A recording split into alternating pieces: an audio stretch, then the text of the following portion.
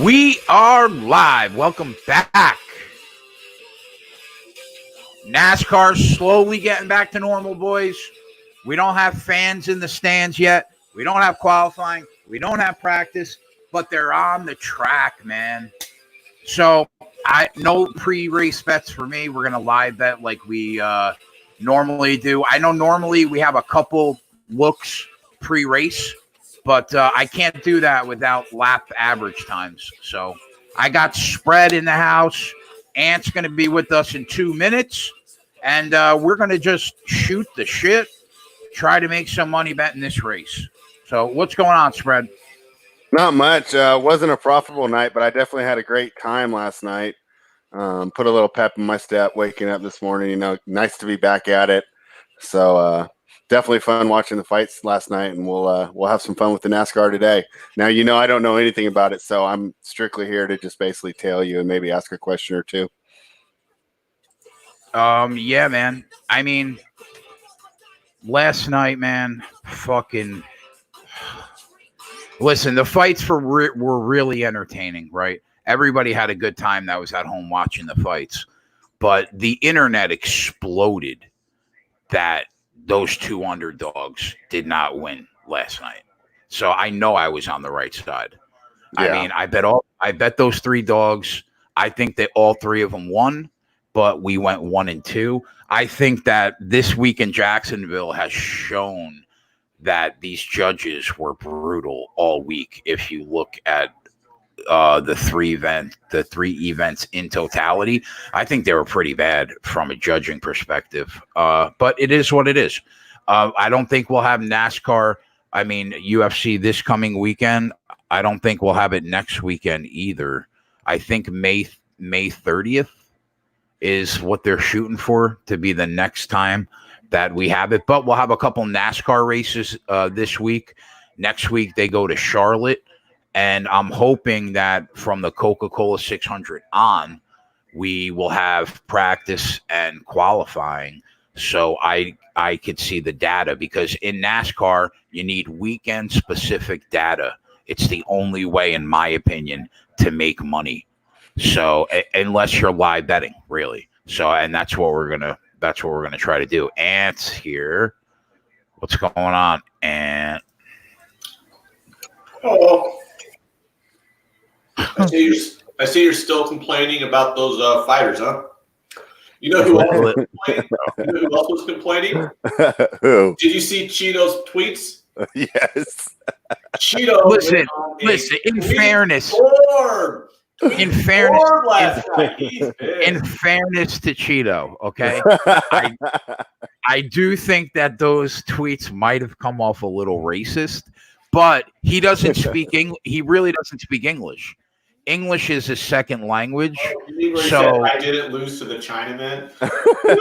Yes. I mean, yeah, to each their own, I suppose. Yes. I mean, the whole Chinaman comment. I mean, Cheeto doesn't really speak English, bro, and he was probably really upset. So why don't you just let the man be? I honestly didn't bring up the Chinaman comment. I was just talking about the fact that it was more than just the Chinaman tweet. He went on a tweet storm, dude. He was. Oh, did he? I only saw that one tweet. Oh, there was like 20 in a row. Oh no. So I wrote an article for SBR about this race. I think you got to lean on the veteran drivers that have raced at Dar. If you're going to bet a pre-race look, okay, I think you have to lean on the veterans. They've been here before. Most of their race teams are copacetic and cohesive, and they've been there together for years. So, I mean, you know, Kevin Harvick, Kyle Busch own the track. We know that. Denny Hamlin does well. Eric Jones has only raced there a few times, but he's done really well. You lean on Joe Gibbs Racing, the Penske cars, the Stewart-Haas cars. Those would probably be the three car teams that I would probably lean on: Penske, Stewart-Haas, and Joe Gibbs. But I don't know. I really don't want to make a pre-race position, to be honest. I just want to watch half the race, find an entry point, and pull the trigger. Because, like I said, you need data, man, and we don't have any. Consecutive lap average times are huge in NASCAR. Fox. Oh, right. What time? 15 minutes. 15 minutes, yeah. Oh, I should probably turn on my television right here then. So welcome in, boys. Joey Work in the house. Rob Elias, Rich G, John, Ramon Scott. What's up, buddy? Ramon Scott, if you want to fucking come and hang out with us, bro, you're welcome to. RKE, what's up, man? How you been? Viper, Rob Lax, AJS, Ronnie Lofton, Kenny Peacock, my guy. All right, there you go. All right.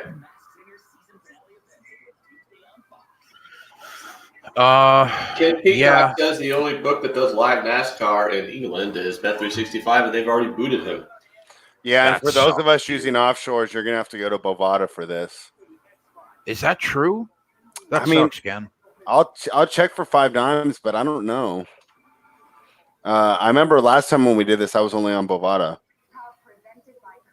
I don't know if I have my bet and line up and running in, so I can check that one too. But Ramon Scott says Kyle Busch to start from the back today. Okay. Is that big a deal, or? I mean, all the best drivers in the sport have one from the back. Oh, okay. Why? I'm not sure why that is though, because I mean, I guess their car failed inspection. It's the only thing I could think of. Ant, are you eating leftover Chick-fil-A? Yes.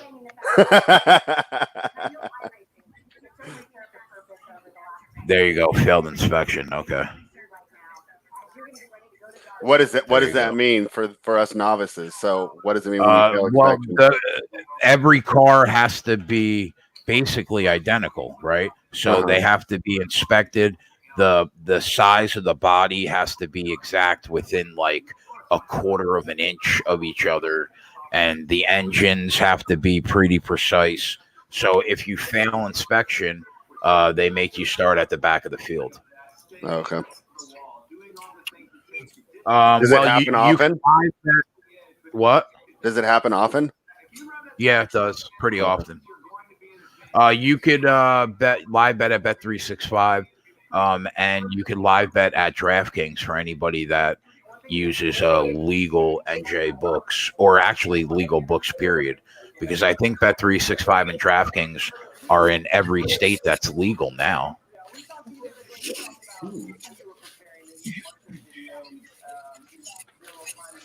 Should I move to a legal state then? I mean, I don't think it would be like the worst thing to do. So I should move 15 minutes across the river to Iowa? Is that what you're saying? Well, no. Yeah, you could just drive to Iowa. No. I mean, have you seen Council Bluffs? It's a fucking shithole. Yeah, can't you just drive the 15 minutes and then just log in on your app from there? Like, I know for us, like when we go to Reno, if you want to use the William Hill app, if you download the app, the second you cross the border in Nevada, you can just log on and start placing bets. Oh, wow. So I'm thinking you might be able to just, I guess you wouldn't be able to live bet, but unless you want to do the KegCast from your car. Brandon Parker says, never bet a woman that's over minus 300 in MMA. I would agree with that unless her name is Amanda Nunes or Valentina Shevchenko.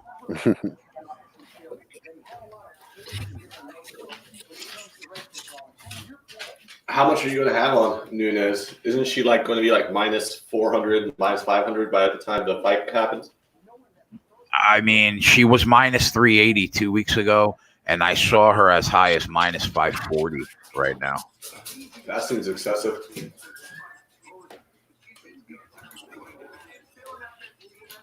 I'm not sure I want to lay minus 540 on an MMA fight. It's not that I think that that's risky. It's how much money do I have to risk in order to get a return? $540. Yeah. Yeah. I mean,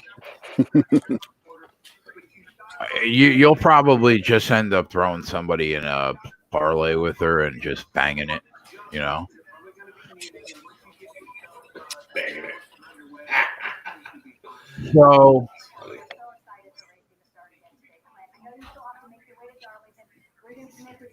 Keselowski is on the pole today. Kyle Busch starts 4th. Harvick starts 6th. Ryan Blaney starts 7th. Jimmy Johnson starts 8th. Joey Logano starts 9th. And Hamlin rounds out the top 10. Those are basically the best drivers in the sport. So, there you go.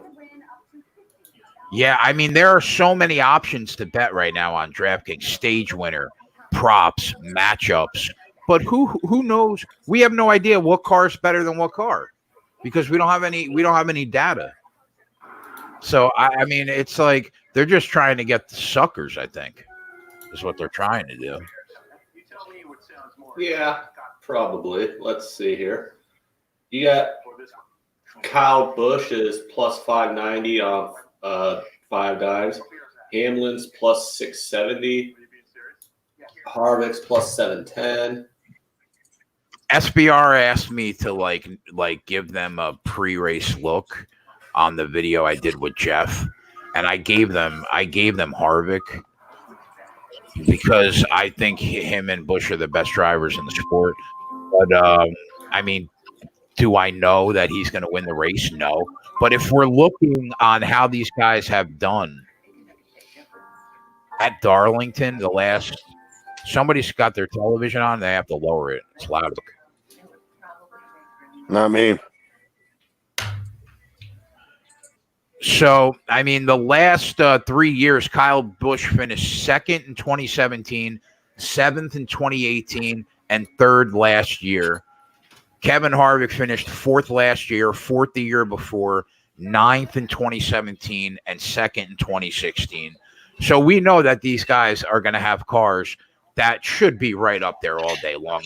Now, Kyle Larson is a racist, apparently, so he is not driving in the race. I think he's indefinitely suspended, right? What? And I don't think, I don't even think that they've given him a time yet where he can come back. Is that true? I think that's true. Well, hold on a second. Yeah, you heard about that, Ant, right? I'm about to. Yeah, I think that they were doing like the simulation racing on television, and he dropped the N-bomb on television, bro. Wait, what? Because he thought nobody was listening or something like that? All right, sporting news. Kyle Larson suspension timeline. Why was he banned from NASCAR? When can he return? NASCAR Cup Series driver Kyle Larson will not appear when the sport returns this Sunday at Darlington Raceway. He was suspended indefinitely by NASCAR and fired by Chip Ganassi Racing last month when he used the N-word in a Twitch live stream while competing in the iRacing simulator. He also lost his primary sponsors due to the incident. What are you thinking, bro? That's a kid that's under 30, has the world by the balls, and drops the N-bomb? I mean, come on, bro. I mean, what are you doing? What are you doing? When did Kyle Larson use the slur? Larson used the N-word when talking to fellow drivers during an iRacing competition on the track. His language caught clearly on Twitch, quickly went viral that Sunday night. Larson didn't know he was speaking to the entire group of drivers on the online simulation rather than just his spotter, but he said, "You can't hear me? ? Hey, N-word." His fellow streamers responded with shock. "Kyle, you're talking to everyone, bud," Anthony Alfredo said as the reality of the situation set in. The next morning, a series of consequences for his actions were handed out. Those Larsons. Hey, dude. Now, is he related to you, man? Yeah. If he is, he's at minimum a long-lost second cousin. Because Larson's a common last name, dude. Is it? I only know 2 of them. I only know 2 of them, and one's a racist. Like 50% of people from Swedish descent in this country are Larsons. They're all over the place. So, I mean, one's a racist and the other one's married to a black man. So that must be like really interesting at Thanksgiving. I mean, I don't know. Oh, it depends on where he's from. If he's from like South Carolina or something, maybe he's one of my second cousins. I don't know. My grandpa was like the middle child of 7 siblings, so I have like a lot of second cousins I've never met. Yeah, so I mean, it's a shame too because he was really good. It was really he was really good, but I guess so he's done for life.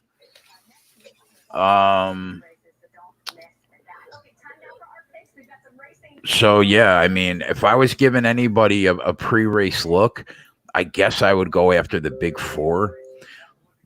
If I was giving somebody a long shot based on the last 5 years of racing,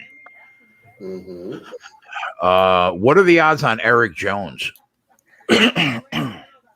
Plus 1,700. I mean, he won the race last year. He finished 8th in 2018 and 5th in 2017. And those are his only 3 races on the track because he's a young driver. So I mean, that's not a bad look at 17-1. Rich G says, "Yeah, using the N word isn't really something you kick the tires on." Yeah, thank you, Rich. Thank you, buddy. And King Peacock does mention all of Scandinavia, let alone just Sweden. His last name is Larson. The difference, though, Ken, is the Owens are only Swedes. What are the odds on Kurt Busch? Hold on. I just clicked off of it, and now you're asking me to click back. Kurt or Kyle? Kurt Busch is plus 1,800. All right, he finished 3rd in 2017, 6th in 2018, 7th in 2019. So you know that he's probably got a top 10 car. I wonder what the odds are on Kurt Busch to finish in the top 10. Can you get like plus 300? Here, let me go down. I got some top 3s and some top 5s on here. So yeah, do you have those on 5 dimes? I don't have that. I got them. Kurt Busch finishing in the top 5 is plus 310.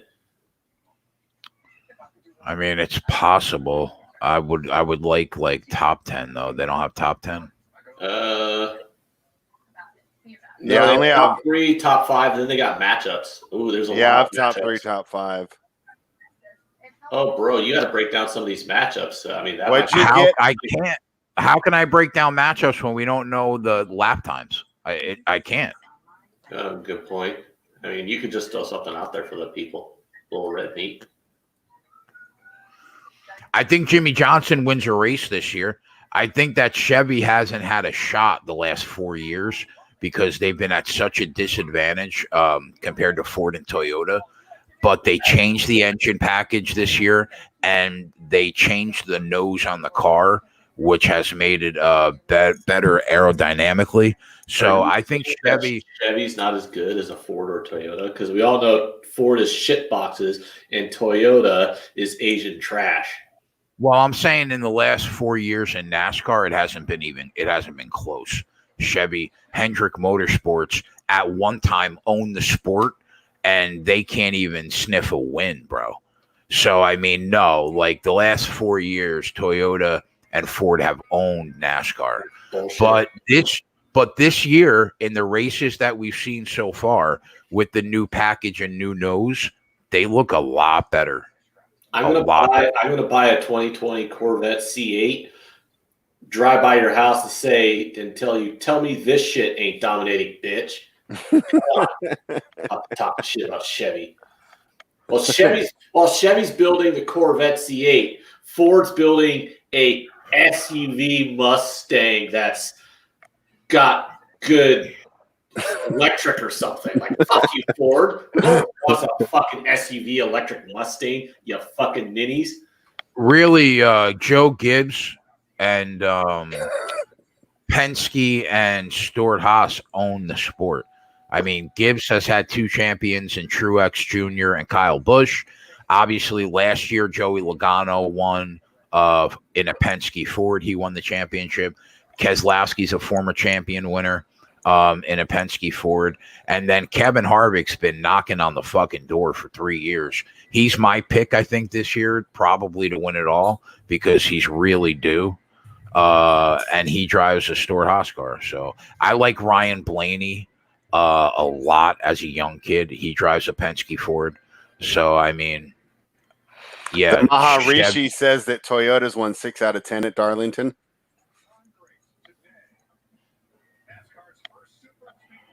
Well, I mean, if you take a look at Truex, Denny Hamlin, Kyle Busch, and I don't know Eric Jones is their 4th driver. Yeah, that makes sense. Hamlin's won 1 and you can get Kyle Busch top 5 at -110 on 5 dimes. And Hookham says Kurt Busch is -125 for the top 10 at DraftKings. So you can get Kurt Busch top 10 at DraftKings, Jay, for -125. I mean, that makes sense, I guess. I mean, he's been solidly in the top 10 the last 3 years. 4 out of the last 5 years. Denny Hamlin has 2 wins at Darlington in the last 10 years. He's a Joe Gibbs guy. I think Jeff gave him out on the SBR video. I think that's a solid pick.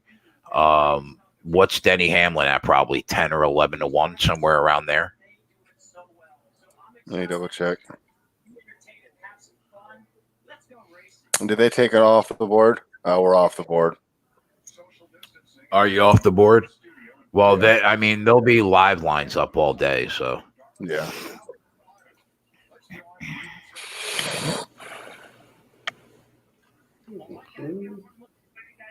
$7 to 1 on Hamlin pre-race. Wow, that's pretty low.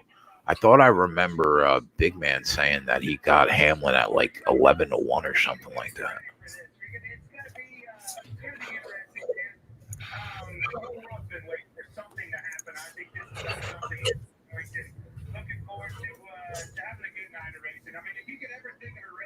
Let's bring this thing back with a bang.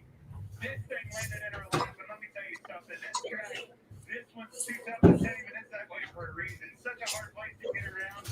Good green race car, probably gonna look like a dust bowl when we take off. Doesn't matter how many times it's always dirty. Boys got me a good hot rod, and I cannot wait.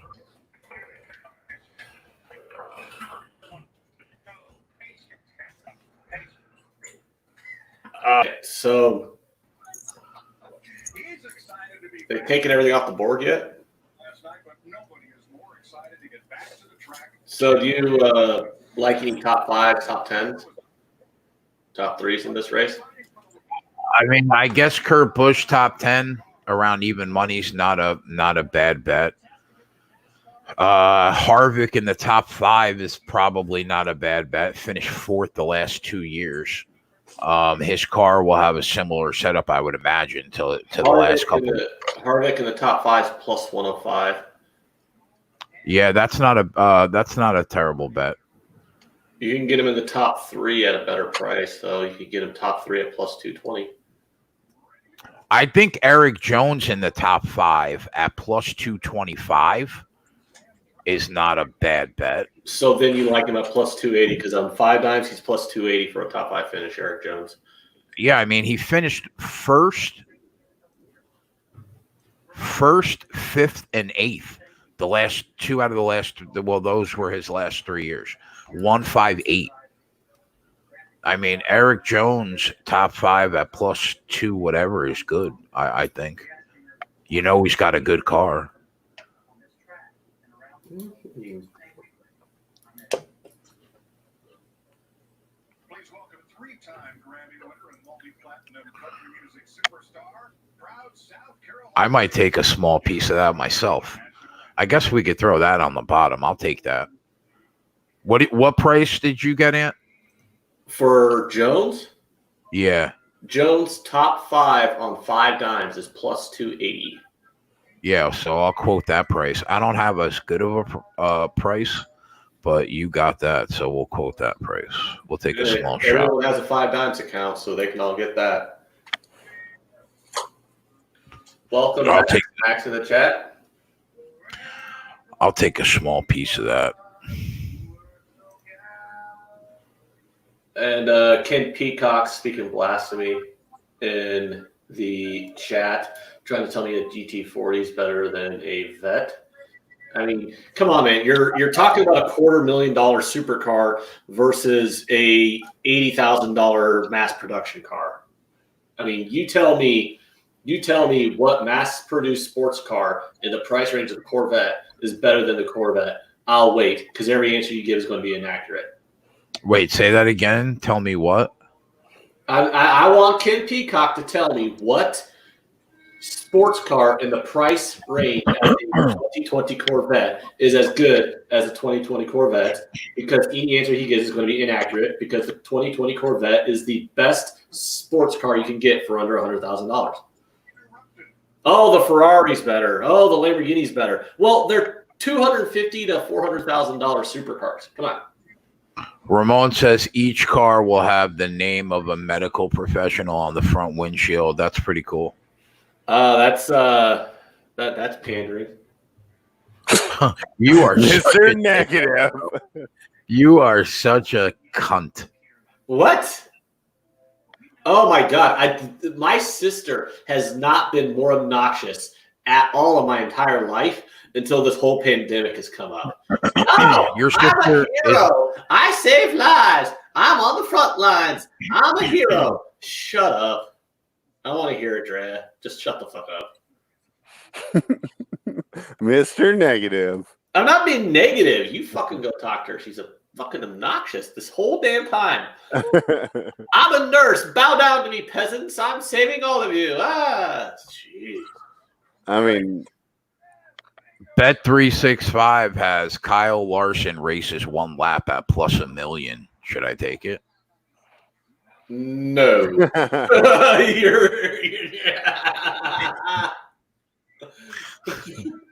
No, that's like wrong money away. All right, I won't take it. I wonder how much handle that really they have on that bet. No, I'm just fucking around. It's not there. Okay.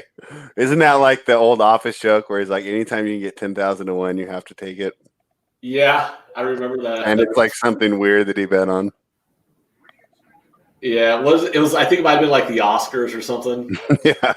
Yeah, it's like Kenny Loggins or someone winning an Oscar. Yeah, I don't know, like either Kenny Loggins, maybe like Adam Sandler movie winning an Oscar. I don't remember, but it was just like, if you get 10,000 to win, you have to take it. Like, I don't know. If you give me 10,000 to 1 that Rutgers wins the national title anytime in the next 10 years, I'm still not betting that.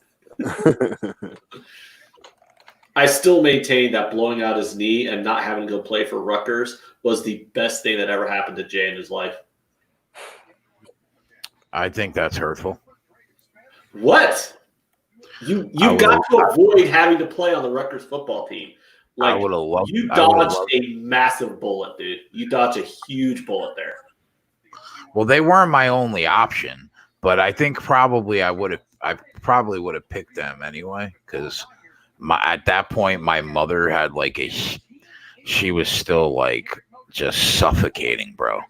So she probably would have broke my balls to not go to like Oregon State or like a place like that. She would have rather me go to Rutgers. So you were actually good at football? I'm proud of you for that. I was terrible. Jimmy Johnson at plus 110 to finish in the top 10. That's not terrible. All right, Ken. I like the Nissan GTRs, but the problem with the Nissan GTRs right now is they're made by Nissan. I mean, if we're talking about the 1990s GTRs, I would love one. I would snap one up in a heartbeat. If we're talking about the recent GTRs, they're made by Nissan, and Nissan's a trash company for like the last 10 years. I mean, their fucking CEO is like hiding out in France, isn't he? Because he's fucking tanked the company. I didn't know that. Oh yeah. Nissan is probably, well, they are 100% the worst Japanese car company right now, but they are up there with, I would say, like Chrysler Fiat right now in building trash fucking cars. Why? What happened that was so bad with Nissan?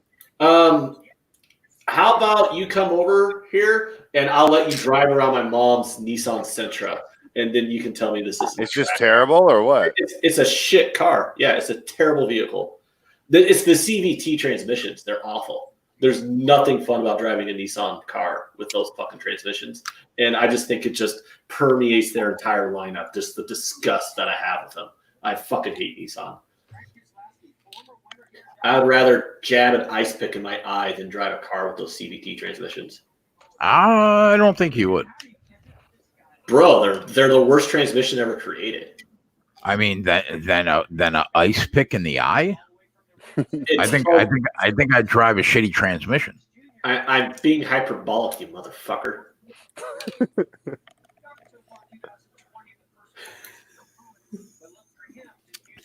Hey man, if everything goes the way we would like to go in the next 24 months, we will be rocking Lamborghinis. Yeah, I'd rather not have a Lamborghini.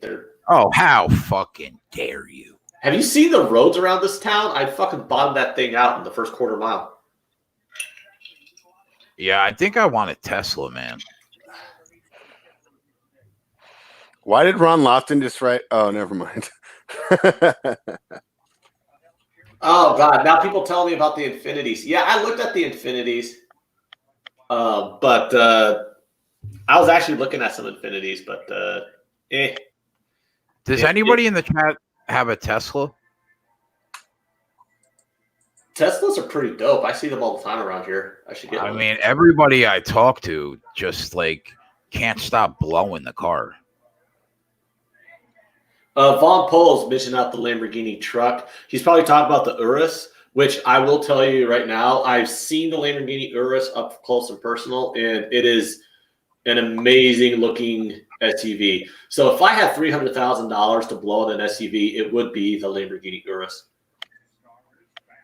Teslas love catching on fire. That will be a note to self right there.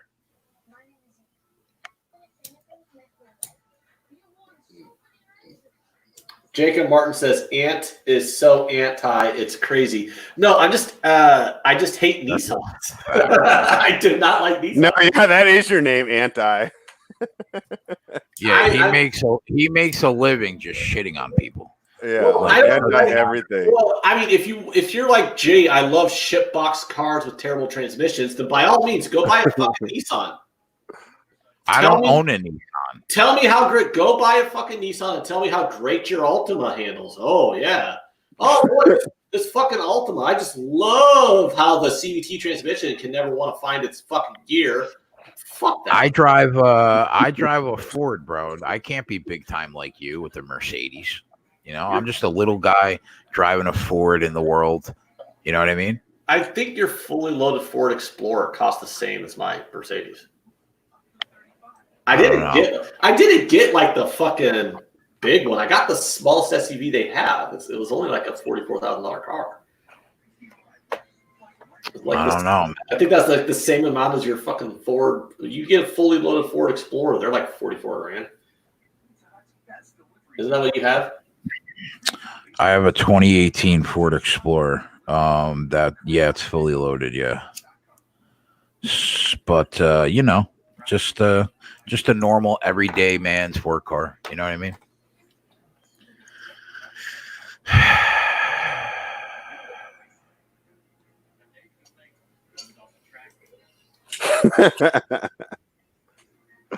Rich G says, okay, everyone has their preferences in cars. Let's get back on the rails here before we get to Whoopi Goldberg. Jones for the race, Jersey Jinx. Yeah, I mean, it's not a bad bet. We don't have a ton of data on him. I mean, he's only been in 3 races at this track ever, but he's driven well here. So I took a small shot for the top 5 at +3 or +275, whatever it is. Plus 280. I'll make a big boy bet, but I have to watch this race. So hey, so I'm on this golf channel right now because my Fox doesn't want to come in. So is there full tournament starting back in June? Is that what I'm seeing at the bottom of the screen? I don't know, but I could bet on that right now. Whatever you're Yeah. watching. It Yeah, says I know. That's why I put it on. Why is DJ. there golf live in play? What golf is on? Because on channel No. 3 there's some skins game going on. Yeah, it's like match bet. Rory and DJ against Fowler and Wolf. Yeah. What channel's I that don't on? know. I'd rather watch On- that. It's on NBC. Probably. Okay, there you go. Yeah. All right. I have no idea what I'm watching, so I'm not betting it. I'm just letting you guys know if someone does know golf, it's on. I'd rather watch that, you fucking dick. How dare you? Dude, it's Ricky Fowler playing golf. He's my favorite golfer. You just want to lick fucking Ricky Fowler's nutsack. You don't really care about the golf. I do. It's why all my sneakers are Pumas. Where are they? Wherever it is, it's really nice. Yeah. The palm trees, so I don't know, Southern California maybe. Or no, wait, probably Florida somewhere. Maybe the Bahamas. I don't know, but it just looks like glorious.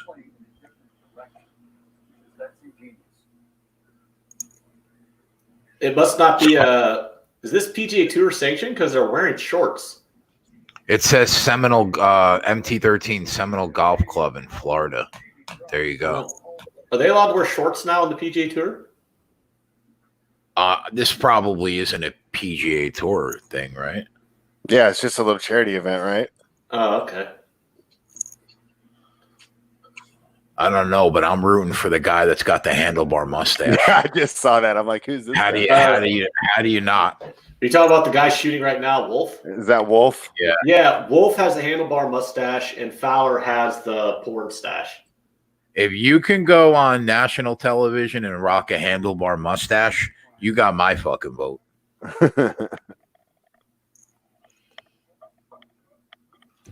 None of them are getting close to the hole, though. They're all like 20 feet away. No caddy, social distancing, charity event. Ah, okay. Yeah, look at Fowler's mustache. Yeah, he's not messing around, huh? That's like Magnum PI right there. Yeah, especially with the tie-dye shirt. Yeah. Yeah, Ricky's got the Magnum PI going. Yeah. Wow, that's a team that's just power mustaches right there. Yep. Whole worth is $200,000. God, I wish I was a golfer. They're Well, I wish playing for 200 G's on this hole. I think it's for charity, though. Oh, okay. Yeah. But you know what? They probably do that. They got all these guys got fuck you money. You know what I mean? Yes, they do. They have legitimate fuck you money. I mean, like So- Phil Mickelson made like $60 million in 1 year just off his sponsorships. It's like, oh wait, I make money at golf too. Who knew? You know, these fucking Omega Phil watches. Mickelson is a fucking rat that should be in jail. How about that? Oh yeah, why do we hate Phil Mickelson again? I remember this. 'Cause Hold he on. got, He ratted out Our other guy, Billy Walters. Insider trading. Oh yeah, mind your business, Phil. Fucking Phil. You rat. Oh yeah, Ken Peacock says the money's just the scoring system. How does Padraig Harrington have 2 planes? He hasn't been good at golf in 20 years. Didn't he win like 4 majors in 8 years though? I mean, Padraig Harrington? He Didn't won he? one in like 2002. no, definitely more than one. Oh, fuck. God damn it. You're going to make me Google this shit? Oh, Eric. Eric's in the chat. What's up, buddy? Oh, I got to talk to you, bro. Big things happening. Big Padraig things are happening. Harrington. All right. Where is his lifetime status? I'll go to Wikipedia here. I might be wrong. It looks like he. All right, he was born in '71, so he's pretty fucking old. He's won 3 major championships. He won the Open in 2007, 2008, and the PGA Championship in 2008. So he had a pretty good 2-year run there. Yeah. Yeah. So I mean, you're making a lot of money, right, from that? Well, the sponsorships got him a lot of money, but yeah, he hasn't been good for a decade though. I mean, I'm he sending misses cuts in- like crazy right now. I'm sending an invite to Ramon. If he wants to come on, he can come on. If he doesn't, he doesn't. Yeah, back-to-back Open champ.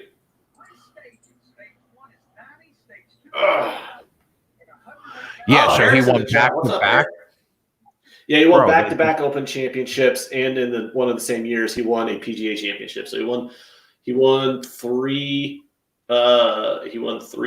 majors in 2 years, in 2007, 2008.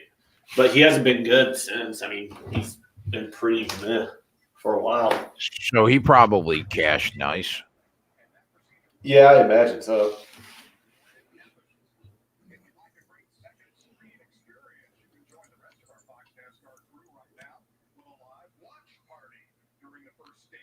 Ron Lofton points out a lot of these golfers come from well-off families to begin with. That's yeah. true. Yeah, that is true. It's not like you can just roll down to the park and play a pickup golf game, you know. Well, I don't know. I might be doing that a lot this week. I'm off all week, so Oh, you are? What are you gonna do for it? probably just golf every day. Are you really? Are you good? No, I'm fucking terrible. Oh, okay. But it's fun.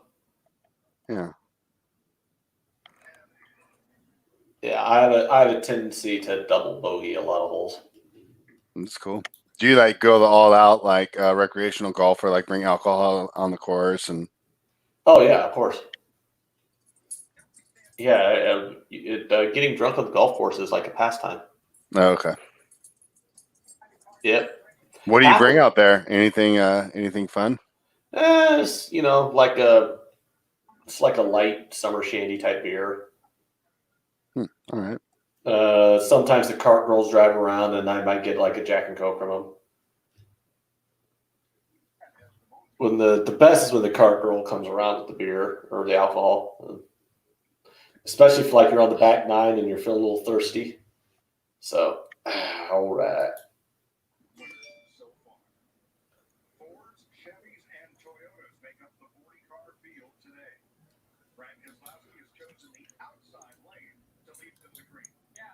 So how are we Speaking doing? I said, got I've the heard golf that- on the TV. How's the race going? Oh well, they haven't started yet. Oh, okay. They haven't started yet. They're on the track though.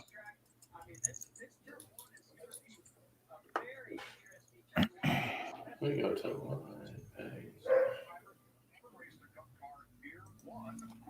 has never raced anything at Darlington, but when that green flag waves, he will. And here they come off turn number 4. The pace car is in. Green flag. NASCAR. I can hear it going now. Boogity, boogity, boogity. Let's go racing, boys. Hey, on Five Dimes I can live bet international table tennis? Yeah, you could bet that, I think, at Bet365 too. I'm not sure why I want to bet international table tennis, but I can. Dave, it's on Fox, and Ken Peacock's got a pretty funny comment. Oh, Ken says it's on Premier Sports, wherever he is. I think he's in. Yeah, he's England. out there with them. Yeah. He's in England. All right, so one lap in the books, one crash. Ricky Stenhouse's day is over already. All right. Good thing that we don't have any money on Ricky Stenhouse. Oh, Kyle Busch's car looks dope. I'm going to have to turn it back to that race. Let's see. He's got that red, white, and blue M&M car. It's nice. Paul Washington now, who has never turned a lap here. And he started this race from 27. Damage front rear Stenhouse. That looks. You could live bet table tennis too. How about that? What the fuck? The track is green. I wonder how much that affects this race. Could be interesting. That's true. There's no rubber on that track right now at all. That's a good point, Ken. That's why I'm not betting, but my friend, until there's rubber on that track, half the race is over, and we could see what's what.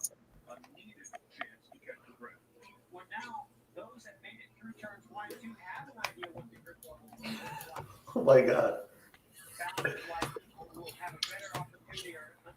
Yeah, I took a small shot, Rob, only because he's finished in the top 5 2 of his 3 years that he's raced at this track. So And the Clover car's already wrecked? Plus 275 is not terrible. So, I mean, but yeah, very small half unit. I haven't really bet the race yet.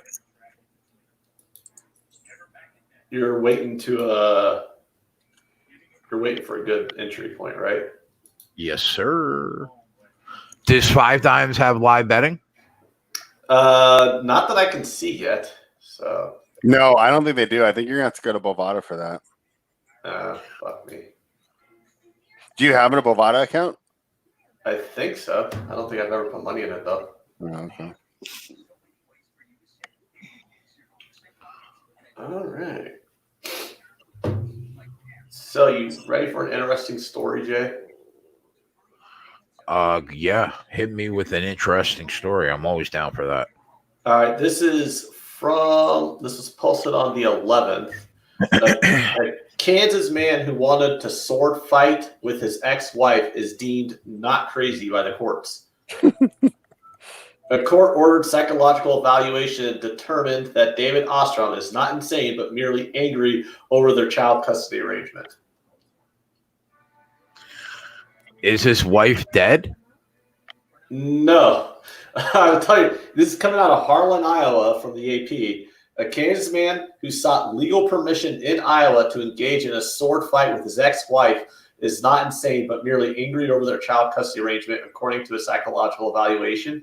David Ostrom of Puyallup, Kansas, asked in January 3rd court filing to be allowed to fight his former wife, Bridget Ostrom of Harlan, Iowa, and her attorney, Matthew Hudson, so that he can rend their souls from their bodies. The Ostroms have been embroiled in disputes over custody and visitation issues and property tax payments. An Iowa judge responded by temporarily suspending his child visitation and ordering the valuation.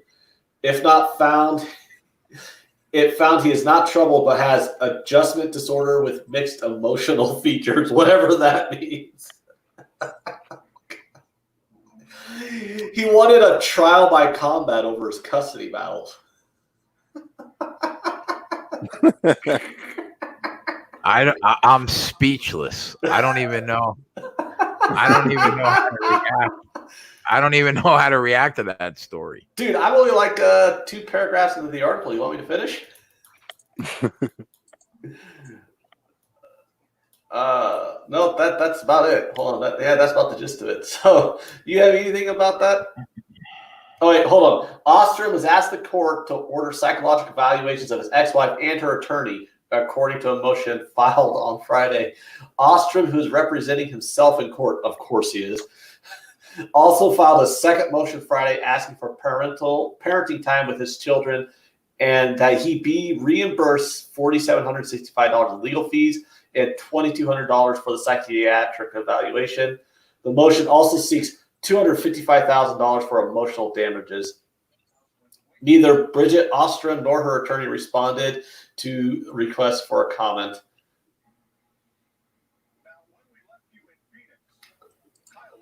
David Ostrom has previously told the AP that he filed his trial by combat motion to get media attention for his case because we need media attention in child custody hearings. Why is Bill Murray trending on Twitter? He's not dead, bro. Don't tell me he's dead. Because I'll shed a tear right on this goddamn show. Maybe he called somebody the N-word. I'd say maybe he was Twitch streaming with Larson.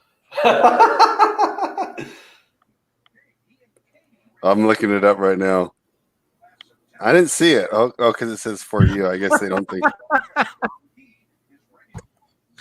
Fucking Dave, man. I just banned someone by accident. My bad. Put the goddamn blue wrench down, Dave. I mean, what are you doing, bro? What are you doing? I don't even know how to unban John Roy. I apologize, John Roy. I gotta see says, how to imagine unban paying John millions. Roy. He says, imagine to pay millions to sponsor a car and it crashes on the first lap. I mean, I think Kroger has plenty of money. They'll survive.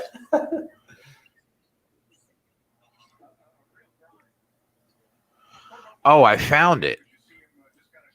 It's John he was Roy, on this that is your golf lucky show. day, bro. I gotta see. It's because he sucks at golf. It's because he sucks at golf. I should be trending then. Why is big man on campus is hidden? I mean, come on, man. Let's get that. Let's stop that. I don't see John Roy. I think Dave already turned it off. Oh, okay.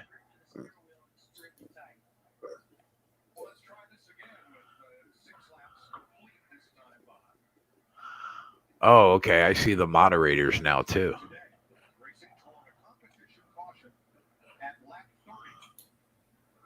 Spread, you're not a moderator on here for some reason.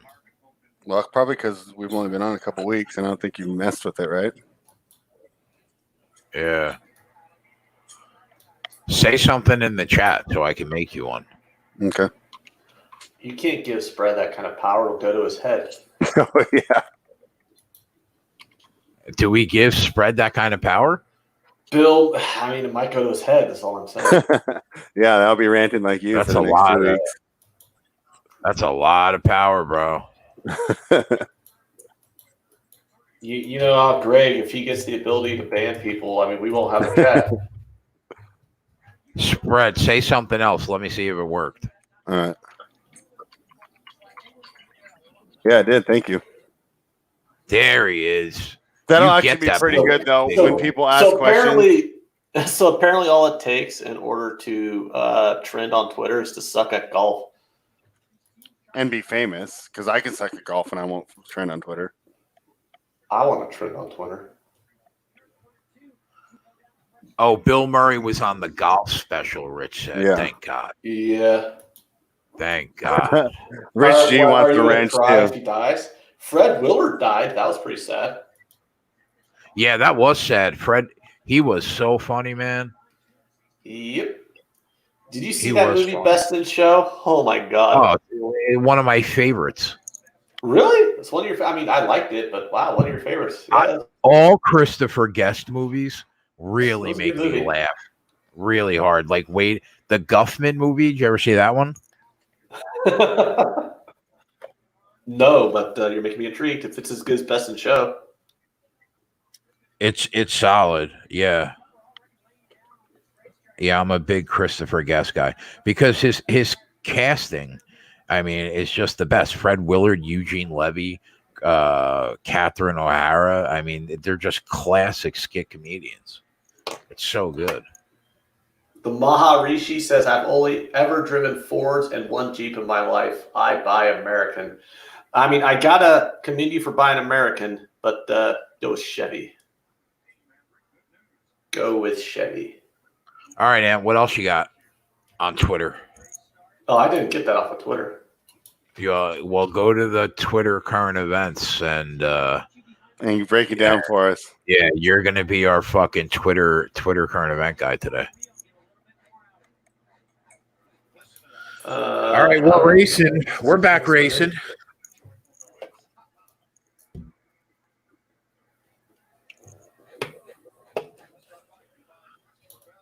Keselowski, he's leading. Harvick is about 4/10 behind him, but cutting into that lead. Jimmy Johnson in third, Hamlin in fourth, and Alex Bowman rounds out the top five. There you go.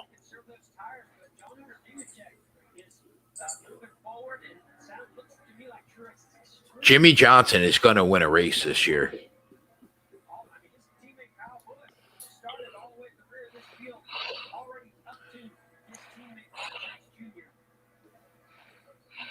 So Kyle Busch started dead last and is already like halfway through the field, I think. Kyle Busch is my favorite driver, and he was my favorite driver before the championship. No, I'm not a front runner.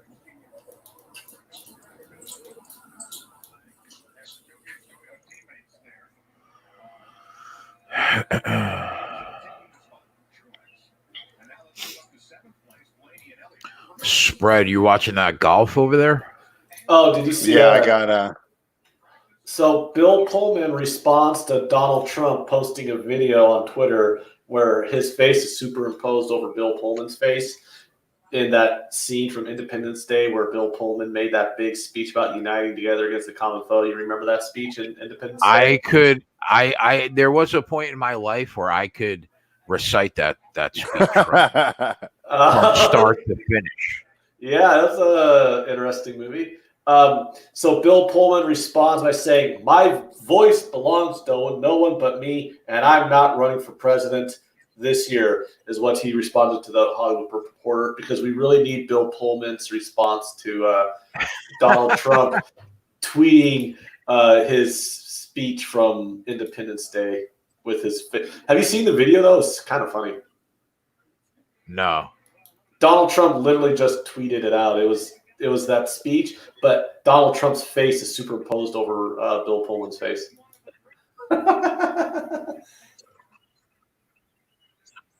We have any hardcore crypto guys in the chat? Because Visa credit card company filed for a patent for a digital currency, and they're thinking about using Ethereum and the Ethereum blockchain, which will be monumental for Ethereum and cryptocurrency in general. I like Michael Madden, that guy that was in the chat last night. He's actually seems like a cool dude. I just really think Bitcoin's going above $10,000, man. It's already up to 97.50. ETH to 2,000. I completely agree, Big King. You can get ETH right now at $208. I do think that ETH will break its all-time high of about 1,500 as soon as Bitcoin starts to soar. I mean, it will be monumental for crypto and Ethereum. I mean, you should buy Ethereum like right now. I told Anthony to buy Ethereum at $138. And it's at 208 now. So it's already gone up almost 50% since March.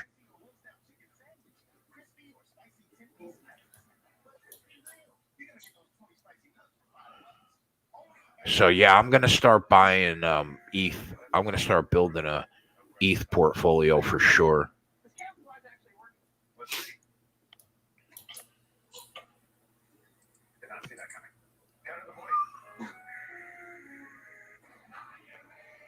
Or buy Visa stock. That's true, Chef. That's another good point. Probably benefit more though. Go ahead, Ant. This one's from 11 days ago. A 5-year-old stopped on the U.S. highway in Utah, wanted to buy a Lamborghini, police say. Say it again? This is from Reuters.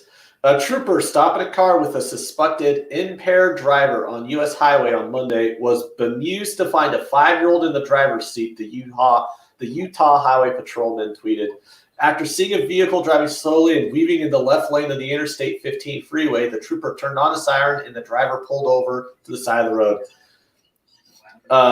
You're 5 years old, the trooper says. Wow. He then asks the child where he learned how to drive and takes down other details. The boy, who is not identified as he is a minor, said he left his home in his parents' vehicle after arguing with his mom, who told him she would not buy him a Lamborghini. He decided to take the car and go to California to buy one himself, the police said. He might have been short on the purchase. Wait a minute. I'm calling bullshit. The kid is 5 years old, and Yeah. he somehow managed to drive a manual transmission Lamborghini. No, Every he's not driving Lamborghini he's not driving a Lamborghini. What's he driving? it? He's driving just a regular car. He got. You didn't even fucking listen. All right. Oh, it's a regular car. Okay. Yes. But still, and- how could a 5-year-old reach the? Like, is he the biggest 5-year-old ever? No, I mean you can reach the pedals. And see over the. That's hey, there's video on And YouTube. I could play the video. There's video of it. Yeah. Hold on. Let me read it here. Where It am I says- looking on Twitter for this?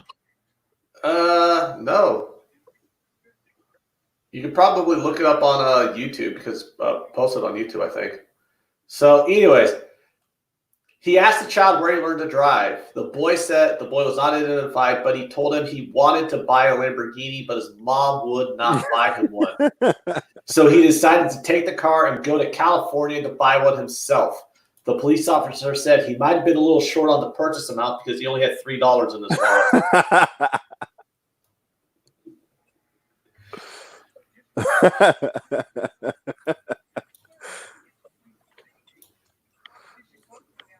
All right, I think I'm pulling it up now. Let me share the screen here.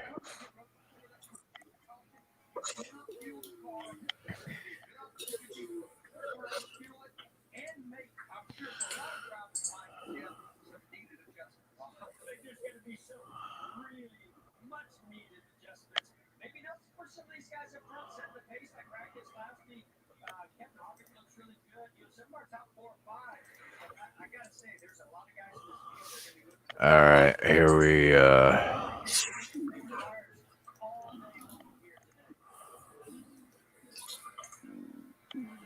Now, white leggings are my favorite, and people are super dope because they have really cool Can you skip that ad?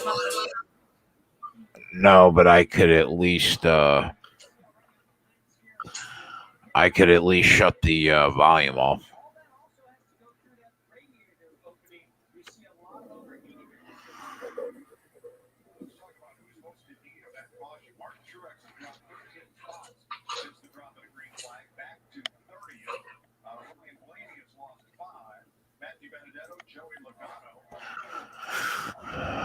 Saying much tonight.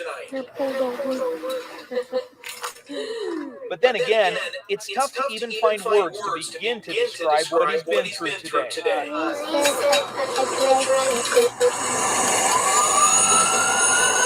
That's Adrian behind the wheel of this SUV. Utah Highway Patrol Trooper Rick Morgan gets him to pull over on I-15. It was pretty clear when the window came down.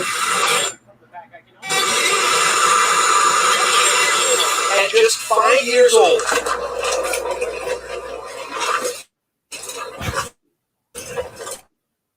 Adrian had taken the keys to his family's Dodge Journey and gone on his own journey. Up Lincoln Avenue to downtown Jesus then Christ. the 25th Street entrance to the highway. Was not expecting to find what I found. Trooper Morgan and other officers had Adrian's house 2 miles away. Oh, I lost it. And back at home, his sister Sydney could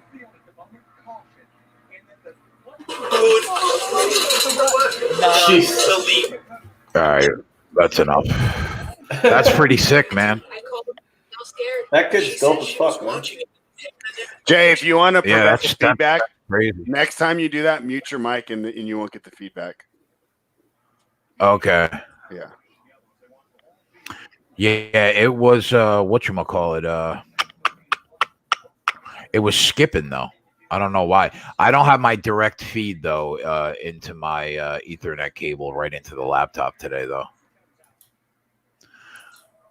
Ken Does says my 5-year-olds in America are big. that's That was a funny, fat Ken. kid. I don't want Don't fat you kid. fucking That was a fat kid. shame. Don't fat shame a 5-year-old, Ken, you son of a bitch. That was a fat kid. Right? Now, does my camera look like a lot clearer? Yeah, what'd you do? Wipe the jizz off of it or something? Well, I screwed around with the camera settings. I bought a new route. I spent like $250 on shit to get it right, to get it legit. So that's good. I'm happy. It looks better though. Ken says I'm doing him a favor.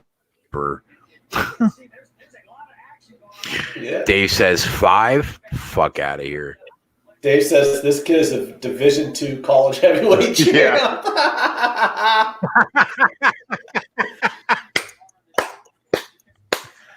Oh shit. They say if we have a famine and a food shortage on this planet, it'll take Americans about 4 times longer to starve to death. You know I mean, what? that How makes dare sense. you? I'm a chubby dude, and I think that kid looks cute and pudgy. He may have early onset diabetes, but he looks cute. May? Oh, yeah. He looks cute. How dare you? Dude, like all these fat acceptance people need to shut the fuck up. Accept my diabetes. I don't know. What, you weren't bumping Lizzo this morning yet? Lizzo, I mean, I've heard Lizzo. She's not bad. I don't care one way or the other. I mean, if you want to be fat, be fat. I don't really give a shit. But don't fucking give TED Talks about it's healthy that you're obese. Okay. Like, when was the first TED Talk, and who is Ted? You never TED, dude. They have TED Talks on everything, but they. I mean, they like, how did it start? No, like some guy named Ted go, I'm going to start. This is something. Still. Yeah, but this is something you cannot make up, Drake. They literally had a woman who was like this fat acceptance activist who's like 450 pounds. She gave a TED Talk about how, being fat is the greatest thing ever. And she died like 2 days later, right? She died of a heart attack like 6 months after a TED Talk. I remember that. Oh, wow, great. You know what? You know what? This conversation sounds like? This conversation sounds like you're fat shaming, you bald prick. I'm not fat shaming. I'm saying I don't care if you're fat, but don't give me some nonsense that's healthy. Big man on campus. I don't care. But What's up, Jeff? Don't fucking tell me that being 400 pounds is just as healthy as not being 400 pounds. I'll jump in here. I get 2 points on what he's saying. First of all, I'm down 28 pounds right now. Congratulations. Good job. Second, I agree 1,000%. I'm going to tell you right now, I think that chick Lizzo, it's a shame that people look up to what she says. Because I'm going to tell you right now, I'm a bigger guy and it ain't fucking cool. Like it ain't. Who is? I don't know who that is. Who is that? She's this R&B singer that would like go to like Lakers games and sit courtside and like twerk around and stuff. And she's heavy. She's fat. She's like bigger than me, probably. She's a fat R&B singer who talks about how great it is to be fat. I really don't care. I think her music's okay. I don't mind her music. I get you have if you want to believe in yourself, I'm all for that. I'm getting that. But don't try to pawn it off and tell other people that it's cool and okay and there's nothing wrong with it. The problem that we have is so many people, these young kids have no role model. Like all the people these kids look up to, like Lizzo and Tekashi 6ix9ine, like they're just trash, total trash. It's a shame. I agree with him 100%.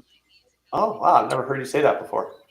You got any pre-race looks, Jeff? Who are you on? Denny and Eric Jones? I've got Denny Hamlin. I got Jim Rome's a douche. Jim Rome's a douche says she twerked on a Popeyes counter. Yeah, I got Denny Hamlin, Eric Jones, and then I got Jimmy Johnson top 3. I would twerk on the Popeyes counter. Popeyes is delicious. I like all those looks. The only thing I bet was I took a small shot on Eric Jones' top 5 finish at like plus 275. Yeah, he's really good here. And like if Eric Jones wins and like Jimmy Johnson gets top 3, that would be beautiful. That's awesome, man. Yeah, I'm gonna live bet.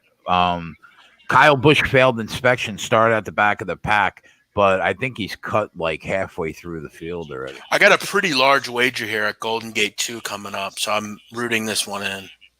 Do you? Yeah. I just went on.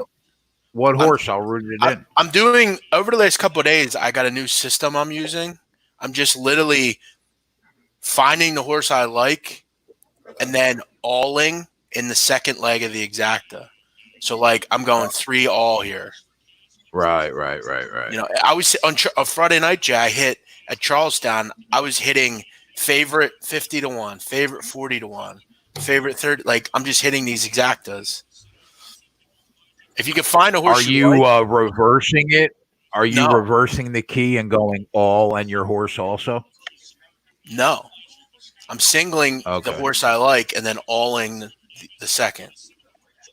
Gotcha. So you got to hope like a horse can get up, but in big fields, crazy things happen. Sure. Hey, Jay. So when so I have the golf on TV, but I have the NASCAR up on this Google thing. What does it mean when it says grid? It gives me a grid and a time on the Google. It says position, driver, then grid, then their time. I'm not sure. If anyone in the chat could help me out. Like the starting grid is usually they're 2 across 20 rows deep.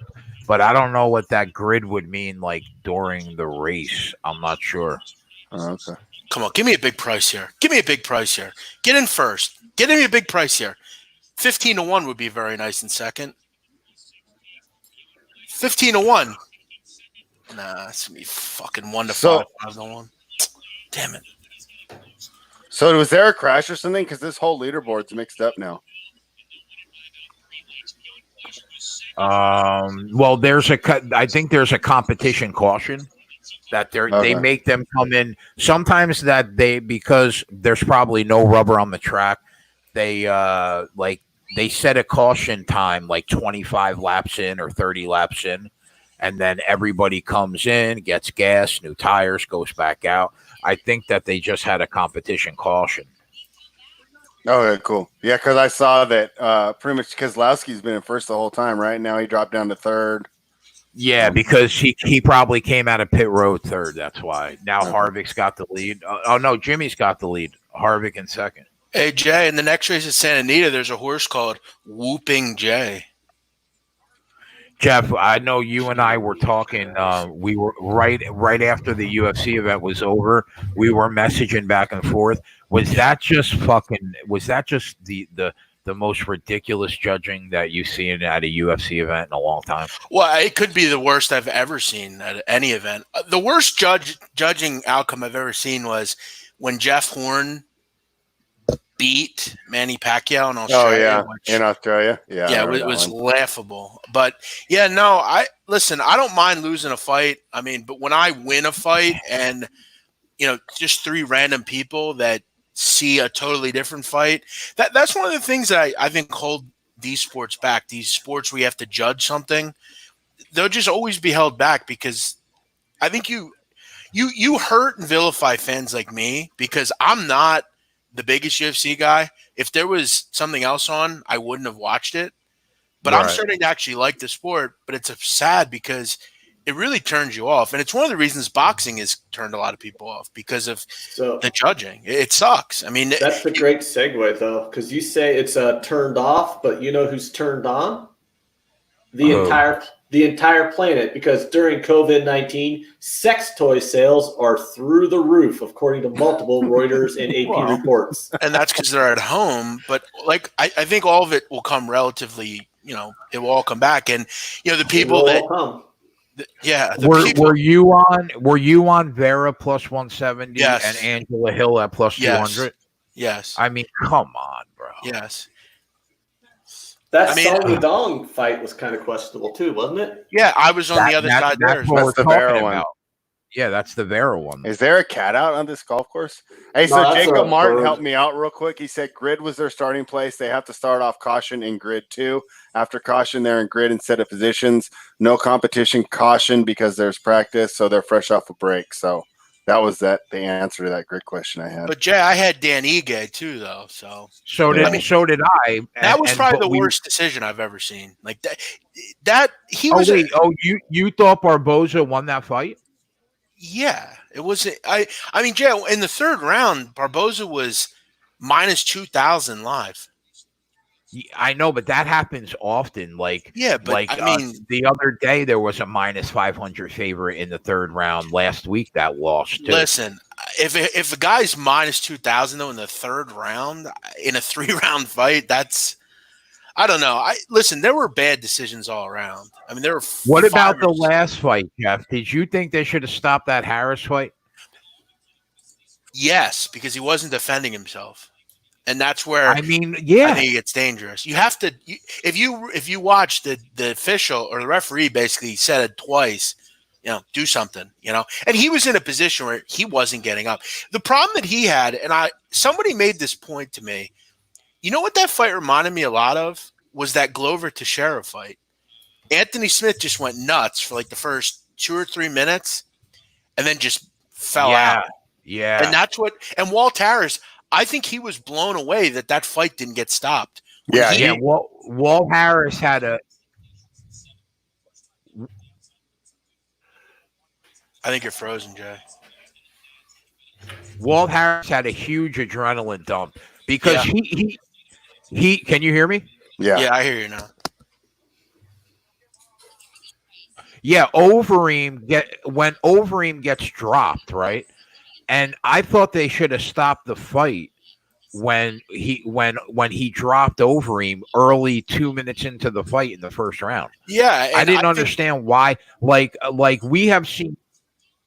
Yeah, we've seen fights stopped for less. He drops Overeem early, and Overeem's not really defending himself. He's bang, bang, bang. They don't call it. Overeem gets up, and Harris had a huge adrenaline dump. I mean, I might be wrong here, but I felt like Walt Harris beat up Overeem worse than Kevin Holland did, and that fight got stopped. Yeah, and then Matt Brown too. Yeah. Bro. Like I actually was blown away when Walt Harris, he was teeing off for like a minute straight. I was blown away that fight didn't get stopped. Like I was like, whoa, what is going on here? I know. I couldn't believe it, man. I ended up finishing the night like down 800 because I had him big, but I could not believe 3 minutes into that fight that it was still going on. Yeah. Amen. The last 2 fights killed me. The Hill fight, I had Hill, and I bet her decently because I just, and she won. And then you have Walt Harris. Now, my question for you, in that Angela Hill fight is, she did. Now, okay, Gadella wins the first round. She gets the takedown, right? What rational argument is there to make that Angela Hill did not win round 2 and 3? It's not difficult to judge. You're 100% right. This is how you should judge. It's very simple. If she wins the first round, Gadella, and then Hill wins the next 2, and she was way more busy, she wins. It's not that difficult. And I know people don't want to hear her face looks way worse than someone else's.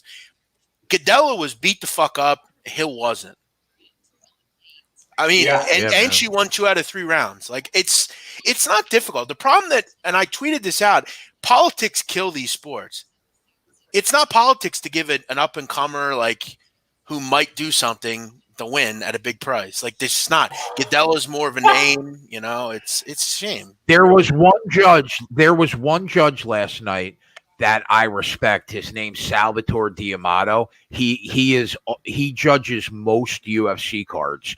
I went back to look how he scored that Angela Hill fight. He had Hill 29-28. He was the only one of the judges that scored it for Angela Hill, and he has the most experience judging in the UFC. I try to get to a point where I try to understand what could a sport do like that to replace judges. You know what my answer is, Jeff? You go 15 minutes, and if there's no sub or KO, it's a draw. And it'd just be like soccer. You'd have a ton of draws. Yeah. I was just thinking you would hold the title forever. Or just do some sort of like computerized thing.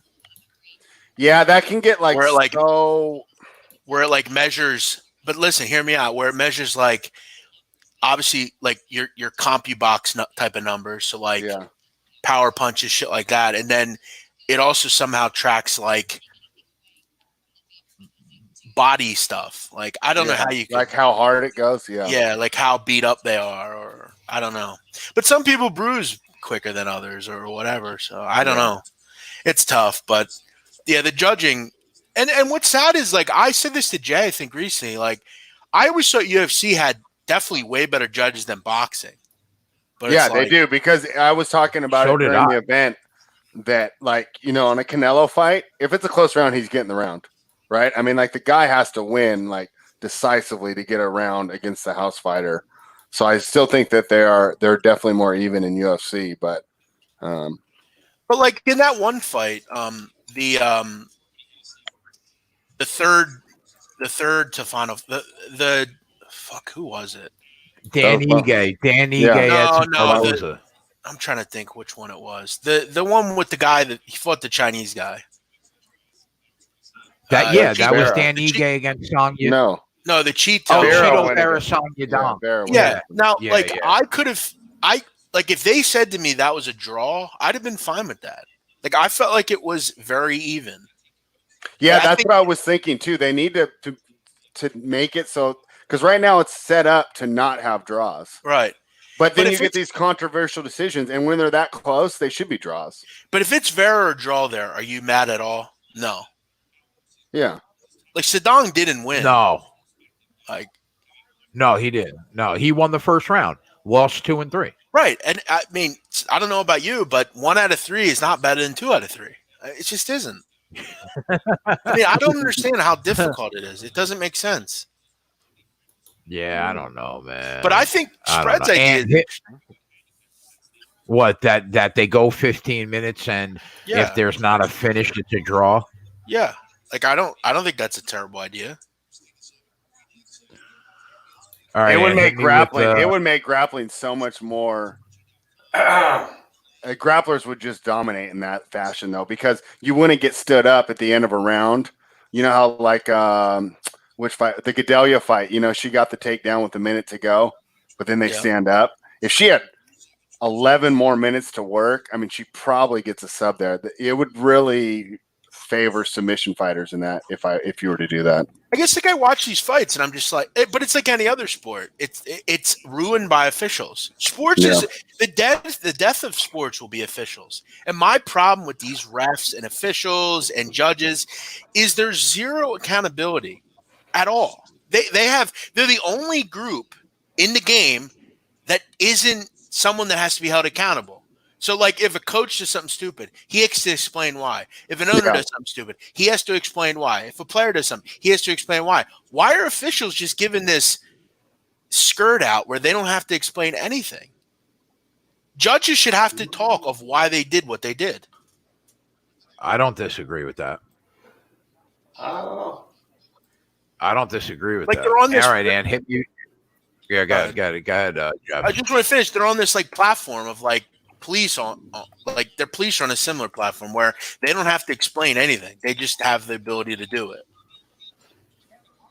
Yeah, I agree. I No, agree. the police All are right, what held else you got, accountable. Ant? The police You got some- investigate the police. Oh, I do. This is a story out of South Carolina. A woman is killed by an alligator after doing a client's nails during a lockdown in South Carolina. From USA Today from last week. A woman who was visiting a client for an in-home nail appointment during lockdown in South Carolina was attacked and killed by an alligator in South Carolina, according to a police report released last week. Cynthia Covert, 58, drowned Friday after an alligator repeatedly pulled her into the pond on Kauai Island, according to a report from the Charleston County Sheriff's Office. Her death was ruled an accident, according to paralegal and public information from public information. This unfortunate tragedy reminds citizens to be alert and cautious around our low country wildlife. The Sheriff's Office urges the public to enjoy the outdoors safely and responsibly. All right, now the story gets funny here in a minute. All right, Barbara House said Covert came to her home to do her nails with a glass of wine and was acting strange, according to a narrative report. Although Governor Henry McMaster lifted a mandatory stay-at-home order May 4th, South Carolina's beauty salons must remain closed for now.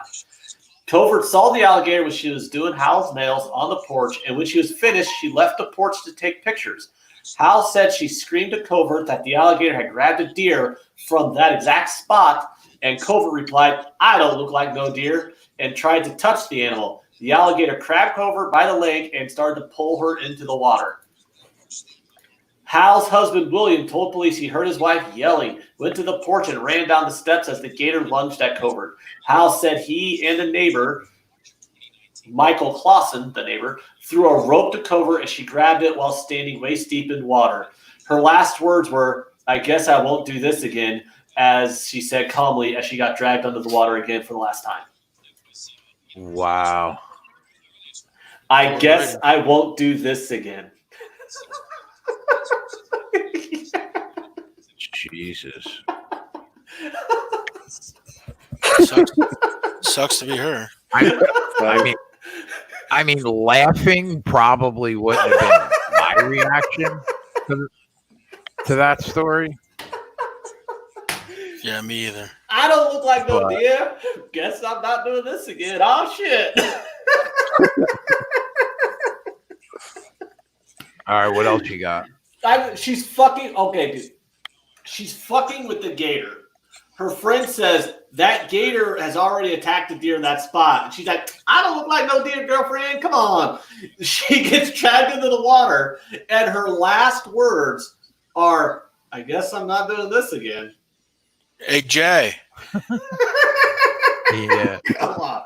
Yeah. That your horse won at Santa Anita, 9-1. Whooping Jay. Did you bet it? Yeah, for $10. There you go. Oh, no. I had There to. you It go. was your name. I had to. I like it. Whooping Jay.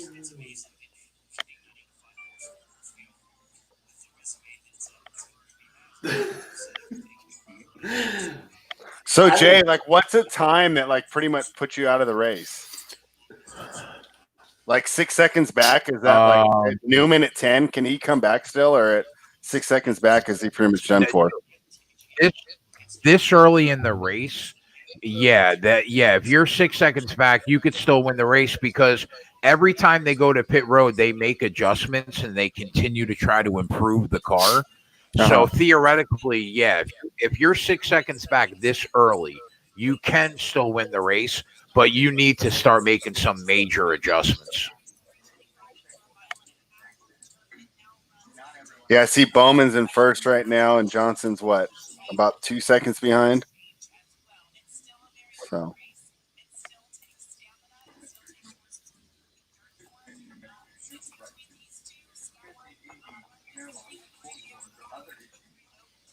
Oh, Jay, you got to get on that app I was telling you about. The poker app? Yeah, I won the tournament today. They have a $100 tournament on Sunday. Yeah. The competition is so bad. By the way, That's how many tables was it? It's only like 2 tables. It's just a group of people that are in it. Yeah. All right, Jay. What- We have one what- that's a little more lighthearted. No death involved here. It's a Florida man story. We all know the Florida man stories are always the best. Police arrest man who claims playing basketball while naked enhances his skill level. From Longwood, Florida, a Florida man caught playing basketball naked at a public park said he thought it would help improve his skills, according to police. Park employees said he saw a man playing basketball while in the buff at Candyland Park in Longwood, Florida, Sunday evening, and immediately contacted authorities. Jordan Glenn Anderson, 29, was arrested and charged with indecent exposure of sexual organs. He was transported to the John E. Polk Correctional Facility in Stanford on $500 bond. Jordan stated he was working on his basketball skills and he feels playing naked enhances his skill level. Man. Oh, speaking of basketball, tonight's the last 2 episodes of that Jordan documentary, isn't it? Yeah, I think so. Thank God. The Michael Jordan infomercial? Thank God. Yeah. Oh, you don't like it? You don't like him, Jeff? No, I love Michael Jordan. I've known all that shit. I'm just sick of seeing people talk about it. Like, I just Yeah. still not into it. I don't know. Like, I want it to be about Michael Jordan. Like, I could care less about Dennis Rodman. And, like, I was hoping it'd be more about that season, like, just that season where, it was like they followed them around, like, the entire season. Well, it would be interesting if they actually delved into what Michael Jordan would do versus it just being a sugar-coated infomercial for Michael Jordan.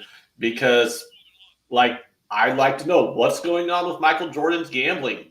I mean, that's interesting. But honestly, like, I don't know. I agree.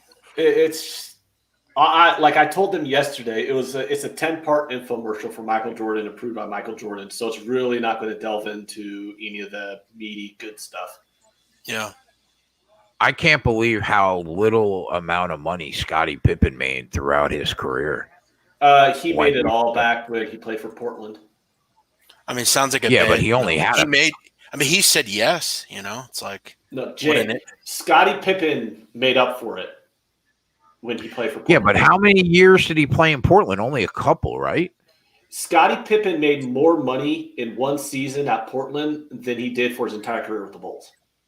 But that's what I mean. He played for Portland for 4 years. He made $18 million a year every year in Portland.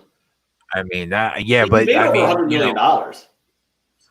But Jeff's right. I mean, if it's really true what the owner said, like he told him, like, Scotty, don't sign this contract, and he signed it anyway, I guess it's on Scottie Pippen. But I mean, eight years, 19 million or something like that. I mean, it's a terrible contract. I mean, he was the 122nd highest paid player in basketball when he was considered top 5 player in the league. And he makes the 50 greatest players of all time list. Yeah. Huh. He made the 50 greatest players of all time list while still playing with the Bulls, while being the 122nd highest. Yeah, they had like a ceremony. Yeah, they're talking about back in like the 90s. The 50 greatest players of all time list was much later. Well, whatever. That's kind of maybe. Who cares? The thing is, like, he was the 122nd. I mean, it's another. I mean, yeah, I think they do it more than once. I think they'll like constantly update it. Yeah, but he made 100. He was like the 120th highest paid player in basketball, and he was considered like top 5 player in the league at the time. Jordan said himself, there is no Jordan without Pippen. If LeBron wins a ring with the Lakers, he passes Jordan, in my opinion. That'd be your opinion, and that's it. And that's pretty. Yeah. Well, I think it's a stupid comparison, though. Why are we comparing LeBron and Jordan like they play the same position? Like because they're both like cultural icons and like Right. My point is, you only do this with basketball. People are like, well, who's the greatest player of all time? And then you compare everybody from all positions with each other. Like, you don't go, who's the greatest football player of all time, Tom Brady or Lawrence Taylor? You don't compare linebackers with quarterbacks when you're debating football, but for some reason, a shooting guard and a point guard, like Scottie Pippen was a point forward who basically was like the first kind of point forward position. So LeBron James should be scared compared to Scottie, not Jordan. Jordan was a shooting guard. So if you're really going to compare apples to apples here, shouldn't you have to go, who's greater, Scottie Pippen or LeBron James? Because that's a comparable position. Jordan didn't walk the ball up the floor. Scottie did. MT13 asks, is Dak Prescott going to lose his job to Andy Dalton? I would say there's a 0% chance that happens. I mean, there is a good percentage chance that that's the dumbest question I've heard today on this chat. Just saying. Fucking Jeff. I mean, come on. You got to admit that's a fucking terrible question. I mean, I love that guy. I don't even know who it is, but come on. Yeah, I mean, I would think that Dak's got that all locked up. Well, why are we talking about Dak Prescott? Not first take and not. I mean, if Dak gets injured, that's probably the only chance. Is Dak Prescott even that great of a quarterback? Yeah. Shut the He's average. I mean, I'm not saying he sucks, but come on, people act like, oh, $30 million a year quarterback. I mean, I think he's won 10. He's won what? He's won 10 games, I think. Hasn't he won 10 So games Dalton. almost every year he's been there? Oh, you know who's They also made won last 10 year. games? You know who also has won 10 games almost every year he's been there? Fucking Andy Dalton. Are we saying Andy Dalton Is this is the greatest? Anthony's god-awful connection, or is it me? It's you. Yeah, it's you. You're frozen. All I can do is hear you. I can't see you. It's that New Jersey internet. It's pretty much always you. I mean, like, I don't want to shit on Dak Prescott because I don't think he's a bad quarterback, but people who act like he's a top 5 quarterback in the league are fucking No, I mean, that's a little crazy. I mean, he's a solid starting quarterback, but he's not. I mean, I'm not Yeah, like a. exactly. I think even top 10 is a stretch. People are I think I can sucking think of his- 10 guys I would rather have than Dak. People are sucking his dick because he's the quarterback for a team that hasn't won a Super Bowl in 25 years. Like, why are the Cowboys always get so much attention? Why do they have so many fans? They're the most popular team in the league. Yeah, but that's my point, though. Why? They have been irrelevant. Like, They're America's team. America's team, my ass. How is an irrelevant franchise for over 2 decades America's team? They've won 2 playoff games since you graduated college last year, and you've seen in your entire lifetime the Dallas Cowboys win 2 playoff games. Shut the fuck up with this America's team bullshit. The Carolina fucking Panthers have been in the league after they got introduced to the league after the Cowboys last won the Super Bowl. They're more relevant in the NFL in the last 25 years than the Dallas Cowboys. 2 Super Bowl appearances. You're preaching the choir. I hate the Cowboys. I'm just telling you why people bullshit. Love them. I think that Dak Prescott, I mean, stat-wise, has done a pretty solid job. I mean, his rookie year, 23 touchdowns, 4 interceptions. His second year, 22 touchdowns, 13 picks. Then 22 touchdowns, 8 picks. And last year, 30 touchdowns, 10 picks. I mean, that's pretty good. I mean, that's not bad. 65% completion percentage. And he threw for almost 5,000 yards last year. Yeah, and I mean, it's a tough division, too. And you get a lot of attention as the Cowboys quarterback because even though Ant thinks they're irrelevant, they get the most attention. You know, it's like playing on the Yankees or, you know. Oh, you mean the Yankees that have actually been a relevant team in MLB? I'm talking about media attention, not like relevance to championship. But it is hard, right? I mean, how many guys have you seen go to New York? And I'm kind of switching this to baseball, right? And they just fall apart under all the attention, right? Because they're used to playing out here in Oakland or wherever, where everyone's nice. Like, oh, it's too bad. Like, you know, you had a tough game. You know, New York, you get like murdered after you have a tough game. So it is different. Do you think Mike McCarthy finds success at this place? I mean, they have so much talent. It's going to be hard not to. It depends on what you define as success. Like, is he going to get the Super Bowl? I don't think they go to the Super Bowl. What do you think? No, Jeff? I don't. You think McCarthy? You think McCarthy puts him in a better position than the Clapper? Well, yeah, that's true. I mean, I think they're really good on offense. I just, defensively, I gotta wonder. But yeah, I think this team is better than any Cowboy team or any Packer team he had for a while. I mean, for sure. I agree with that. I mean, this Cowboy team is pretty stacked. I mean, all of a sudden they got a pretty damn good defensive line. They got their defense, linebackers are solid. I don't love their secondary, but I got to tell you, this is sickening for me to say because I hate the Cowboys, but I'm a realist when it comes to betting. I think they're a pretty good Super Bowl pick. I think you do, huh? I do, yeah. I think they're really good, and I think Dak Prescott is. I think he's better than average. I think he's a top 12 quarterback in the league. I think he has the ability to be really good. I think he needs to be consistent. I think this is the best receiver core that he's going to have in a while. He's got a great running back. He's got a good offensive line. He's finally got a coach that's not going to just piss games away and make the wrong decisions. You got another year under Kellen Moore. I think they're pretty good. I don't know. I think they have a good chance, I guess, to be better and maybe win that division. But when you start going against programs like the Saints and the 49ers and even the Seahawks, and that draft they had was, really high level. They did do well. You got great value in the first round. You got the best receiver. I thought they had they got the second best corner. Trevon Diggs is a kid that can come in and start right away. I really like what they did. I think you can, it pains me to say it, but I think they're really good. I think they're a really good football team.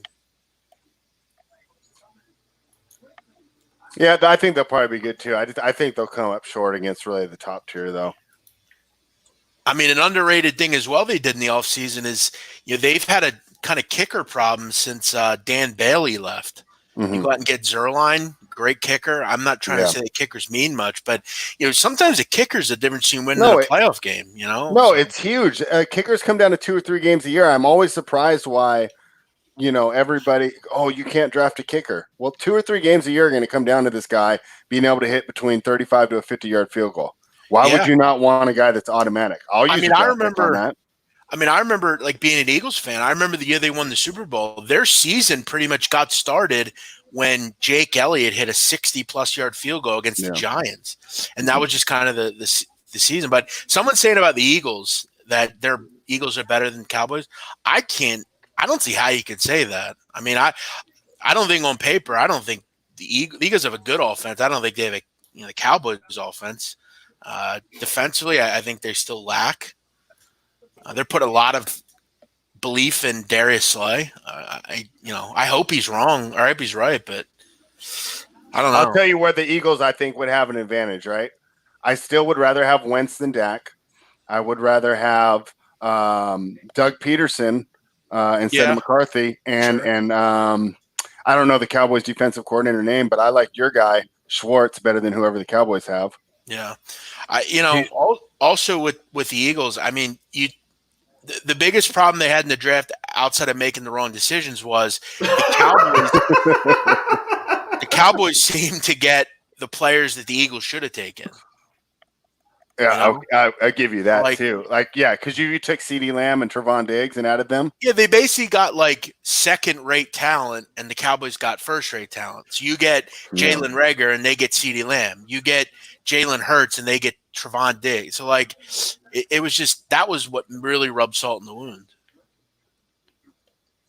But that's crazy though, because I think Howie's done a good job overall. Yeah, being here every day, I'd be honest. I think the Jalen Hurts, they've made a lot of bad draft picks, a lot, but I understand why they made that pick. So when they took that fireman, Danny Watkins, they needed an offensive lineman. He just wasn't any good. There was no reason to take Jalen Hurts, none. And that's why, to me, it's the worst draft pick they've ever made, because that was such a good second round. You literally could have gotten much better by making the right pick there. And they have continued to strike out in the second round. They took Sidney Jones a couple years ago. He had a fucking ACL injury. He's been a complete bust. They continue to miss on second round picks. And you can argue the second round is the most important round because you should be getting starters there. Exactly. And you're having to pay less money than the first rounders. So in this town, the second round is just for whatever reason, the Eagles and Sixers just have no interest in glue good guys, good players. The Sixers, I don't think they made a second round pick in 3 years. They just trade them all away, and it's a dumb strategy to have. Johnson just crashed leading the race. Oh, no. So how does that change things, Jay? Fuck, man. That guy just can't get a break. I know. He can't catch a break, man. 99 races in a row, he hasn't won. He had a good car up almost a second on the field. He goes to pass somebody. Well, that sucks. Oh, what happens here? Maybe he goes down low to pass somebody, and the 17 checks up, and he hits the back fender. That sucks. How about your boy Stenhouse wrecking on the first lap? Oh yeah, I mean, I've never really bet him before, but yeah, the first lap he goes down in a fucking in flames. Class. What do you think? Do you think that we have the best chance of seeing a repeat Super Bowl that we've had in a long time? Like the same Super Bowl? To be Yeah, honest, no, I don't. I like don't Niners. No, I think the Chiefs. I don't think they get there this year. Really? I was thinking the Niners would be more likely to fall off. I'm gonna go Ravens and either Cowboys or Niners. Ravens or against the Cowboys or the Niners. Yeah. I mean, the Cowboys had the number one offense in football for almost the entire year last year. And they got their one issue was their linebacker issue, and they got much better at that position. They couldn't stop the run. I mean, Derrick Henry just ate them up. Do you expect Tampa Bay to do anything this year, Jeff? I know Spread loves Tampa. No, I'm out on them. I think they're a 500 team. I really do. I just don't think defensively they're any good. And I don't think offensively they're any good. Yeah, and I think with wow. but you have to understand you're putting your team in the hands of a 43-year-old quarterback who showed massive decline, regression last year. He was not 100%. good. I mean, Rob 100%. Gronkowski. I mean, you're going to get a good player, retired. right? And you're going to get a good player, but Rob Gronkowski is not going to be what he once was. How does that overset a good player in Brate and Howard? They still have no run game. Mike Evans always gets injured, it seems like. And outside of him, I mean, Godwin's a nice player. Their offense ain't bad, but I mean, I would with this team, I would rather have Jameis Winston as the quarterback personally. But That's I've said that to you before. I like Jameis Winston a lot. Defensively, Jameis Winston could not throw. If he could just only throw one interception a game, that's a misconception, bro. That's a public. He really, outside of last year, didn't have like any terrible seasons. Like right. Like last year was just really fucking bad. But yeah, but you know who else had some bad turnover seasons? Fucking Brett Favre. People love the guy. So Joe Namath in the Hall of Fame. I mean, he turned the football over. Joe Namath a ton of times. Yeah, we've talked about that. It's the most weird. Jay gets mad at me when I point this out too, because like I know you got right. Yeah, but the thing is, like, people go, "Oh, well, that's the '60s and now," and if you he was really bad in certain seasons. But my point is like even back then, like quarterback stats all look terrible by today's standards when you look at guys from the '60s, '70s, and even '80s. But even by 1960s standards, Joe Namath's stats were terrible. Also, can we stop? He was the first guy in NFL history to throw for 4,000 yards. I think. Can we also stop with the fact that he does Medicare commercials like he's on Medicare? Like, why is he doing that? All old people are on Medicare. He's like on a Medicare commercial. Like, dude, you're not. We know you're not on Medicare. You're worth like $30 million. Like, dude, like if you're 65, you're on Medicare. Not if you're rich. Even if you're rich, why wouldn't you be? I don't think. I don't feel like you would. Because you want a better insurance, I would think. Right? Medicare. Oh, you mean the insurance that covers everything? Yeah.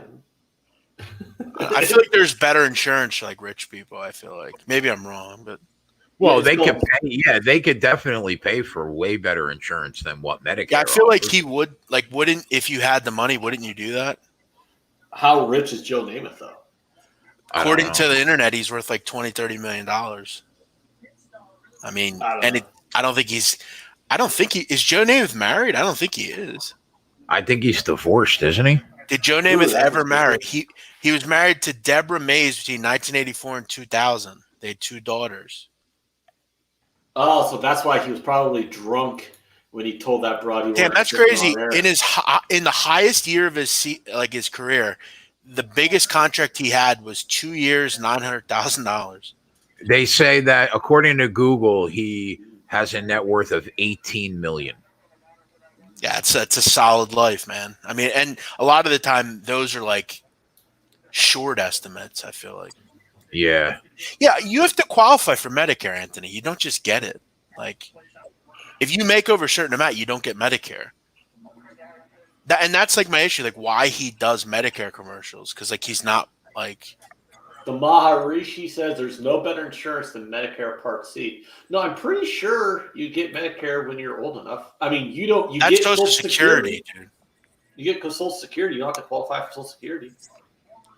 No, yeah, you don't. I mean, or we could just have Medicare for all. I mean, that could be nice. Yo, remember when that remember when he did that weird thing with Susie Colbert? You remember that? Yeah. Yeah. He hasn't had a drink since What like the fuck after was that incident. Greg? It's my cat. Oh, I just see like the tail popping Yeah, up. it's I'm only like, the tails on here. oh my god. That Susie Colbert incident caused him to like go into the tank and came out and Yeah, I mean, good. never I'm had glad no he did shirt. that. I mean, that was kind of weird. Yeah. Yeah, well, he was visibly drunk. Are you ready for another Florida man? Yeah, go ahead. All righty. This is out of Lakeland, Florida from the 13th. So a fairly recent story. A Florida man was willing to take an awfully big risk just to avoid spending time with his wife. The Florida Highway Patrol arrested 70-year-old Leonard Olson and charged him with reckless driving last week after an off-duty Hillsborough County Sheriff's deputy recorded video of him standing through his sunroof as he rolled down Interstate 4 in Central Florida. The deputy said Olson was veering from lane to lane while sometimes driving over 100 miles per hour. After the state troopers pulled him over, Olson asked if he could just turn himself in right there. They asked why. My wife treats me like a servant, and she's the mistress, and I'm tired of this shit, Olson said, according to the FHP incident report. Lock me up. I'd rather go to jail than go back home. Olson got his wish, and he was taken into custody. When asked if the video showed him sitting on top of the sunroof of his Cadillac, he said, "Yes, sir, that's me. The car drives itself and has a gigantic computer in it. I thought it would be a nice way to praise God for a minute, and I thought it would be nice at the time, and that's what I did." He was charged with reckless driving misdemeanor and got out on bond. That's not that crazy. I think it's funny. I don't think it's crazy. I think it's funny. He's driving down it's better if you have the picture in the article. He's standing up through the sunroof like this, like going 100 miles an hour because he has the car on cruise control with the lane keep assist going and everything. And he goes, "Yeah, I'd rather go to jail than go back to my bitch wife."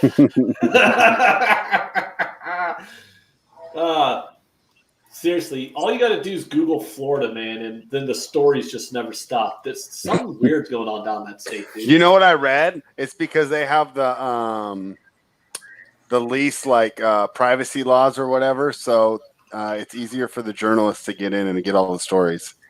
Oh, okay. Yeah, because there's fucking goofy shit that goes on in every state, I would imagine, right? But I don't know. It's just, the South is different, dude. The people are just weird down there. Must be all the sun. Jim Rhodes the Deuce says it's also the meth. I'd have to agree. I've met people who do a lot of meth, and they are definitely different. Definitely different. It takes a special kind of weird to get hooked on that drug.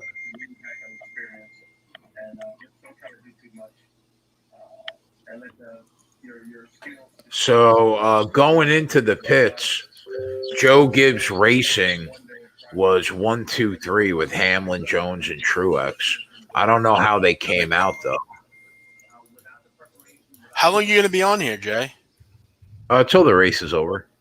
All right, I'll be back in a little bit. All right, bud.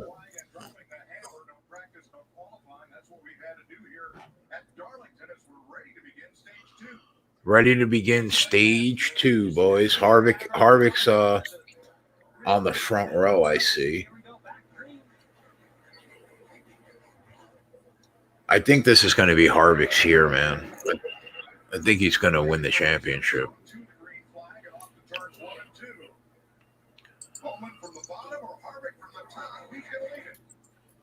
Yeah, Denny's right there. Eric Jones is right there. Bowman, Will Byron, Keselowski's in the top 10. Nobody has really proven, as of right now, that they have a dominant car.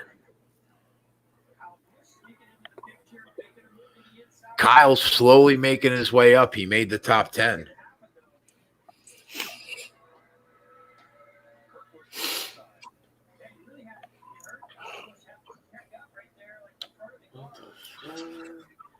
Kyle's going to be up there by the end of the race for sure. I don't know if he wins, but he's going to be there. Kyle's last 3 races at Darlington, 2.37. It's pretty good.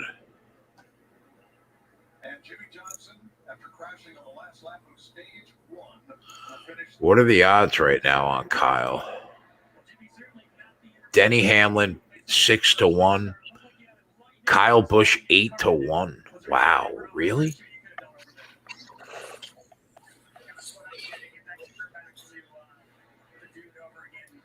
Wow.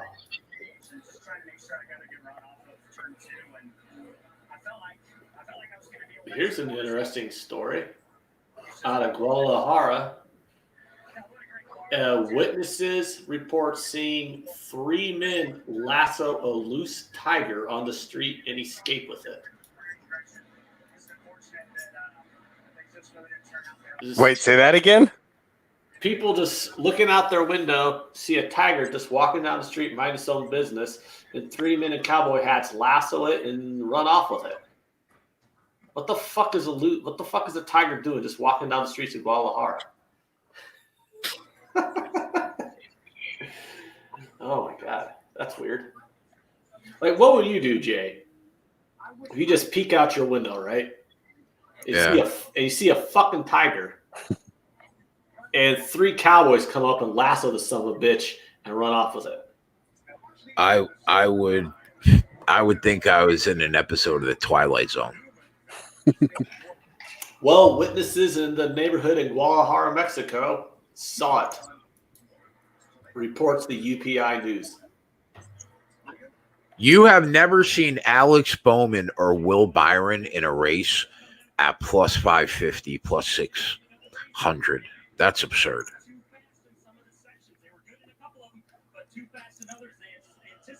That's absurd. And we cashed big.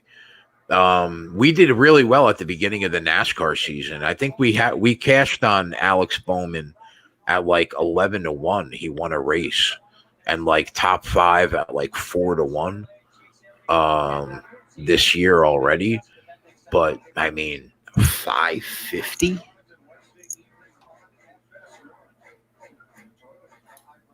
Harvick's not pulling away. I mean, he's got a half-second lead, and it's pretty much been there. If anything, Bowman might be cutting into it slowly. He's got a half-second on the field, but I don't know, man. We're only 1/3 of the way through the race.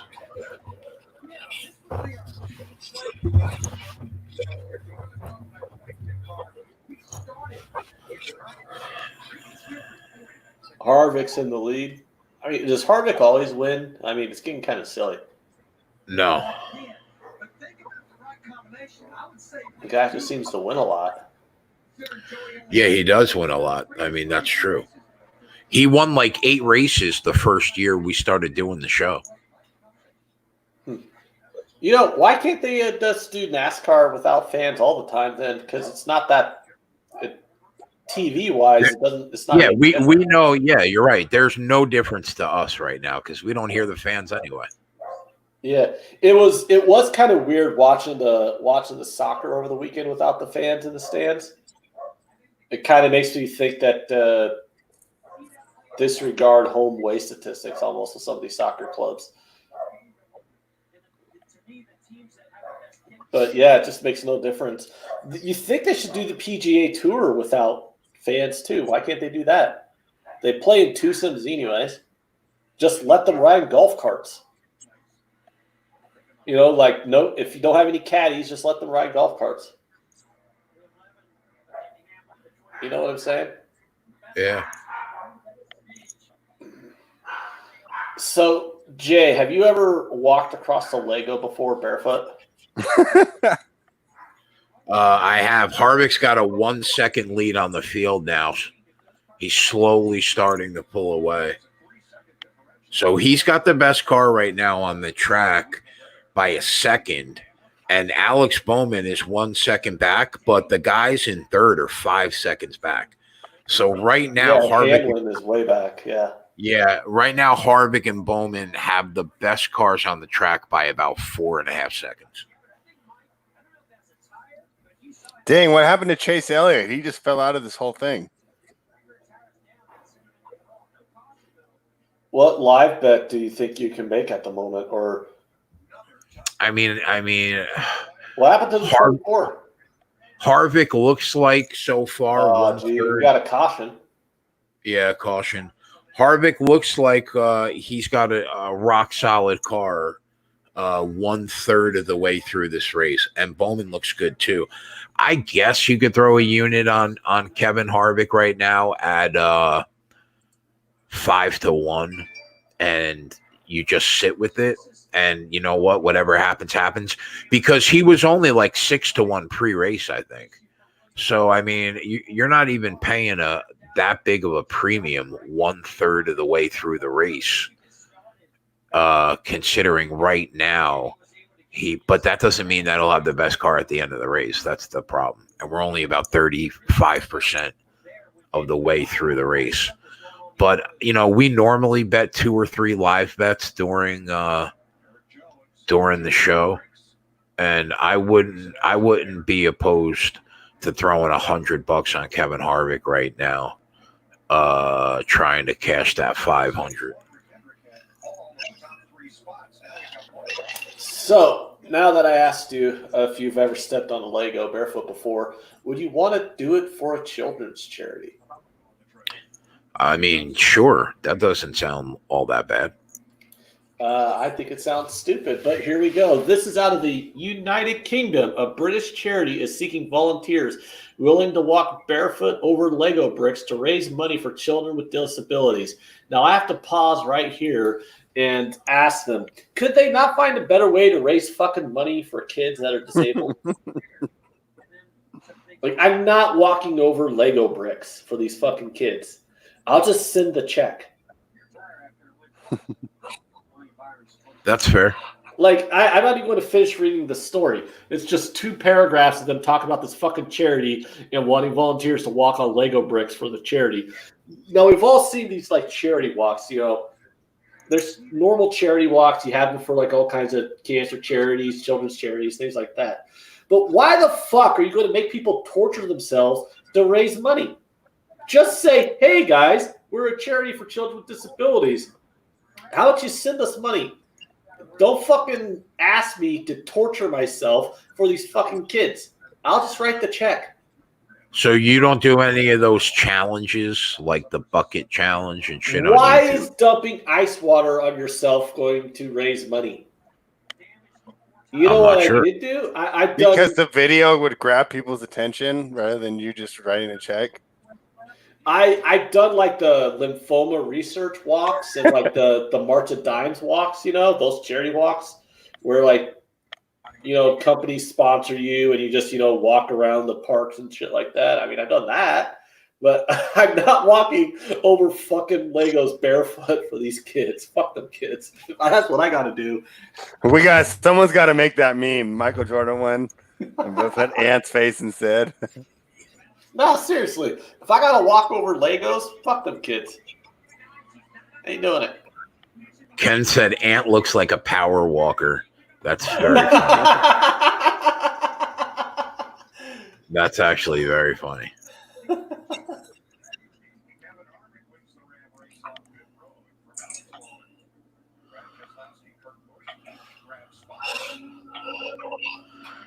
Hamlin, Harvick, and Logano. Okay.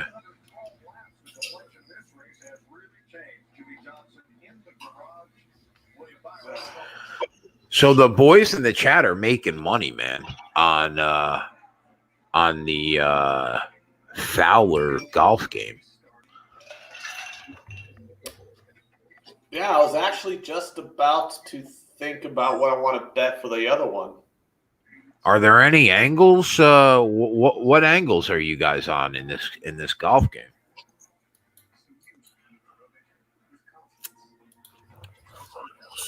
I got hole by hole live. Like, will so and so hit the fairway in regulation? Like, aren't these fucking guys professionals? Don't they all basically hit the fairway in regulation? No, I mean, not all.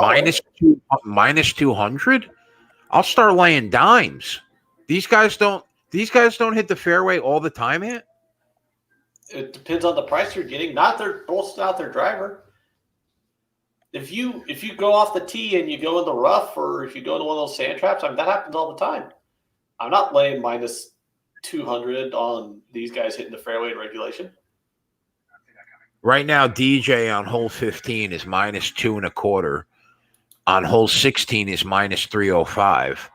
Matt Wolf is minus 200 to hit the fairway on hole 15. What's the score right now? Because it's minus 195 for Fowler and Wolf to win. I see minus 186 to win. I'm not opposed to laying some wood on that. Are you watching it? Yeah. I want to see what the score is, though. They don't have the score up.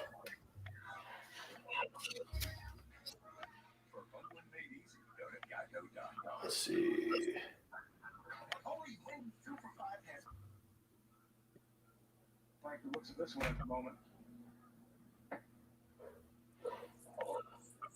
Oh, if you just bet that green in regulation. Yeah. That was a beautiful shot that just rolled off. Yeah, that's from DJ. They're down 400K, Kenny said right now. Oh, so they're down 2 holes? What hole are they on right now? Because it doesn't tell you the screen. I'm watching it, but it doesn't tell you the screen. Well, the bets you can make are on hole 15. So I assume. So I'm laying it. Yeah, they're up 2 holes with like 4 holes left. What are we betting, Ant? I'll bet with you. I'm laying the 186 if you're laying it, bro. Let's go. On Ricky Fowler and Matt Wolf? Nah, yeah, it just rejected the bet. It took it off the board. Fuckers. Wow, there are sand traps everywhere, bro. Yeah, they took that money line off the board. I'm trying to get it in right now. I got it on Bovada, but I had to pay minus 190. Yeah, I see 186. Fucking 5 dimes, you fucking cunts. All right.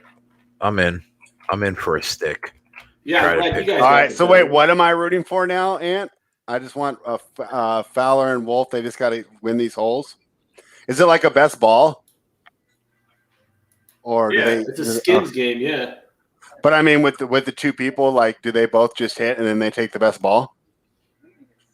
Yeah, something like that. Thank. It's been a long few months. Have you ever played that way, Ant? Like, when you suck at golf, that's like a cool way to play. Like, me and you are a team, but we just play best ball, so like one of our shots doesn't count every single time. Yeah, that means none of my shots will ever count. Not if you play with me; they'll probably all count. We need to go play golf together. Then we'll suck. We'll be equally as bad. Yeah, we'll just hit that drink cart that you were talking about. We'll let Jay come golf with us. Jay can just putt. If you're good at mini golf, we'll just let you putt. Oh, I'm a mini golf machine, bro. My daughter loves it. She loves mini golf, so I play it. How's your drive? I can't hit a golf ball like the traditional way to save my life. My fucking belly gets in the way. but I could putt like a machine. Are you saying you're too fat to golf? Yes, pretty much. What about the next round? It's Tiger Woods and Peyton Manning versus Mickelson and Brady. What Is are that they playing? today? I don't know. I All got right, lines for it. I No, took that's next week. Fowler, That's next week, the 24th. Fowler and Wolf minus 185. I'm in. I locked it in. All right, so you guys could tell me what's going on while I watch this race. All right, cool. I have it on. I'm not really sure what I'm watching now. So Anybody bet that Kurt Busch top 5 or top 10? He's sitting second right now, 0.7 of a second behind the lead.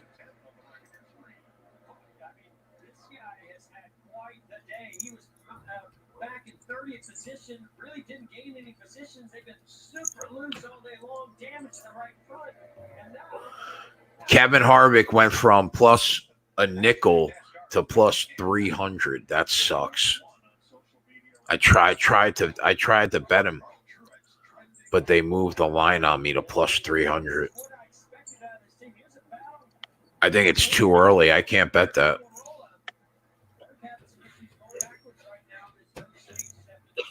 why did all the times get hecka closer? Because they there was a caution. They were on pit Because road. I saw that like Elliott was like 11 seconds behind. Now he's 4 seconds behind. Yeah, because they all when they restart from a caution, they're all like bumper to Bunched up? bumper. Okay. Yeah, exactly.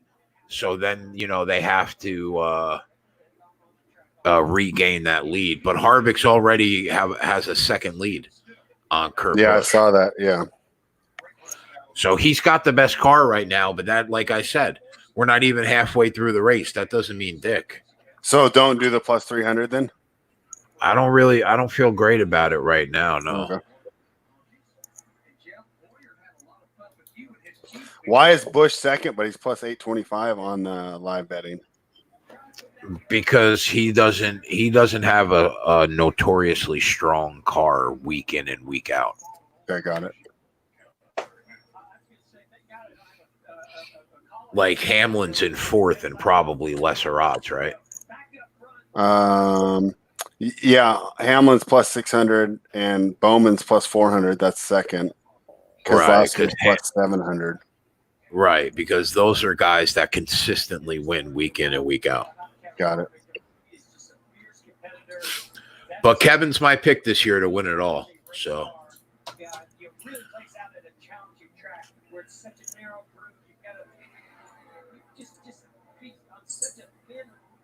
razor blade of the balance edge of the grip and navigate around this tough racetrack. He's one of the best. He's teamed up with one of the best teams. another caution. Daniel Suarez spins out.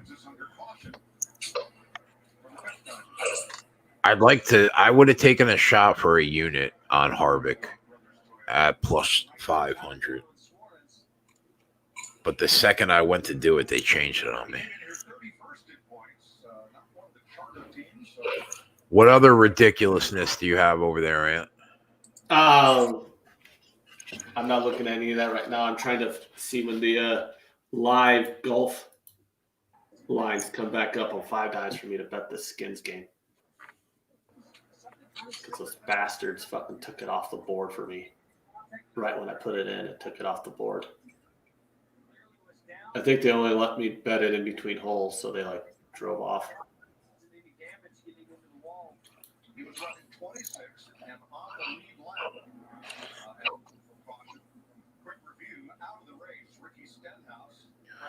Wow, Darlington is a ghost town. There's literally nobody there. At the racetrack? Yeah.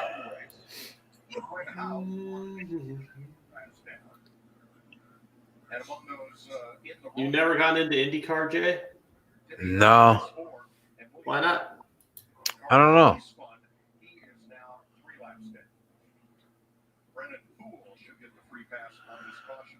If you played Harvick top 5 every race, would it cash a lot? Yeah, it would. Interesting comment here, Larry, back to this caution to come out. Some decisions on pit road. What do you think, Chief? Well, I know we normally run 8 laps, but Fowler setting up a putt here. Yeah. The only fight lines that I see up right now in terms of UFC is Amanda Nunes. I don't really see any other line on the board. should we stay caution-free into this second phase? I would really get full fresh time. So since we're ahead, if we tie every hole, we're good, right? Yeah. I got plenty of lines up on the board, Jay. I don't have any of them. 3 books, and I don't have anything. How do you not have a 5 Dimes account? All right, Because let's go, Wolf. I do have an account, but there's nothing in it. Huh. Because I've only used the 3 legal books.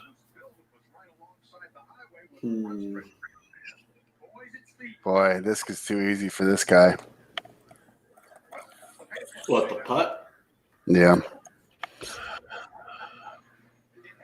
So what happened? Is that a tie? Because I saw 2 of them say for birdie and $50,000 bonus.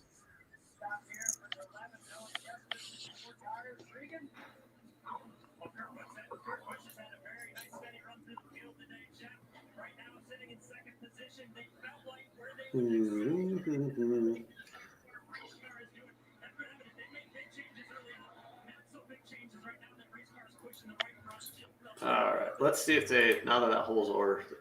God damn it, they don't have any fucking lifelines for me. Fuck you, fucking 5 Dimes, you bastards. Big King BJ wants to know how long before we get another female driver, Jay. Probably. I think there are a few girls that drive for the Xfinity series. I'm not sure.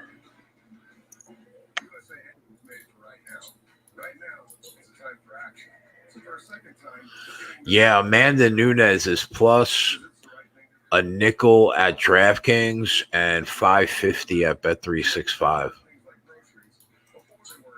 Yeah, she's like a huge favorite. It's ridiculous. Yep. I mean, I don't really want to lay 10 grand to win 2. I'm gonna have to find another angle and bet a parlay. I'll be right back, guys. Yeah. You're gonna have to find another angle on her? Because I think that she should, like, there's probably still value in that line. I would probably have set that line at 650.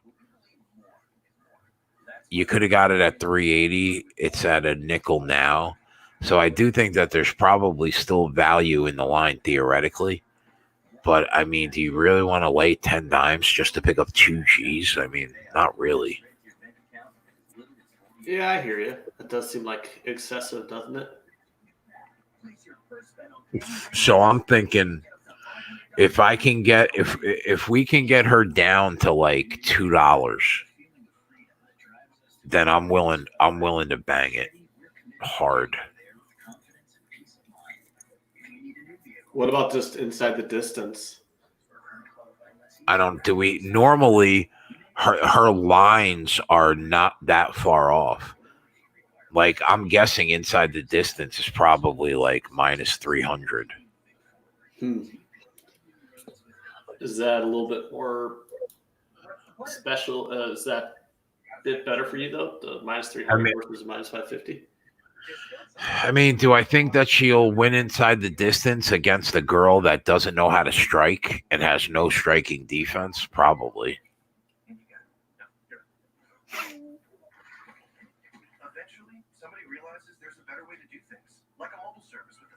Ooh, DJ's in the water. But I mean, you know, in Felicia Spencer's defense, she took everything Chris Cyborg had to throw at her. She got her ass beat for 3 rounds, and it still went the distance. I think. She lost a terrible decision. She got her ass beat, but she did survive, I think.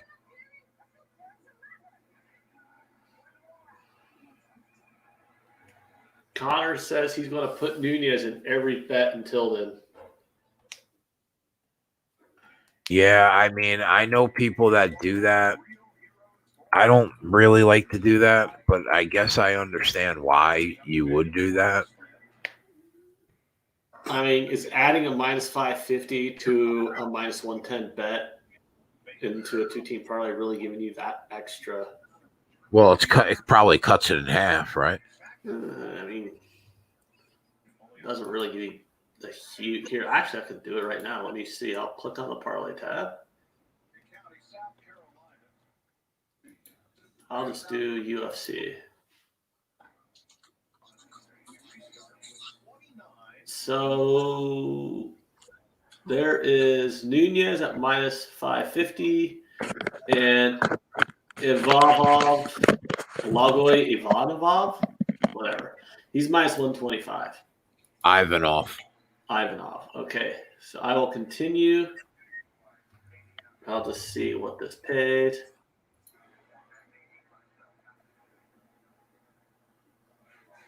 It makes it plus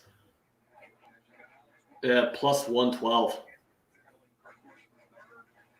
So, all right. I mean, it gives you like an extra 30 cents. What do I think about Tyron Woodley, Gilbert Burns? I think that I think it's a closer fight than people probably suspect it will be. I guess I give the edge to Woodley, but I think it's closer than the average UFC fan thinks.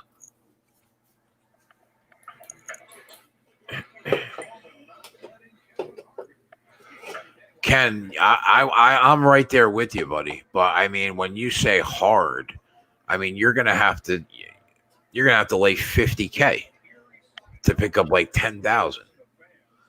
I mean, unless you're betting like serious money, it's hard to be justified. Like if you're a regular $100 bettor, it's really not worth betting a minus 550. Is that what you're saying? Yeah, because it's like yeah, because you're either risking 550 just to win the 100, or if you're betting 100, you're only winning like $20. right. Now he said I'll take the stoppage. Yeah, I'm interested to know what the line's going to be on that. Does anybody have a line on that yet? Probably not. I'll check. No, the lines I have. Let me pull this up. So I don't think got they're gonna be out this early. Burns and Woodley. Burns plus 140. Woodley is minus 160. Then you got Hannah Cyphers versus Mackenzie Dern. Dern's a pretty big favorite. Minus 360, and Cyphers is plus 300. Then Ivanov versus Sakai. Ivanov's minus 105. Sakai is plus 105. Gemma Hall Hill versus Clidson Abreu. Can we just give all these people American fucking names? This is ridiculous. So Hill versus Abreu. Hill's minus 185. Abreu's plus 160. Then Nunez is minus 550. Spencer is plus $4. And Cody. Do you have Garbrandt. any props? No props. Nope. No props. Nope. The last one, Cody Garbrandt versus Rafael Asankaju. Sunsao. Yeah, him. Garbrandt is minus 140. Asunsao is plus 110. That's a close fight too. Not two and a half years ago, Cody Garbrandt would have been like minus 300 in that fight, but not anymore. Rafael Sunsao is still the gatekeeper.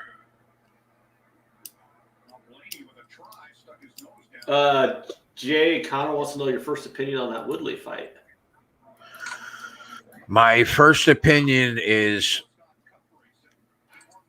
if Tyron Woodley's not worrying about his rap career, and he's got a rap career, and fully committed to MMA, I guess I would give him the edge.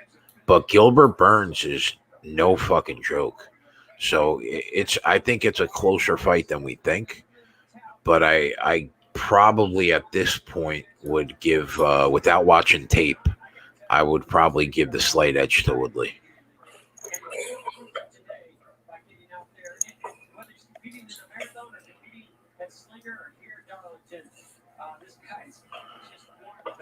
Tyron Woodley is 38. That sounds old to me. Yeah.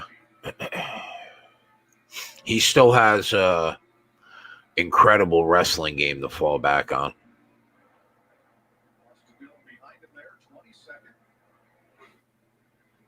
They got The Rock on a commercial right now for. Yeah, I saw that. Games. Is it just me, or is he like bigger now than he was when he was in the WWE? He's pretty big. The Rock. Oh, he's a shit house, bro. Yeah, he used to play for the Miami Hurricanes. Harvick's price keeps going down, because he's got the best car on the track. And laps are just clicking off. But you know how many times I've been on Kevin Harvick and he's had a lead like this and he hasn't won the race or even finished the race? A lot. A lot. Are you saying it's not a lock? No, not by any means. Hmm. And we're not even halfway through.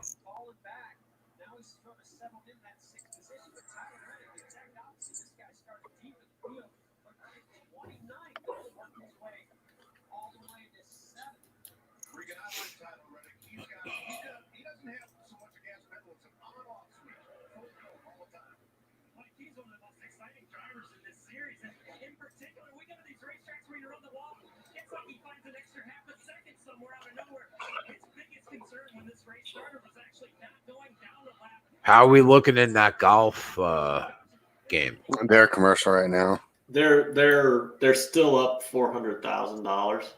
So it's essentially 2 holes, but then weren't they saying they were changing the rules so this next hole's 3 times? I don't know, but they took it. I'm just mad that like when I submitted it, they took it off the board and I didn't get it in, and you guys got it in. Oh, okay. So I'm pissed. Well, Fowler's putting right now. Beautiful course.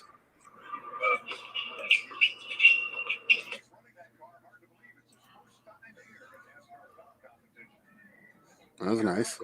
Yeah, this is making me want to go golfing tomorrow. It does, doesn't it? Yeah, do you golf that much? Or? No, but I mean, watching this makes me want to go out and hit the ball around. Yeah, I've golfed like twice in the last year, and it's pissing me off because it was like maybe 3-4 years ago. I literally was golfing like twice a week. Mm-hmm. And I don't know. I just kind of fallen off of it in like the last year and a half, and I want to get back into it because it was a fun time.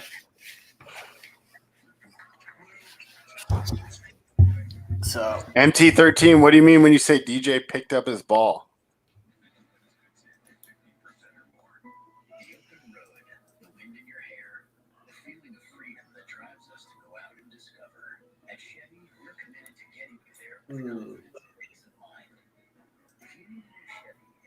MT13 says great exercise if you walk. Yeah, if I'm just playing a 9-hole course, I'll walk. 18-hole course, give me that cart. They got those apps where you can like book online and get like 18 holes plus a cart for like $20. Like people act like golfing's like this super expensive hobby to have, and it's not really. Fowler is up to minus 260. Yeah, that win. really pisses me off. That's a good sign. You didn't bet it? We got it in. It was his idea. We got it in, and he didn't. Oh, that happened. They took it off the board. I clicked submit, and they said bet no longer available, and they won't pull up the live, and they won't pull up any live lines right now for me. So now I'm fucking pissed. We locked it in at least. Yeah, can I get like 10% commission if it fucking wins since I didn't get it in?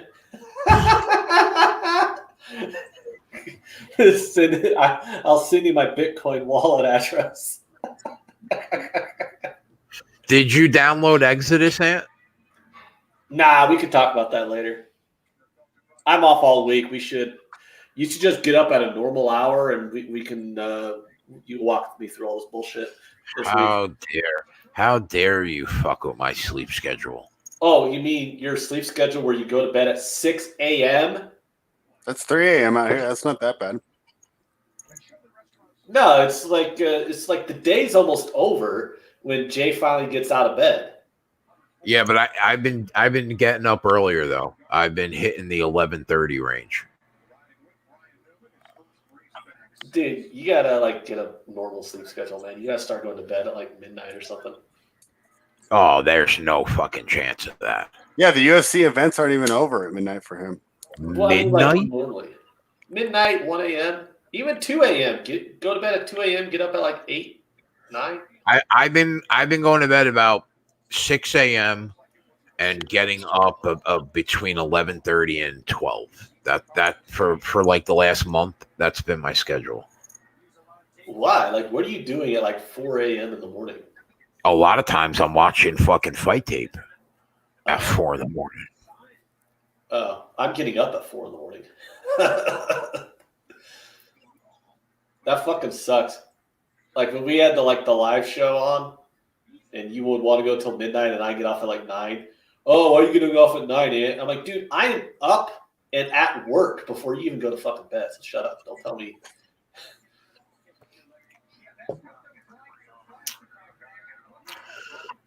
Yeah. At least I'm gonna have like a regular job now to actually work. Besides like just looking at lines. So that's kind of cool. Our guy bottled that putt, as Dave would say. I was about to say, you using the term bottled now? Yeah, he bottled it. I like that term. Like, why don't we say bottled more often? We should, and we should say Muppet more often. Yeah, what a Muppet. He bottled that. Ooh, live in play. Here we go. Well, probably switch now because that was huge. It did. It posted, hey, live play, and then I go and now it's blank. Are you fucking kidding me? 5 times? 5 times? You cunt rocket, bitches. Fuck it. I'm not betting on them. They can suck my dick. Dang it. He's not going to miss this. Oh, he missed it. Is that good or bad for us? It's good that he missed. So they Rory both McIlroy missing a putt is good for you. Yeah, they both bottled putts. So it looks like it's going to tie now. All right. Rich G says, yeah, I'll send you 10% commission. Let me know when you get it.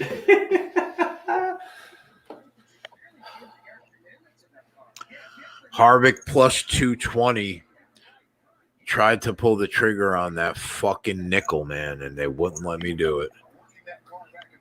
Send me a DM, Rich. I'll let you know what my PayPal is.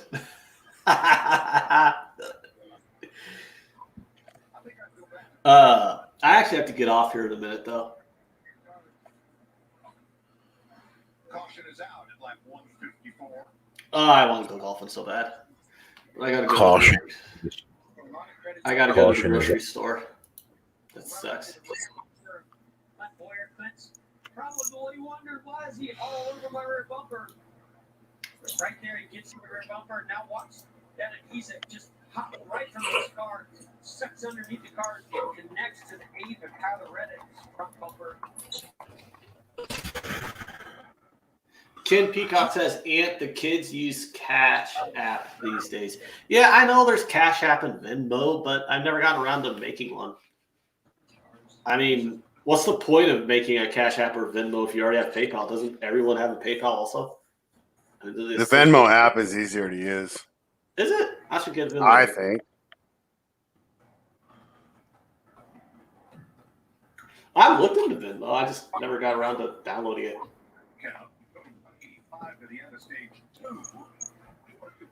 My brother talks about his Cash App, but About 25 laps, and this will put you halfway through your 12 sets of tires. They had 12 sets, including what they started on. This would be so you prefer Venmo to PayPal then, Greg? Yeah, I probably use Venmo way more. What do you use more, Jay? I know you have PayPal. I have them both, but I guess I use PayPal more often. Does the sportsbooks take Venmo? Because I know you get direct PayPal payments from your sportsbooks. I've never seen them. I don't take think they Venmo. do. Only PayPal. Yeah. Oh, okay. Venmo's more like a peer-to-peer thing. PayPal is what- still more established for businesses. My crypto exchanges, right? They won't let you deposit from PayPal, but they'll let you withdraw into PayPal, which is weird. Okay. Did you see Maharishi saying Truex has the car, get him out plus 1,600?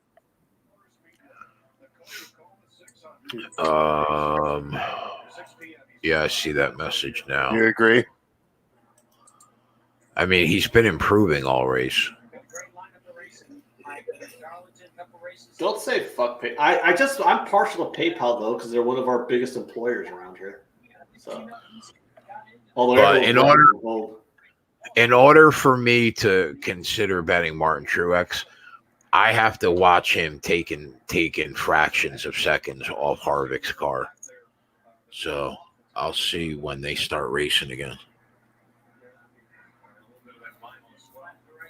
This is a 400K hole, and they're only up 400K. So Yeah.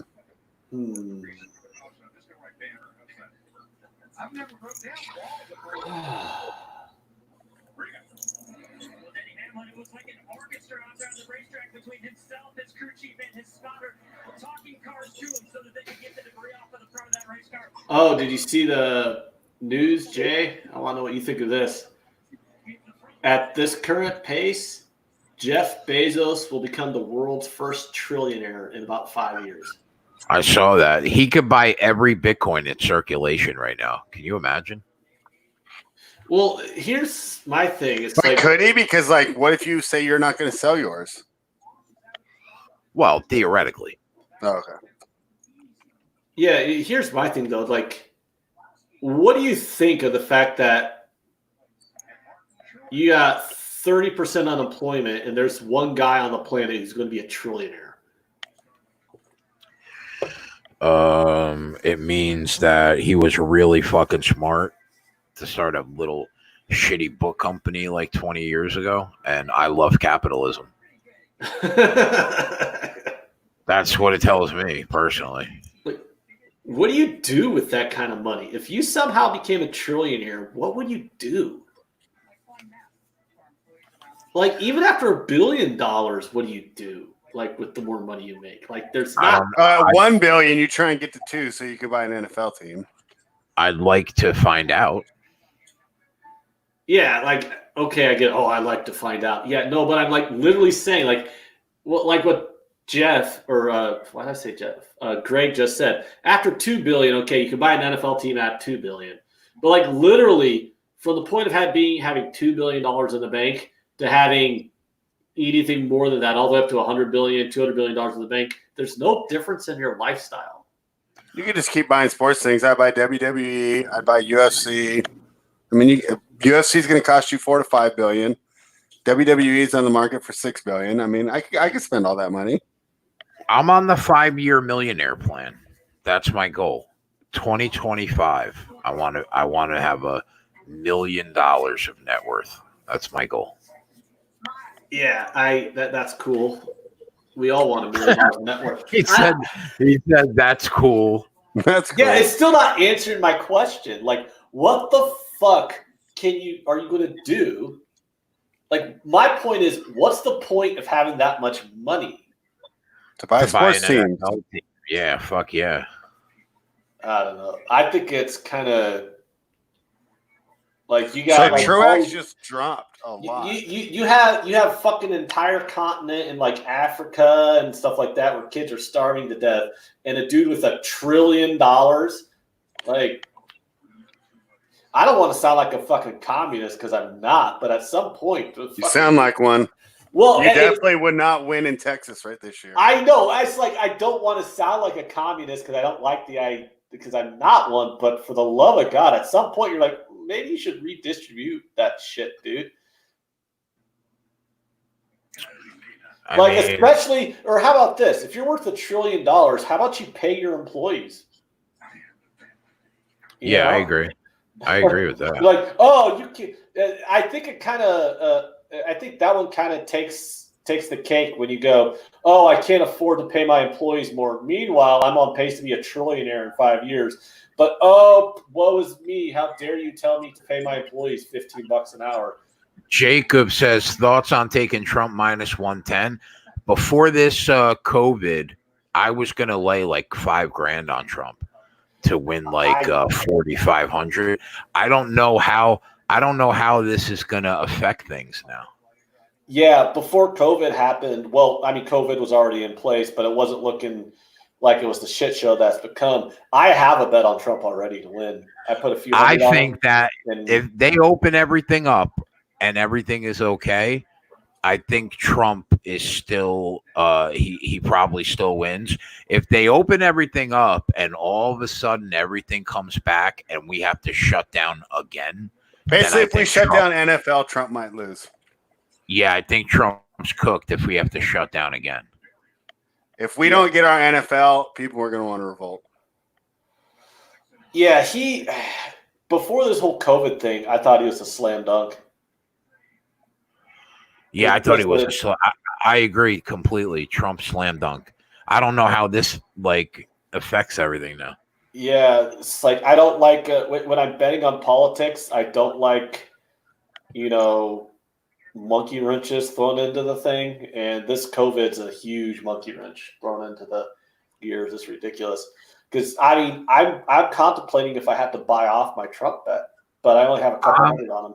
Because I put a couple hundred on him, and obviously closer to the election, I was going to start loading up on some other political bets. But so I have a few hundred on Trump right now at like minus 125. And Rich says Trump supporters haven't watched the NFL since Kaepernick. That's inaccurate, but I understand the joke. And accuracy is always the most important thing when it comes to jokes. No, it's like I live around a shitload of Trump supporters. Unlike you, Jay, Right. I've actually met more than one. So I think Truex is worth a bet here at 12-1. I agree. Does he have the car right now? No. But, I mean, it's continuing to improve, and we still have 45% of the race left.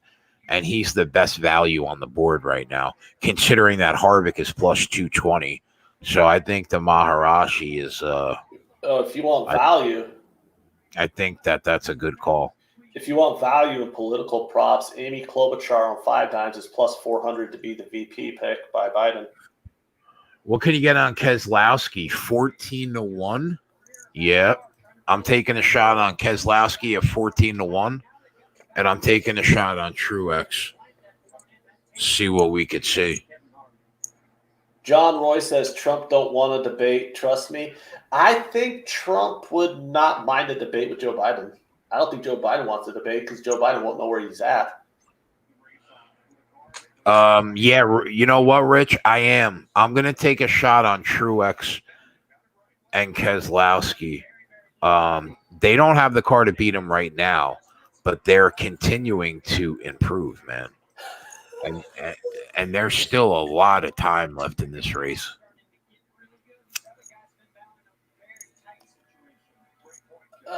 Ken Peacock says Democrats did not help themselves with not finding a valid candidate. That's true. Well, Ken Peacock's not even American, and even he's like, this Biden guy's incoherent. Jacob Martin says Trump will destroy him in a debate, and I think that's what secures it, COVID or not. Jim Rome's a douche says Biden should be doing Medicare commercials. Why does he hate Jim Rome so much? Because Jim Rome is a douche.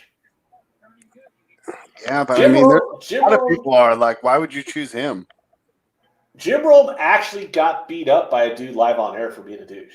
Who, Jim Everett? Are you talking about like 1984? No, it was like it was in the 90s. It wasn't the 80s. If it's Jim Everett, it's the 80s. Is it? No. I think it was in the 90s, Fred. Was it really? 90s. Yeah. Yeah. Oh, okay. Rich G says Trump and Biden should both be in a nursing home. I do not disagree, Rich G. My question is there anybody in the chat that thinks I'm getting paid on that bet? Or do you guys think that Anthony's getting paid? Biden to be the nominee? I'm not feeling great about it anymore. I'm not going to lie. Yeah, I love the fact that you're not feeling great about it because you were so cocky. You were so cocky for a minute there. And do you have this golf on? What just happened? Are we still tied, or did they get it? They're on the 17th now. Yeah, but what happened on the 16th? Was it a tie? Yeah, it's a $600,000 hole now, though. So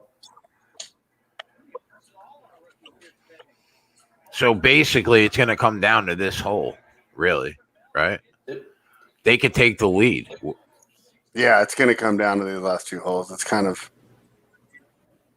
Oh, Jay. So I do have a question, though. So I was looking at the vice presidential nominee market, and I really like Amy Klobuchar at plus 400. What do you think of that? She's the second favorite behind Kamala Harris. Yeah, I like that. I've been saying that it's probably going to be her. Well, I like Klobuchar more than Harris, too, because I think it makes no sense that, ooh, he's in the Our sand. guy just hit in the sand. We're in trouble, Ant. Oh, you're not in trouble. Well, don't rub it in. I wanted to make the fucking bet. Well, you might be rubbing it in when we lose and you don't. That was terrible. Ugh. That was bad. But you remember, all Fowler's got to do is hit it real good. And then that other dude's hole won't matter. Oh, on that last hole, everybody birdied. Fowler missed an eagle putt by an inch. So we would have gone up by like $800,000 if Fowler would have got that eagle putt. Fuck. And my dog's barking. Johnny Cakes.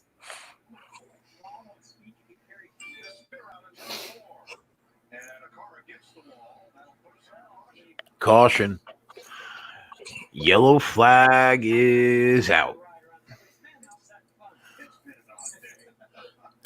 So far I took the shot on Keselowski. I might take a shot on Truex, but so far just Keselowski. And I mean, you know, I could bang Kevin Harvick closer to the end of the race. I'm not sure yet. I want to see if these cars continue to improve.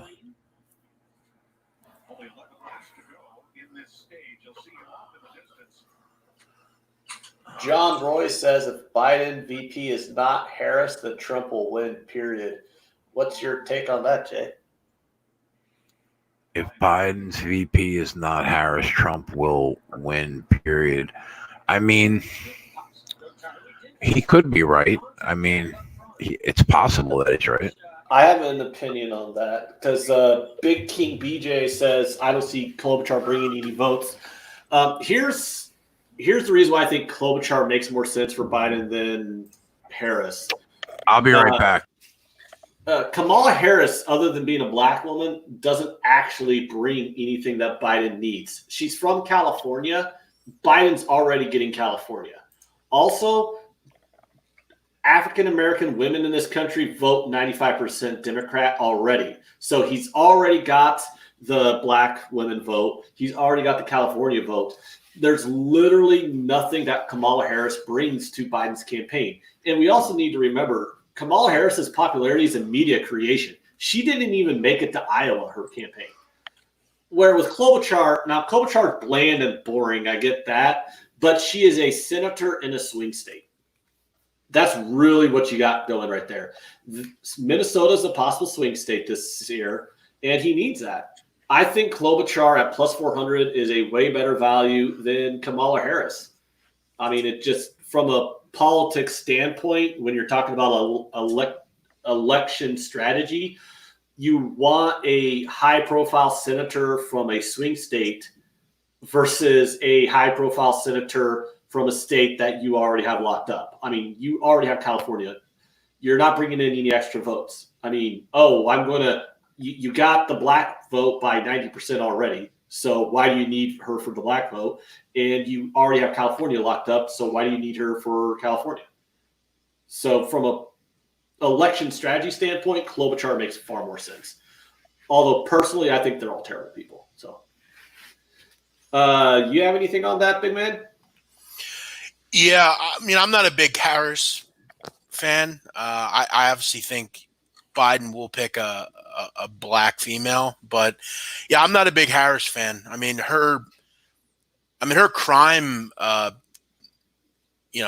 resume is horrific. I mean, this is a person that would keep people locked up even when they were proven innocent. I mean, she would actually fight it. I mean, she's scummy, but yeah. I think you're onto something with your point. Kamala Harris her campaign was destroyed when Tulsi Gabbard kneecapped the shit out of her in that debate.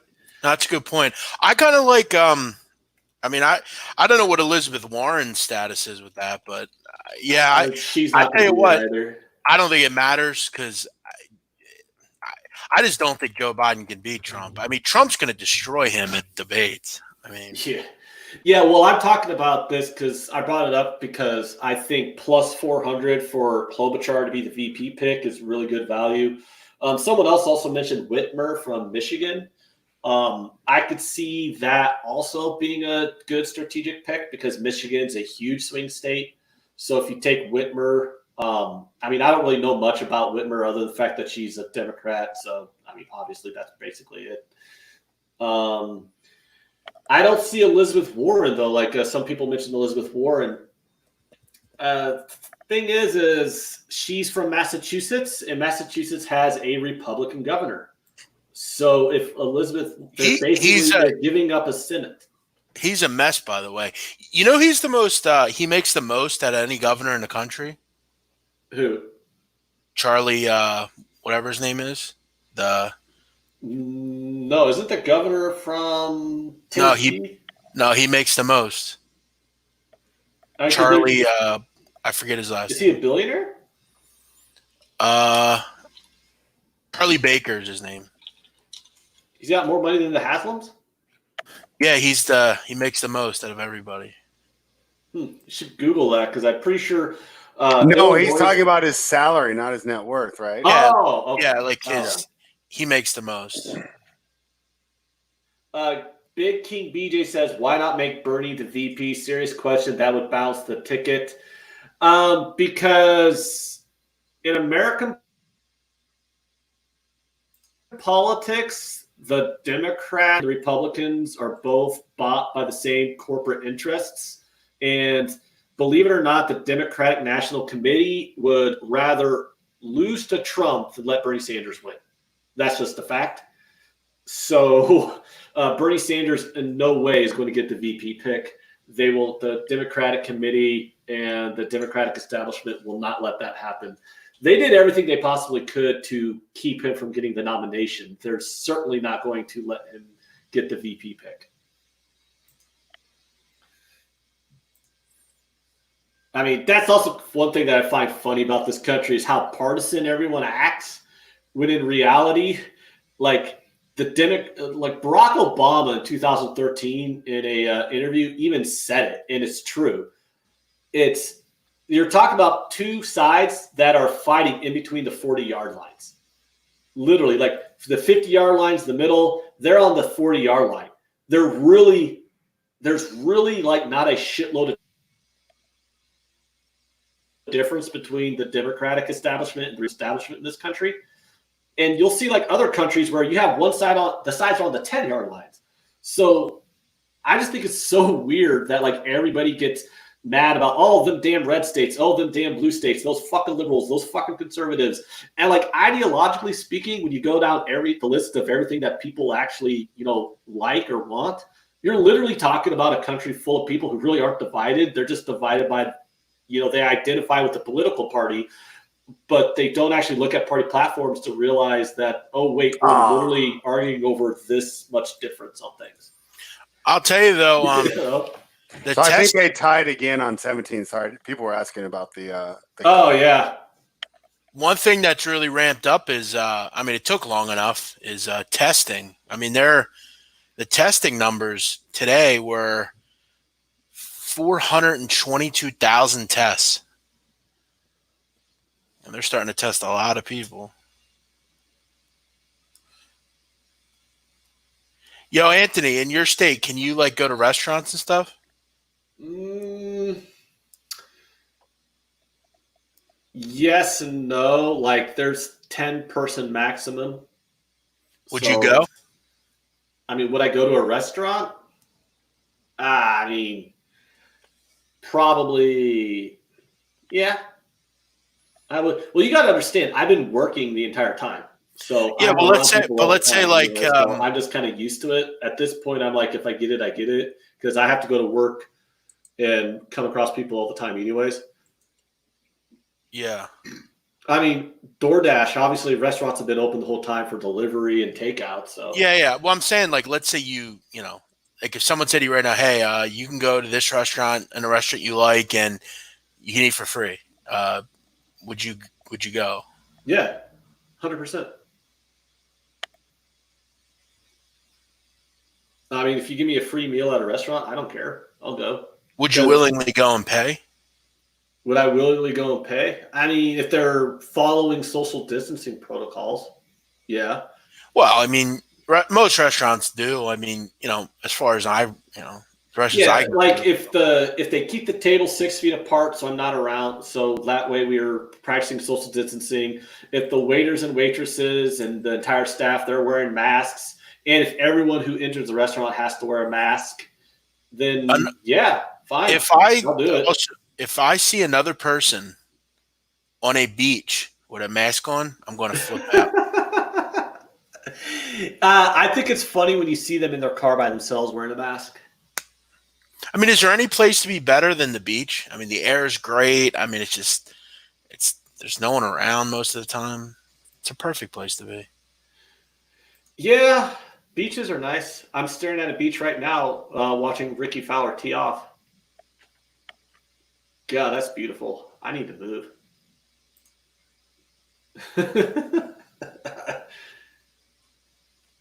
Maharishi says, how do you eat at a restaurant wearing a mask? And that's a good point.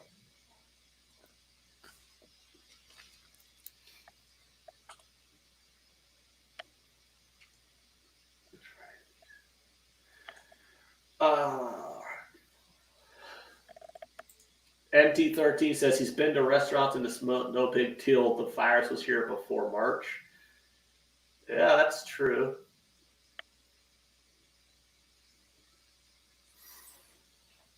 I'll tell you, the next, maybe not in 2024. Well, actually, it could be in 2024. You know who the next president's going to be? I'm going to tell you right now. The Rock. No. Oh, God. It would surprise me if he doesn't win. I'd be real surprised. Cuban. I know. I'm not saying he'd be. I'm not saying he'd be a good or bad president, but I think he'd be the next president for sure. He's already setting the stage for it. If it wasn't as late as it is now, he'd run this year. You think Mark Cuban's going to run for president? 100%. He's already setting the stage. Go read his comments. All he talks about now is politics and what he would do if he was president. And he has a ton of money. I'm telling you, he's going to run, and people will vote for him. Yeah. Why don't we just quit voting for billionaires? I think like the Mark Cuban, a lot of people like, I'm not saying they like him, but they gravitate towards him because he's a guy that, like, if you do read his like biography, he is a self-made guy. Like he started just like all of us, and he created his wealth, and he made a ton of money. And I think a lot of people are a little bit more cognizant of that as opposed to like a guy like Donald Trump, who, most of his stuff was funded by his own family. Well, Donald Trump was funded by his dad, and he literally could have made 3 times as much money just putting into a stock index. Yeah, and for the most part, Mark Cuban's been a really good businessman. Like everything he does. I'm trying to figure out like why people think Trump is a good businessman when he bankrupted half his companies, lost money in a casino. Well, I don't think a lot of people do. I think a lot of his fans do, just because they'll believe anything. But like when you look at it, he's not a good.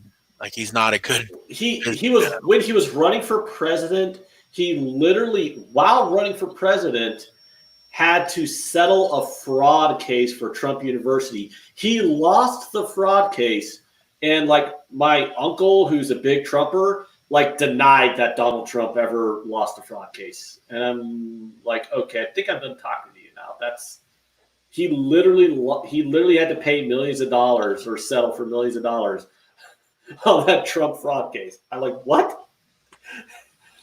You don't think he's a con artist? He's a con artist. No, he definitely is. I mean, I was telling Spread about this a while ago. We were talking about like things to watch on Netflix. They did a documentary on him, like his rise to like his start to his finish, and like there were a lot of quotes that he would make that are just like really like con artist. Like if you like when he built Trump Tower, they had his like project manager on, the lady that like ran Trump Tower when it was being built, and like he was selling these like luxury condos that he claimed were luxury, and she was talking about, she's like, these condos were bullshit. And she's like, we put the cheapest shit in all of them, and that's kind of how he built it. Like he put shit in these places and sold them for hundreds of thousands of dollars, and just, I mean, his casinos were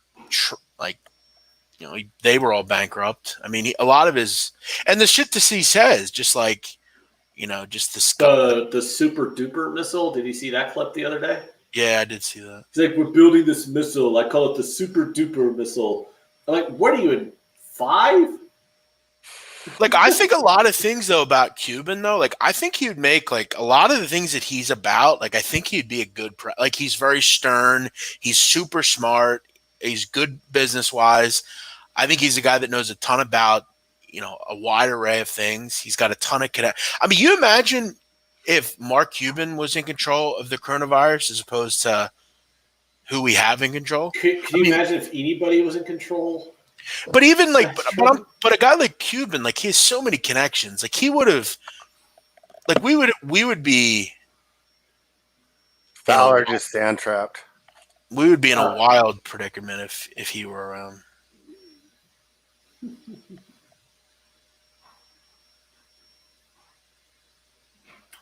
Yeah, but I do enjoy this one fact about Donald Trump being president.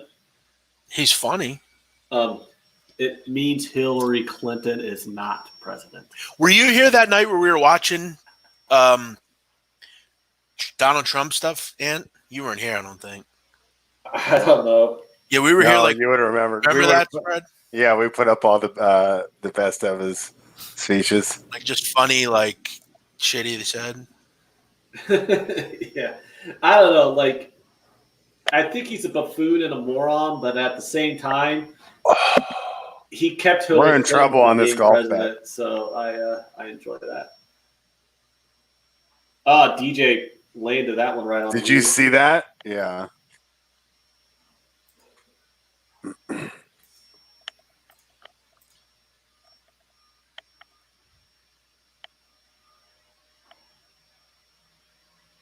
Oof. And here's McElroy.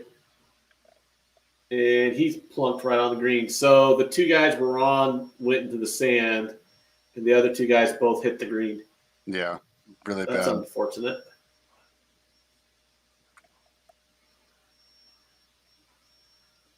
That is unfortunate.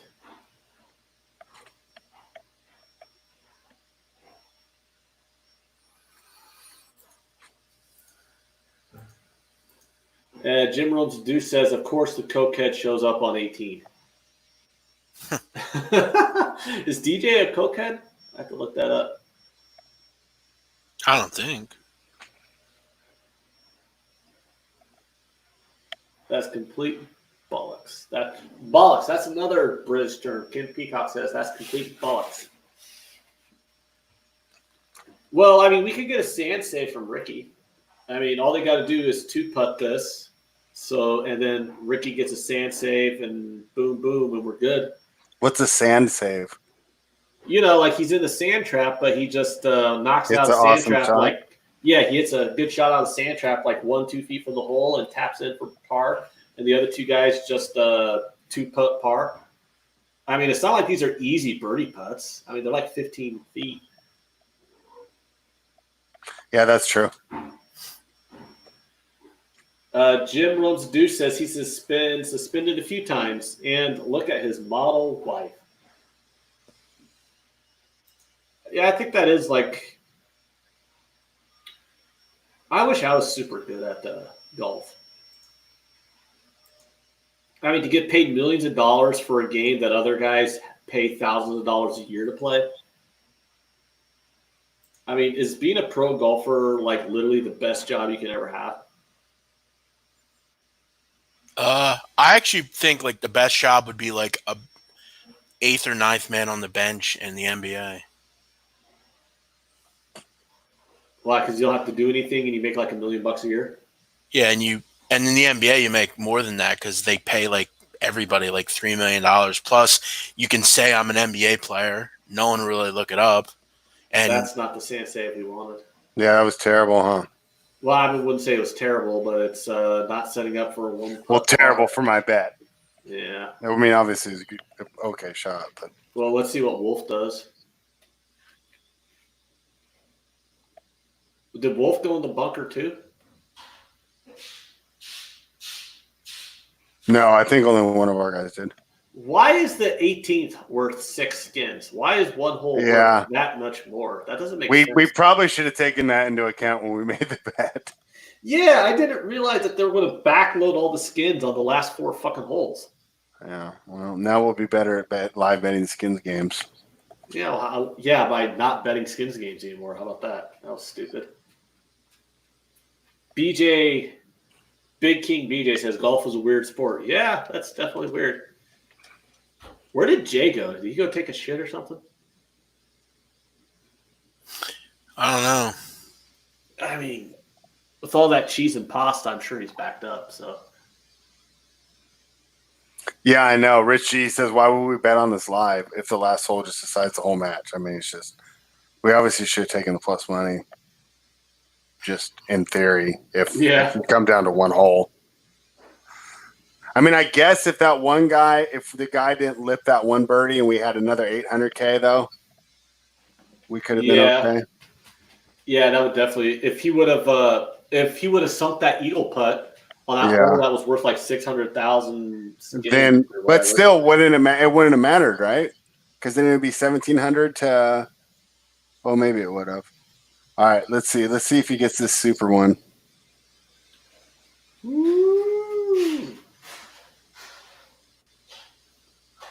Oh, you gotta be kidding me! Oh my god! I thought I was gonna go in. Oh my god! What a putt, though! Holy shit. Man, we would have won if that would have gone in, huh? It would have had a good chance. Oh my god! How much did you put on this? I hope it was only like 100.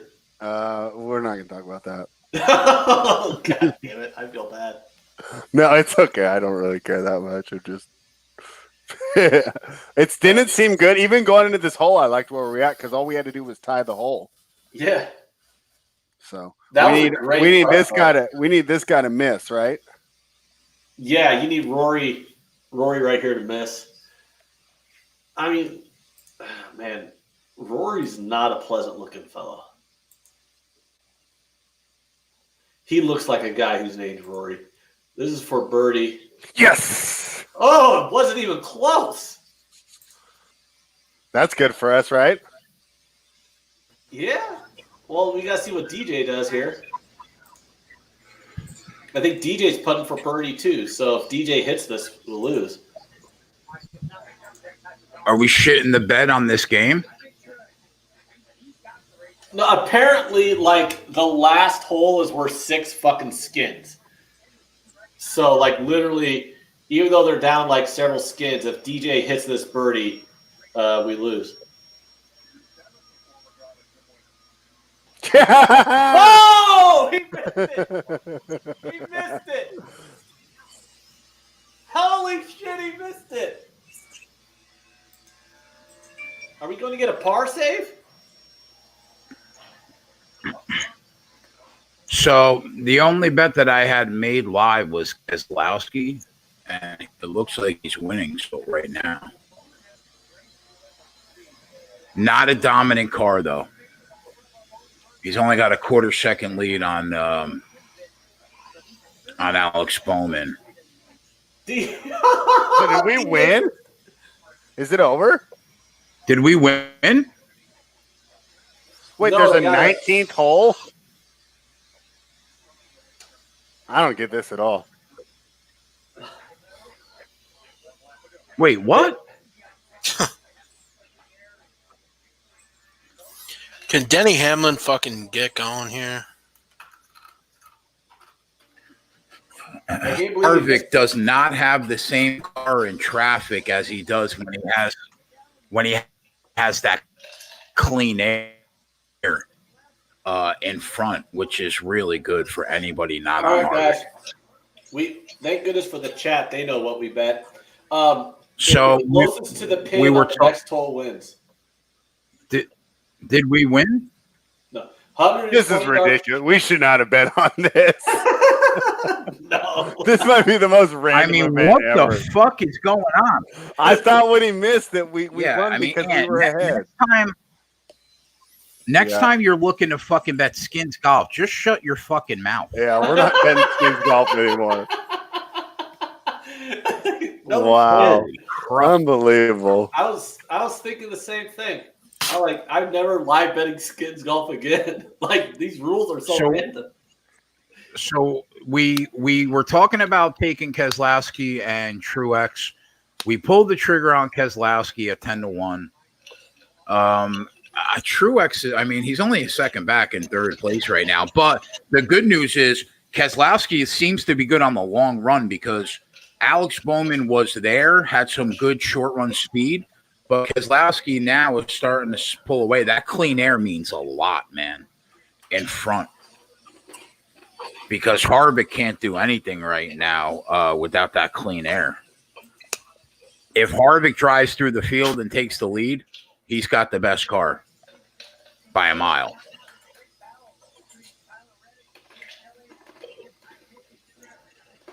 But you can get Kevin Harvick now all the way back up to plus 600. So that's not bad. I mean, he was as low as 180. But there is still an eternity in this race. 91 laps is a long time.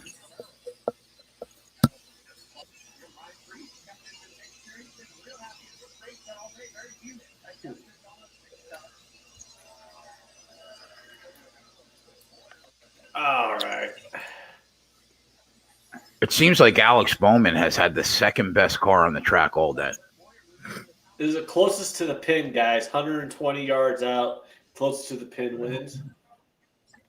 All right.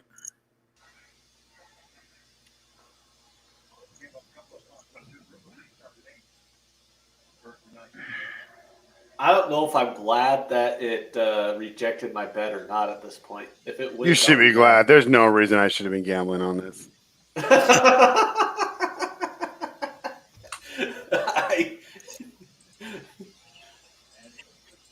I mean, what is it? It's coming down to who can get the closest on one shot. Yeah, we shit the bed listening to Ant. I mean, let's face it, you know. No matter what transpires on this last hole, we completely shit the bed listening I thought to it was this. like a regular match play or something. Yeah, I didn't know the skins game had the dumbest fucking rules on the planet. Damn, imagine betting something and not knowing the rules. Well, I'm not imagine having to betting imagine. I'm something- experiencing it. Imagine betting something and not knowing the rules, bro. Like when Anthony, who is normally pretty good in golf, so when he's like, "Yeah, I'm gonna bet this," I'm like, "All right, I'll tail that. I'll take a shot." Little do we know, he's fucking clueless. He doesn't even know what he's watching on the television. Doesn't have a clue. I assumed it was match play. I didn't Rich know G's his saying that game he's was setting you biased. his PayPal so you can pay him now, Ant. Yeah, and the Around funny that part is 10%. Anthony doesn't even bet it. It turns out he doesn't even bet it and get it in. Meanwhile, our asses are out in the fucking open. You know what I mean? I submitted it. They rejected the bet, said it was off the board. Wow. I tried putting 200 on it. They rejected it. Alex Bowman is this car is strong. Wolf's shoes are pretty tight, though. Oh, that was a good little start for us, though, right? I like it when they're a foot off. How about a hole of one from Fowler here? How about Ricky, the man, the myth, the legend, the greatest of all time, Ricky Fowler, just get a hole of one right here for us? The guy that's never won a major in his life. You need to stop talking shit about my boy, Ricky Fowler. He's a bum. Shut the fuck up. Ricky Fowler's my favorite golfer. All right, well, he's up right now. Yeah. You just want to taste his balls. That's the only reason why you like Ricky Fowler. Yo, they did a thing in Philly this week with, like, they measured how many kids went to the online classes. That's not good. Jay? That was terrible, Ant. And half of the kids didn't go, like, do them. They're all Really? online classes? Half of them. Half. Wow. That's a fucking lot. Holy shit. Jesus. Ricky fucking Ant's Dreamboat shanks it hard. I think we're still up, Whoa! though. The other guy It's shanked still it. up. Who's that? All right, it all comes down to McElroy. All right. DJ doesn't What? even get on the green either. Here's it. How far away are we from the pin right now? He's like 6 feet away. It's just who can get closest to the pin. So basically, one guy's about what? Did you say 6 feet away, Ant? Yeah, it's like 6 feet. So yeah, it's something coming like that. down to this shot Fowler right here. and DJ both went off the green, so it's down to So Rory, McElroy's got to drill this within 5 feet. basically. Oh! I think we got it right. Nope. What's I he got don't his hands know. up for? No, that's way off. That's not off. He didn't. Get I have closer. no idea. Why is he cheering? He's not closer. He's closer? No. He's acting like it. Do they get out the like tape measure now? Like what Yeah, they happened? need to get out the tape measure on that one. I think Wolf was better. Wow. Are they just acting like he won? They're acting like he won, bro. Like all's good in the world. Fuck Oh me. my God. How did he win Wow. that? That didn't look closer to you. Did that look closer? They'd have to do an aerial shot. I'd like to know how that was closer. Yeah. Wow, great call by Ant. Where's Fuck the tape me. measure? Somebody go down to that golf course. If anybody's in Florida, go down to that golf course and get out a tape measure. There's no way he was closer. Excellent call by Ant. Oh, shut the Ramon says there is a fire in the brush. I don't know what that means. Yeah, it's Anthony's bet. Yeah. Brutal. It's Anthony's tickets being lit on fire. That's ridiculous. He didn't even bet it. Oh, so he told you to bet it, and you bet it, but he didn't bet it. Yeah, we lost, and he's sitting there pretty. Yep. Jesus Christ, bro. That is weak. I bet it. Oh, you did? Why? You said you couldn't get it in. That's what I mean. Is like I bet it, but 5 guys rejected it because they said it was off. The So you board. didn't bet it. Damn, that's crazy. The Maharashi's laughing. That's all right. That's all good. What am I watching? Dave says, what am I watching? Ant gives out golf tips? See? You all got your wish. Moan about Ant rants. He comes with some fucking terrible bet based on his favorite player. See what happens?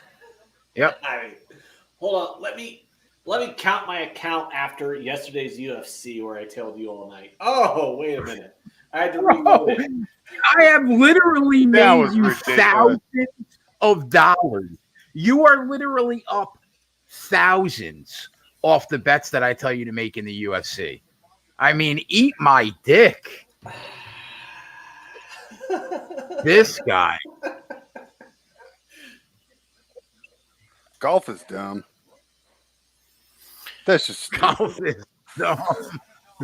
All right, fellas, I'm about to go. I'm about to go eat. I'll talk to you later. All right, later. All right.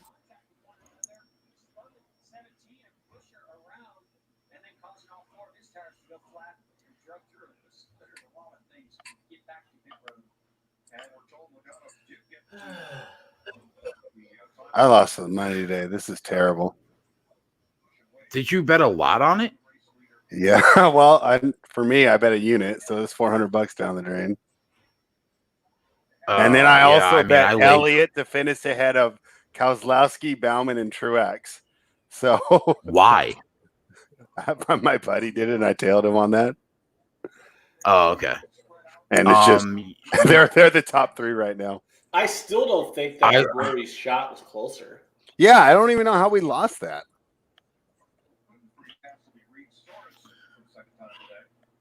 I laid the 180 to pick up 100.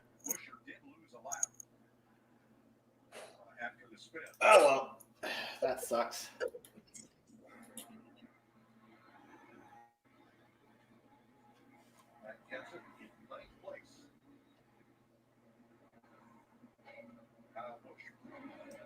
Let me look at yesterday's UFC bets, you fucking whore. What? At least I've shown you a profit tailing sports I'm good at. I mean, I can't make a fucking unit tailing you in baseball. It's unbelievable. It actually is unbelievable. I got like people DMing me, oh yeah, thank you. I made this amount of money in the last month on the show during baseball season, blah, blah, blah. And you fucking, for some reason, cannot pick a winner. Even Matt. Like, you have me and Matt to tail, and you lose like $1,000 in baseball last year. Yeah, but I think I probably showed a profit tailing Matt on like his team totals. I would have to go back and check, but it feels like I probably showed a profit tailing him on those team totals. I'm not sure though for sure. Him and I thought Harvick comes out of pit road number 1. That's really bad for everybody else because that clean air seems to mean a lot. What do you mean by clean air? All the air. When you are the first car and in first place, you're getting the cleanest aerodynamics coming off the top of your car because you don't have a car. You don't have a car in front of you. Got it. Rich G says Jay is so cursed tailing A on MLB. He doesn't tail me on plays that you bet.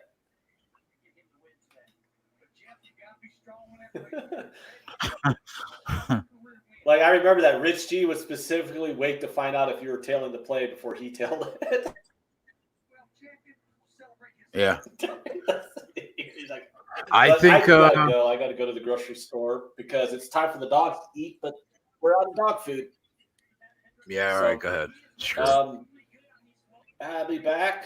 Let me know if you want to do a quarantine on the Guys Talking About Stuff show this week. I could be down for a couple shows. Well, we'll have NASCAR next Sunday, right? Yeah, but I think there are NASCAR.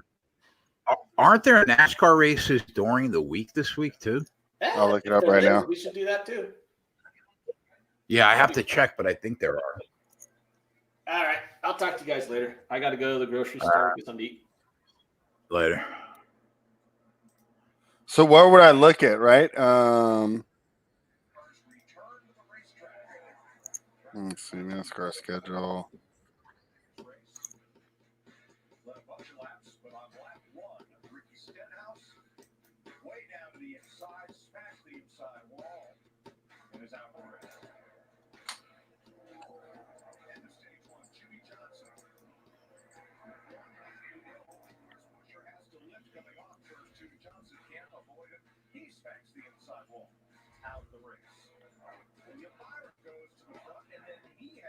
Tuesday and Wednesday. Yeah, I'll check that out. We'll probably do a show. I only see Wednesday. Oh, okay. So Malco in the chat said Tuesday and Wednesday. I Googled it, NASCAR schedule 2020 on the sporting news. It says we have Darlington today, Darlington on Wednesday, Charlotte on Sunday, Charlotte next Wednesday.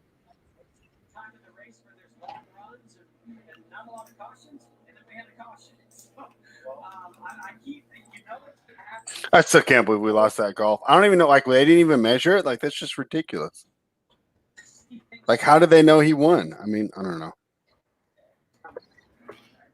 Larry, you got 12 sets of tires for today. Is that going to be enough? Yeah, thank you. Well, I mean, Keselowski's still in the front row. But so I guess theoretically he could take the lead going into the first corner. But I don't know. Harvick seems like he's really tough to beat with clean air.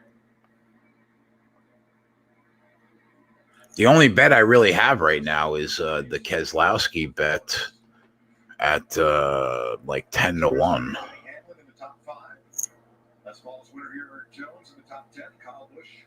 And the Eric Jones top 5 bet.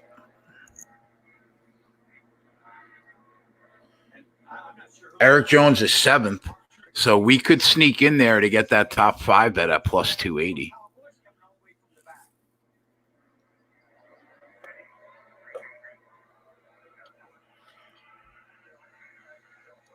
Keselowski got a good push, though. Keselowski looks pretty strong, man. I don't know if he's going to take that lead. I don't know if he's going to clear.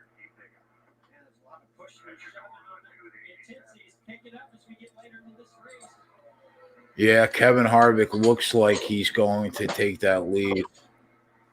Yeah, Harvick's got the lead. Keselowski second.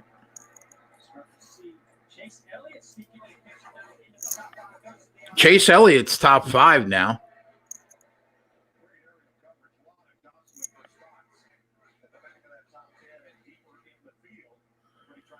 Now we got to see how good Kevin Harvick's car is now in clean air, because this could be a wrap if he gets off pit row again.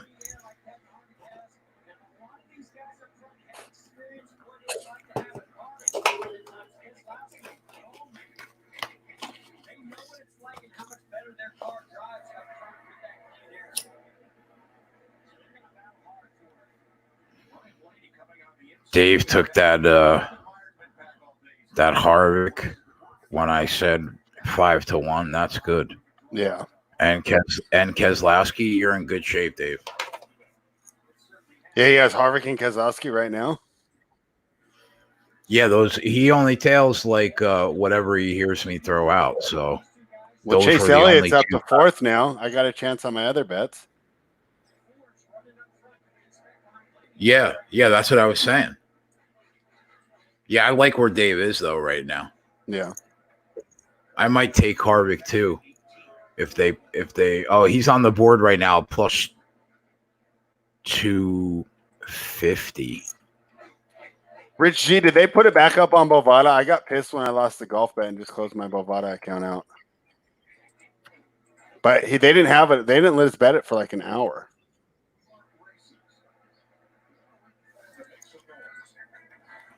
Dave said, I listen well, my guy.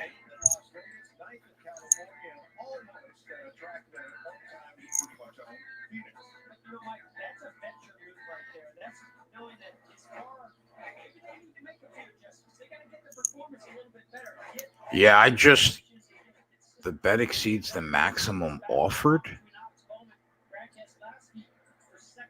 So wait, what are you putting it in right now? What are you going for, Jay? Or what were you trying for? I took Harvick at plus 250. Okay.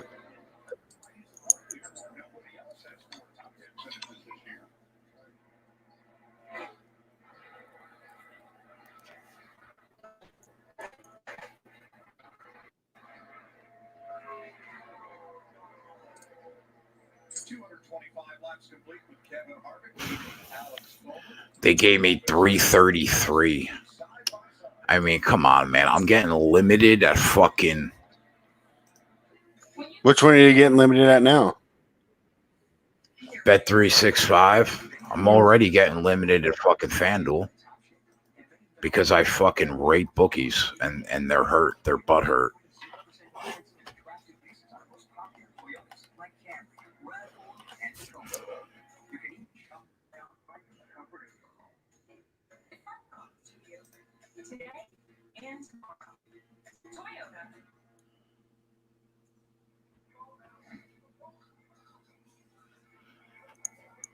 All right, I got it in.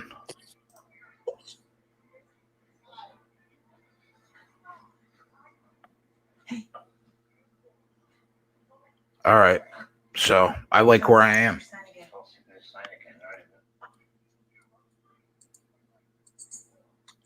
Okay. Switch to progressive and you can save hundreds. You know, like the sign says. If Bowman snatches this, I'll troll him on Twitter for a week. I like it.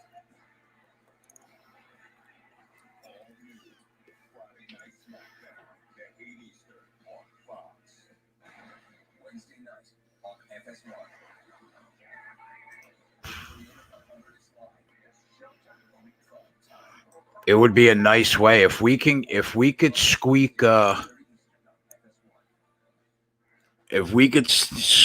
Eric Jones in there at plus 275 and either Harvick or Keselowski wins the race, preferably Harvick because I have more money on him.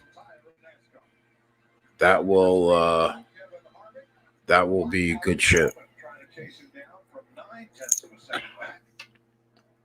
Harvick's gaining on Bowman, though. He's got a 1 second lead on him.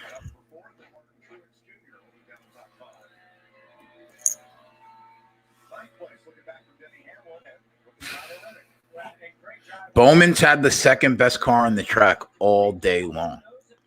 Consistently, all day.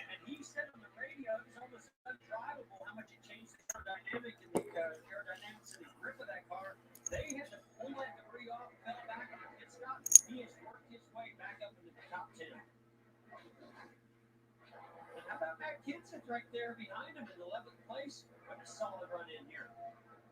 Is there something wrong with Harvick's car? Because Bowman is cutting in.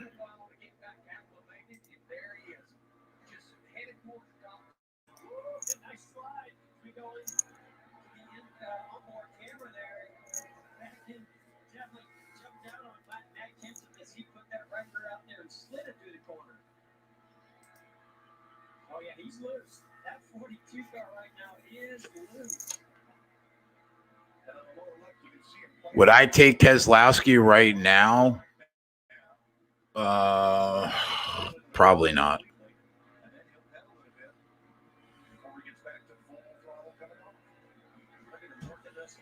Probably not because his car does not look good in dirty air. He's already 2.5 seconds back. They've only been green flag racing for what?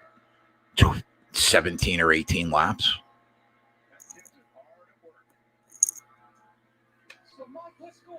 Probably not.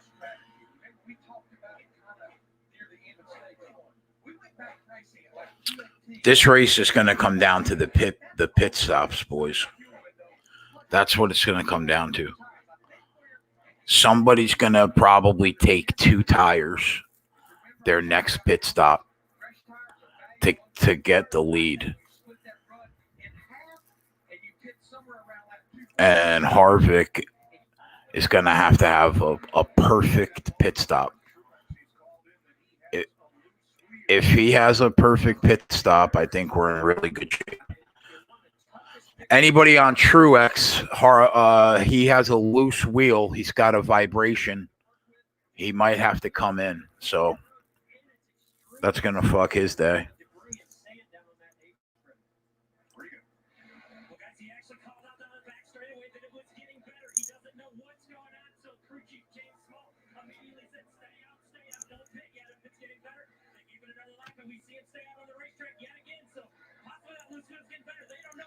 Would I take Oprah to the bedroom? 100%. 100%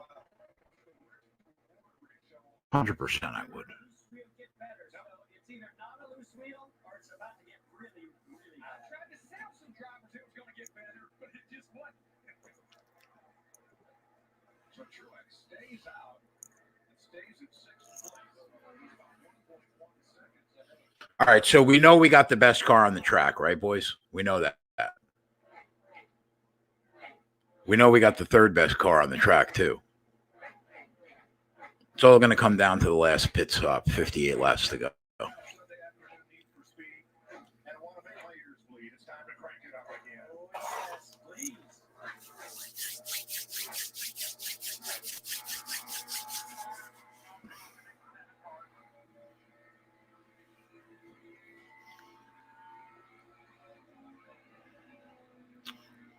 I would not mind Harvick pulling it out myself. If Harvick pulls it out, we'll pick up 1,000. And if Eric Jones could get in the top 5, that'll be another 280.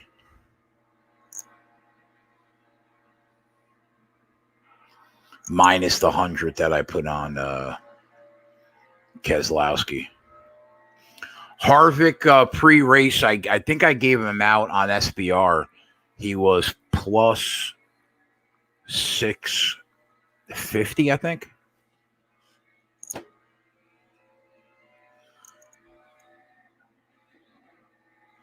Yeah, I gave him out at somewhere around 6-1 on SBR.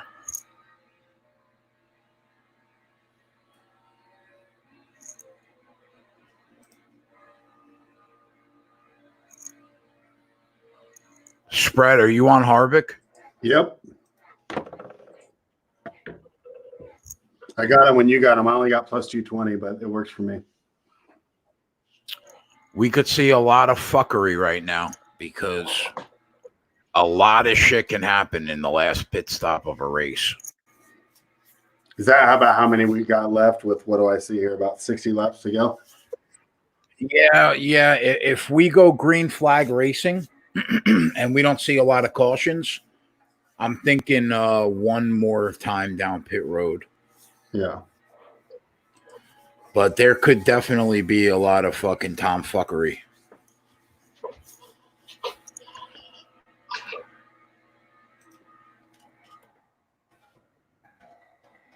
This would be a nice way to start the week. Definitely. We already cashed a couple NASCAR races at the beginning of the year before the pandemic. So we're gonna have one on. That'll be Wednesday evening, right? But is it an Xfinity race or is it a Cup race? That's my question. Let me double check it.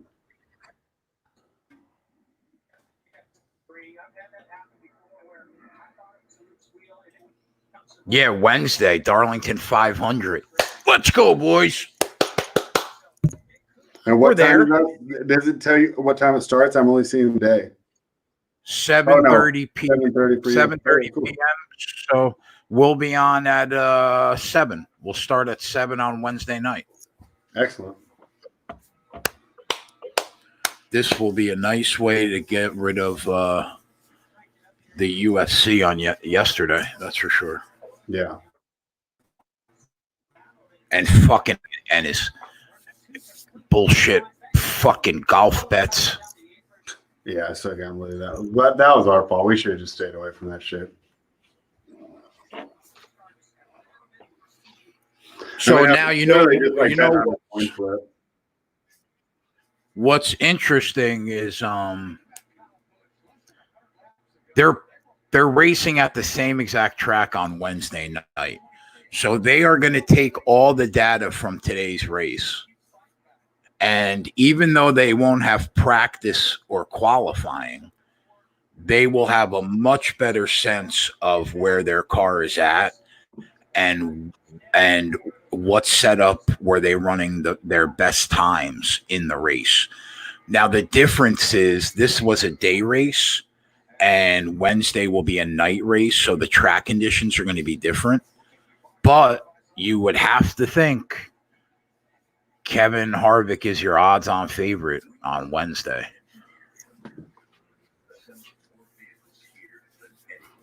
And it'll be like the same cars and everything, right? Yeah, unless somebody wrecked today and bent the chassis, I would say it'll be the same cars.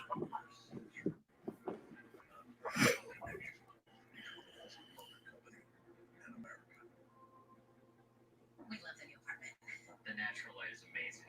Hardwood floors. There is a bit of a clogging problem.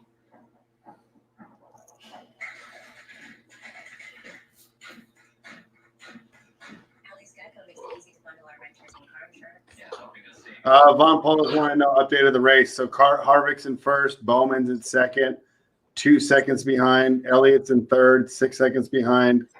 Busch is in fourth, 6 seconds behind, and Keselowski's in fifth, 8 seconds behind. Yeah, Polo. Harvick is in really good shape right now with 47 laps to go. Yeah, Rich. But anybody that has watched this show for the last 2 years knows that as many races that as we have won on this channel, which has been a lot, there have been a lot of times where we've had a 3-second lead with 40 laps to go and we lost. So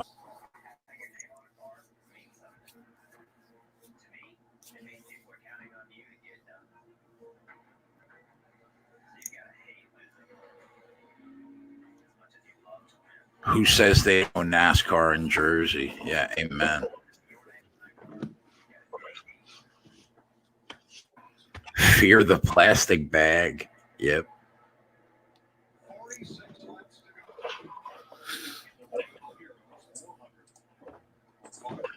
I don't know how I started handicapping this redneck shit, man. but it works out. We're good at it. And I enjoy it.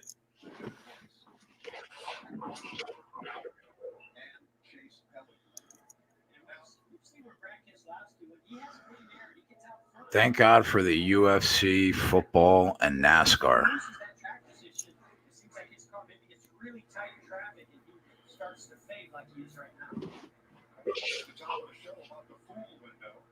Also known as the fuel window. But Larry, you want to go 44 more laps on this set of tires? And honestly, I think that's stretching the fuel and stretching the tires. I don't know if we're going to get Eric Jones.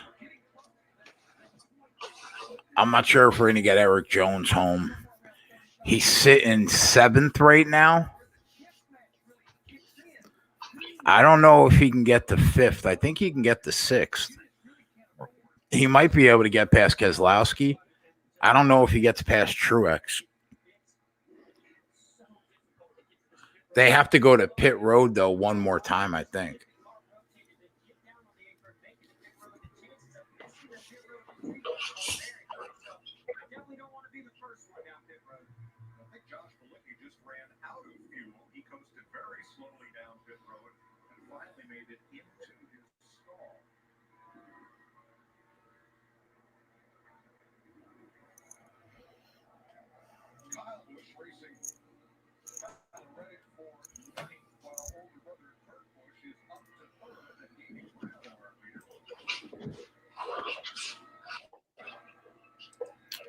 Bitcoin just holding strong at 9,700. Doesn't want to move. You know, you always think on that. Like a lot of people just set their alerts at 10K. So that's why as soon as it gets up there, people just dump immediately. Like people were almost day trading it to a certain extent. Yeah, I think you're seeing a lot of capitulation right now. It's just basically going sideways.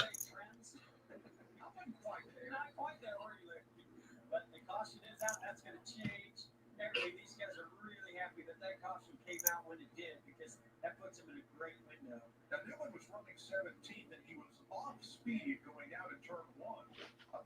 All right, so there's a caution, and now we're about to go down the pits, and this would be the last pit if they could manage to stay green for 40 laps.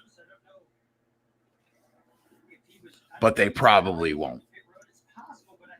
My guess is they're going to be down pit road a couple times.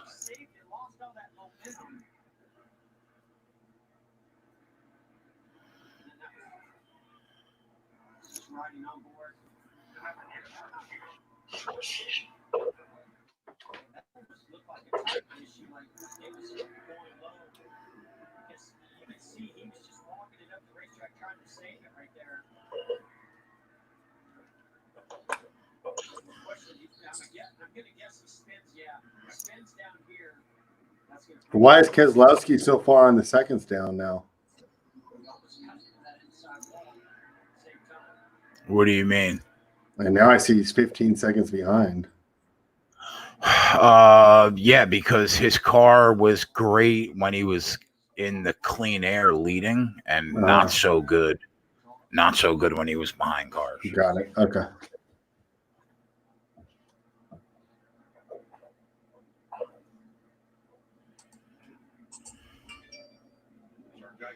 Implied odds are math. I know.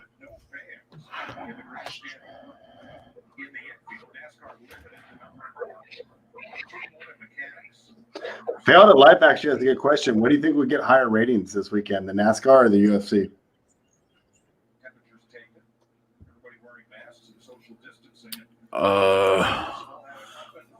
I mean, NASCAR's on one of the national broadcasting channels. It's on Fox. Yeah. But my guess is, yeah, probably NASCAR. I think motorsports are the second most popular sport in the country behind football. But nobody really considers or takes NASCAR serious or IndyCar serious. I think there are more racing fans in this country than any other sport in this country besides football.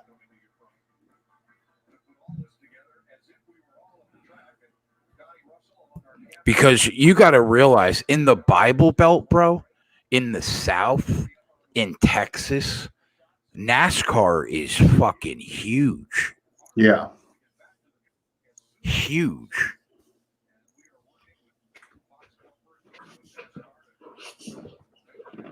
We need a really good pit stop here, boys. We got to roll out of this pit first. And we don't want to see anybody taking two tires.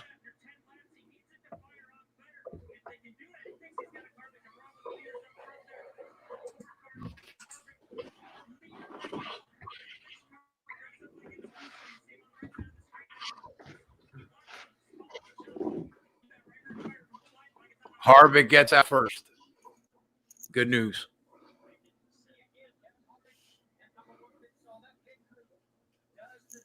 That pit crew is just not fucking around. Ken says second biggest sport in America, the NBA, in my opinion. Yeah, I mean, I guess you could be right. I don't know what the younger generation is like really into. Well, you know like what's funny about the NBA is you could say it's the second biggest sport. Like when you come to like those first take shows, you know, it like is probably second behind NFL, but in actual ratings, it doesn't do that well. Like the XFL was beating it in ratings. The funny joke is that, you know, they know that, like, you know, everybody talks about it, but not a lot of people watch it until the playoffs, of course.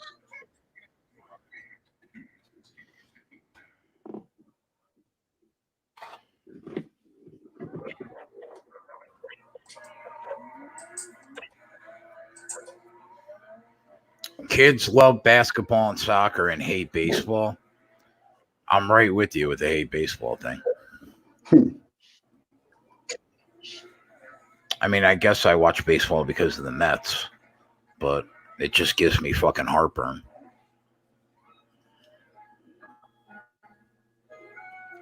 I would open up 2 beers. You tell me which sounds more refreshing. Gotcha. This one? Or this one? Definitely the one that went Bush. What beer is that? I mean, is there an argument to be made that football is no longer the most popular sport in America? Because when I was in high school, when like 18, 20, 22, 24, I mean, the NFL was just king. NFL's still king by far. Is it still the most popular sport in the country? Yeah, by far. I mean, like a Thursday night game will beat the MLB World Series, and it'll be like Jaguars Titans. Yeah. Yeah, no, I mean, but even like, and you look at like podcast downloads and article clicks and stuff. I mean, yeah, football's like ridiculously ahead. Ken says NFL's getting big in the UK.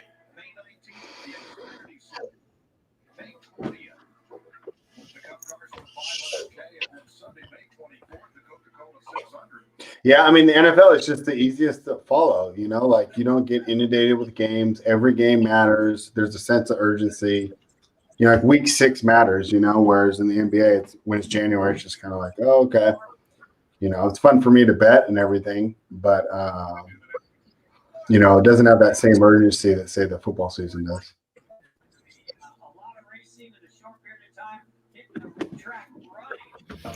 If we can get Harvick home and Eric Jones in the top 5, we will just about make up for what we lost last night in the UFC. So, Jeff, as a driver, you've been off for 10 weeks. You're racing here in the humidity at Darlington. You're going to run here on Wednesday night. Then you've got the longest race of the year in Charlotte, and then 500K more. What's your biggest concern? Yeah, as a driver, it's just going to be about high. Mike Joy, such an underrated commentator for a major sport. I love Mike Joy. This first race back, I think all the nerves, not being in the car week in and week out, makes you use a little more energy. So I think these people want to plan to go back, race, go through this schedule, and to be fresh and ready to go. But now, Larry, what about pit crews? They're getting plenty of reps today. They've got 4 races over, 8 days. Well, and a lot of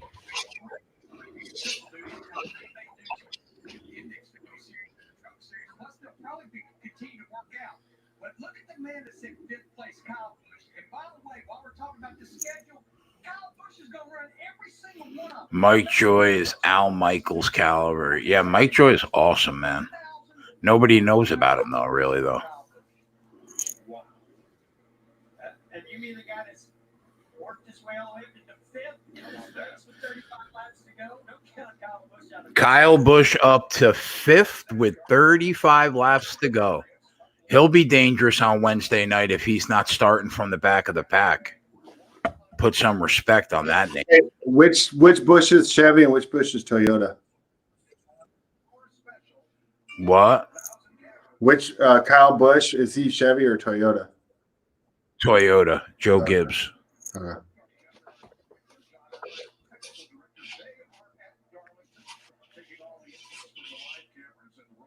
All right, I'll be right back, Jay. All right, bud.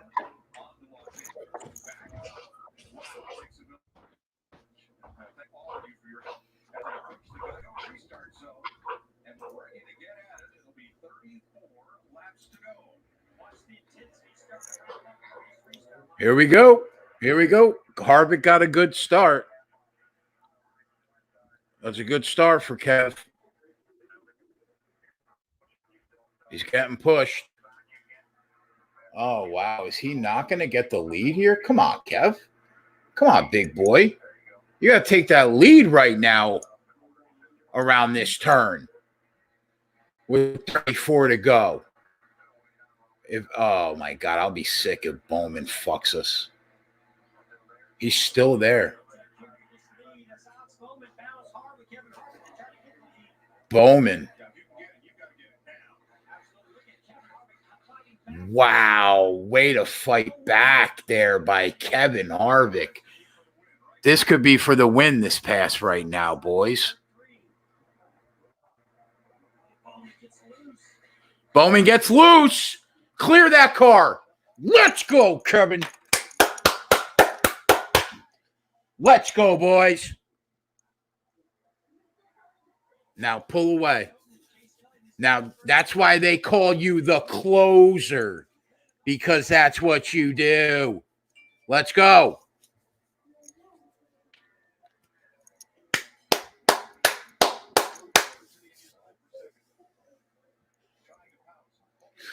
Oh, we don't want to see any more cautions here, man. 33 laps is a fucking eternity.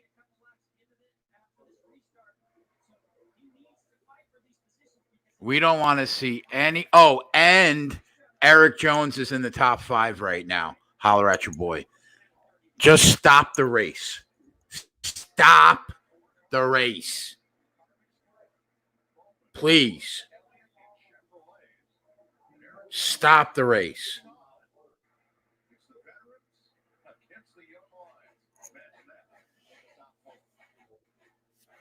Don't be that guy, Jay. Stop the race.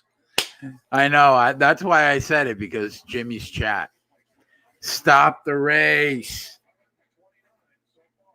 NASCAR's back, boys. Let's go.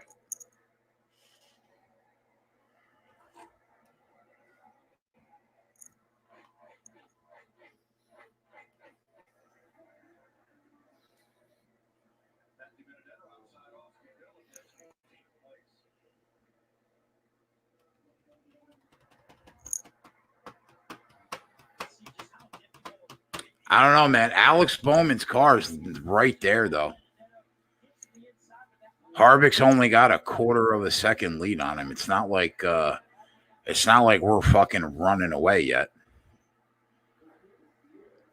I want to see like a second. We got to get up to a second before I start to feel good about it.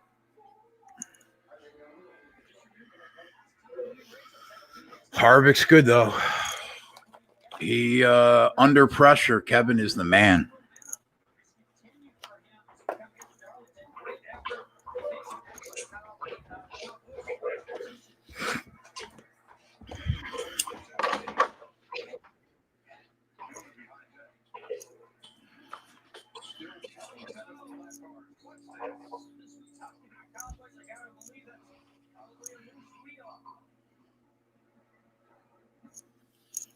Let's go, spread.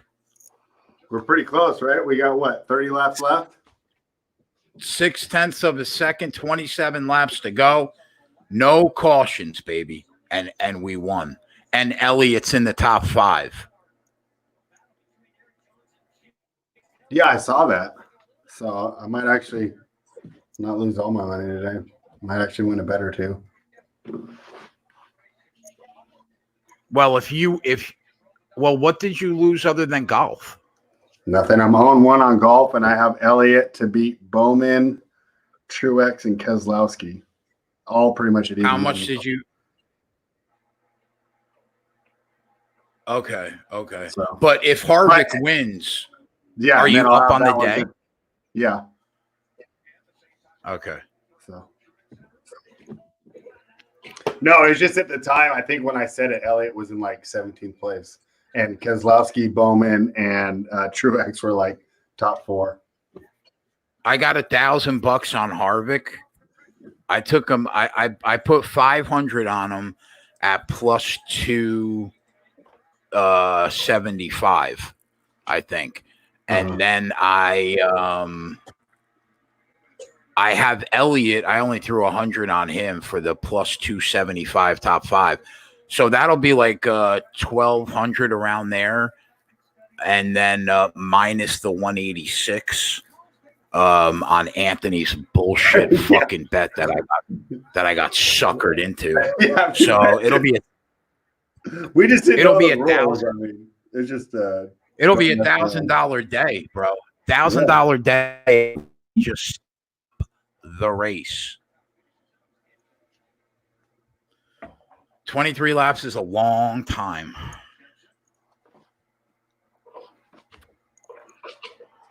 Where's my guy Dave Betts? He knows how we fucking do. Dave's got to have a couple hundred on Harvick at like 6-1. He listened to me early.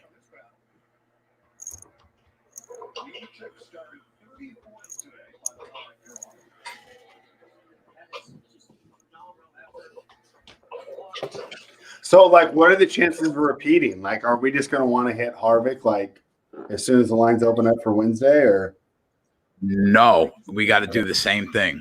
You want to know why? Because it's not an afternoon race, so the track conditions are going to be very different. The track conditions will be different at 7:30 at night, and we have no data on how the cars will react at nighttime on this track. You understand what I'm saying? Yeah, definitely. So it's going to be maybe we'll take a shot on a top 5, but it's going to be another live betting race. Okay.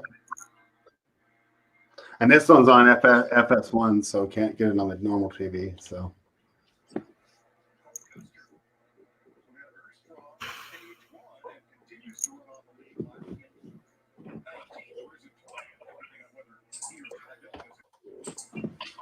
But some fucking idiot in 30th place right now can crash and we get a late caution and then it's a shit fest, even though right now we should win. You know, that's just how it goes.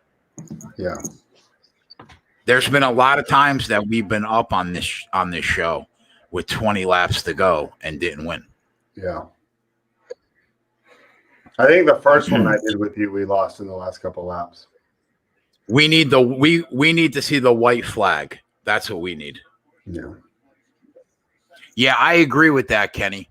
The odds on Kurt Busch were ridiculous considering he finished 2nd, 3rd, and 7th the last 3 years at this track. I completely agree. 100%.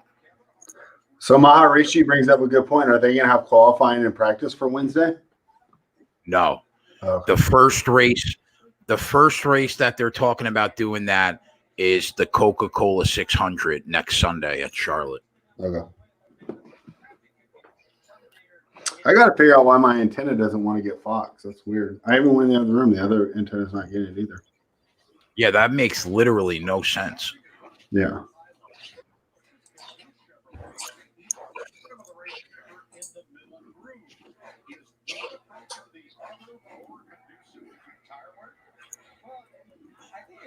I don't know why they're not qualifying. I assume that however they are in the rankings is how they're setting up the qualifying.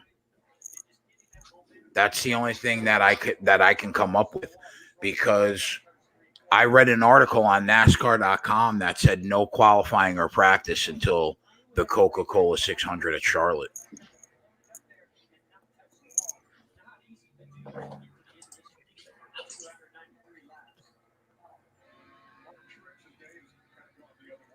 Keselowski 11th and Logano 17th.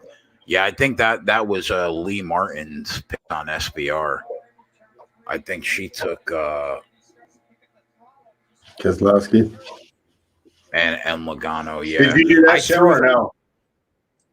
Who? You did that show, right? You did a NASCAR show, right? Yeah, it was me. It was me, Jeff, and Lee Martin. Okay. I threw the Penske's in my article.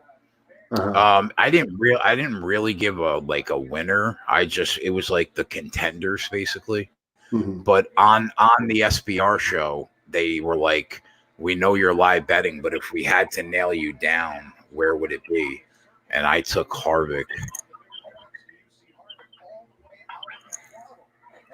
2-second lead, bro. Put this shit in the books. Come on. 14 laps to go. I'll be right back again, Jay.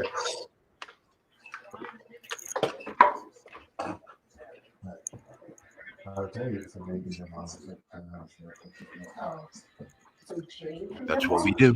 Keep coming out and they can see your tail.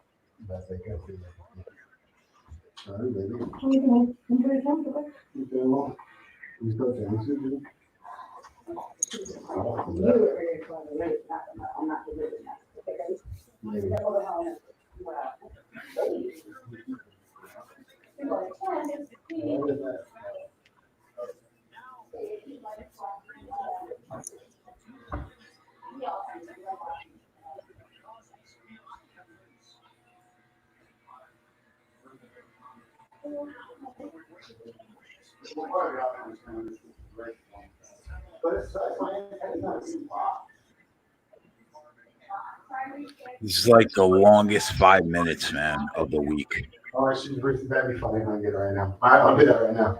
Thank you. Later, David. Bet365 trying to limit me. They know the fucking deal.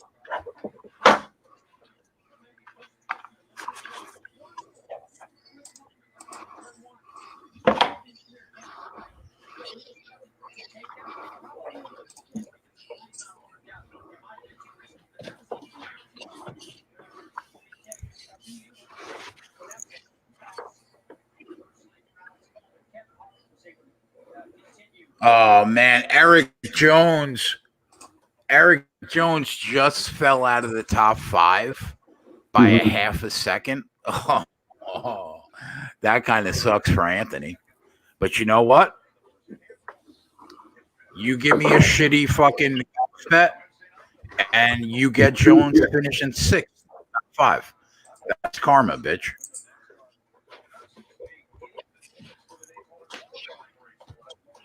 Yeah, that golf bet was terrible.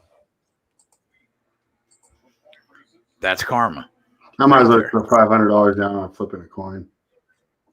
I mean, I didn't realize the format was like that. You know, if it's all just going to come down to the last hole, and it's not even a full hole. 19th. When I heard there's a 19th hole, Yeah, I said, what? I said, oh fuck. Yeah, we're in trouble then. We're cooked. We're cooked.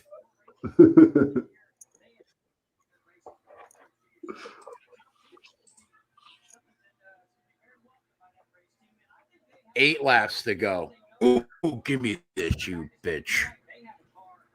8 laps to go, and I'm seeing a 2-second lead. Yeah, but it means nothing if a caution comes out right now. Oh, okay.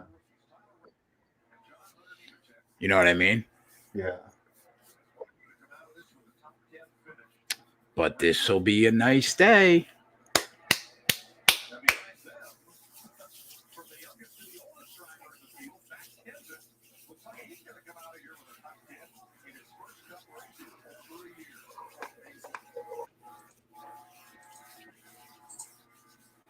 Give me that Scrooge McDuck. Give me that fucking Scrooge McDuck in 6 laps.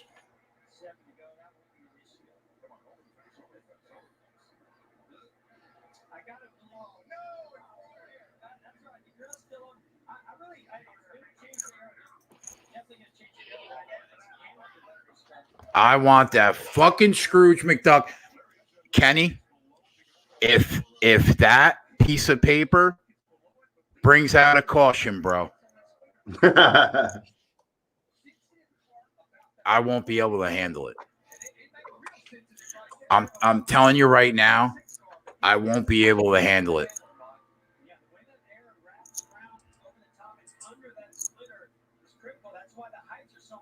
I will not be able to handle it. If that fucking piece of paper costs me, I'm going to short circuit.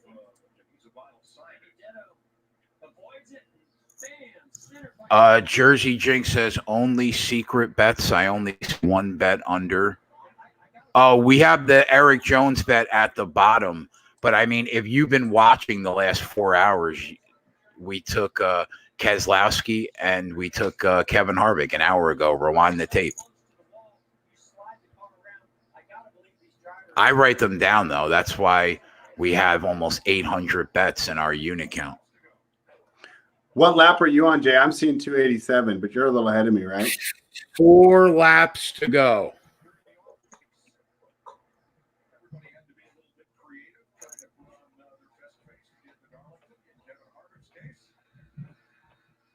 And we post a ton of tickets anyway. I just can't bet live NASCAR, which sucks. I got to get a book that offers it. Yeah, you do, because that's how we make our money, Connor. Yeah, go for Bovada and bet online if you're going. You gotta. Now, don't get me wrong. We will make we will make pre-race bets when they start qualifying, and we have first and final practice. We will definitely have bets going into the race, but we went 29 for 37 last year in large part because we live bet. Give me that white flag. Give me that white flag.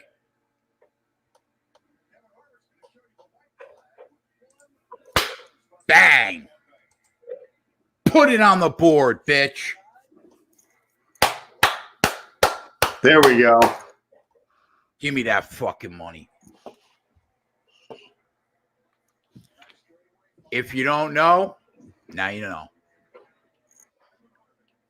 That's how we do. Yeah, and Ken Peacock got it at 6-1. There you go, Ken.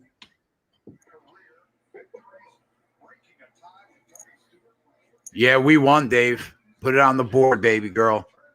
Let's see that Scrooge. There we go. What's up, Scrooge? Give me that Scrooge McDuck.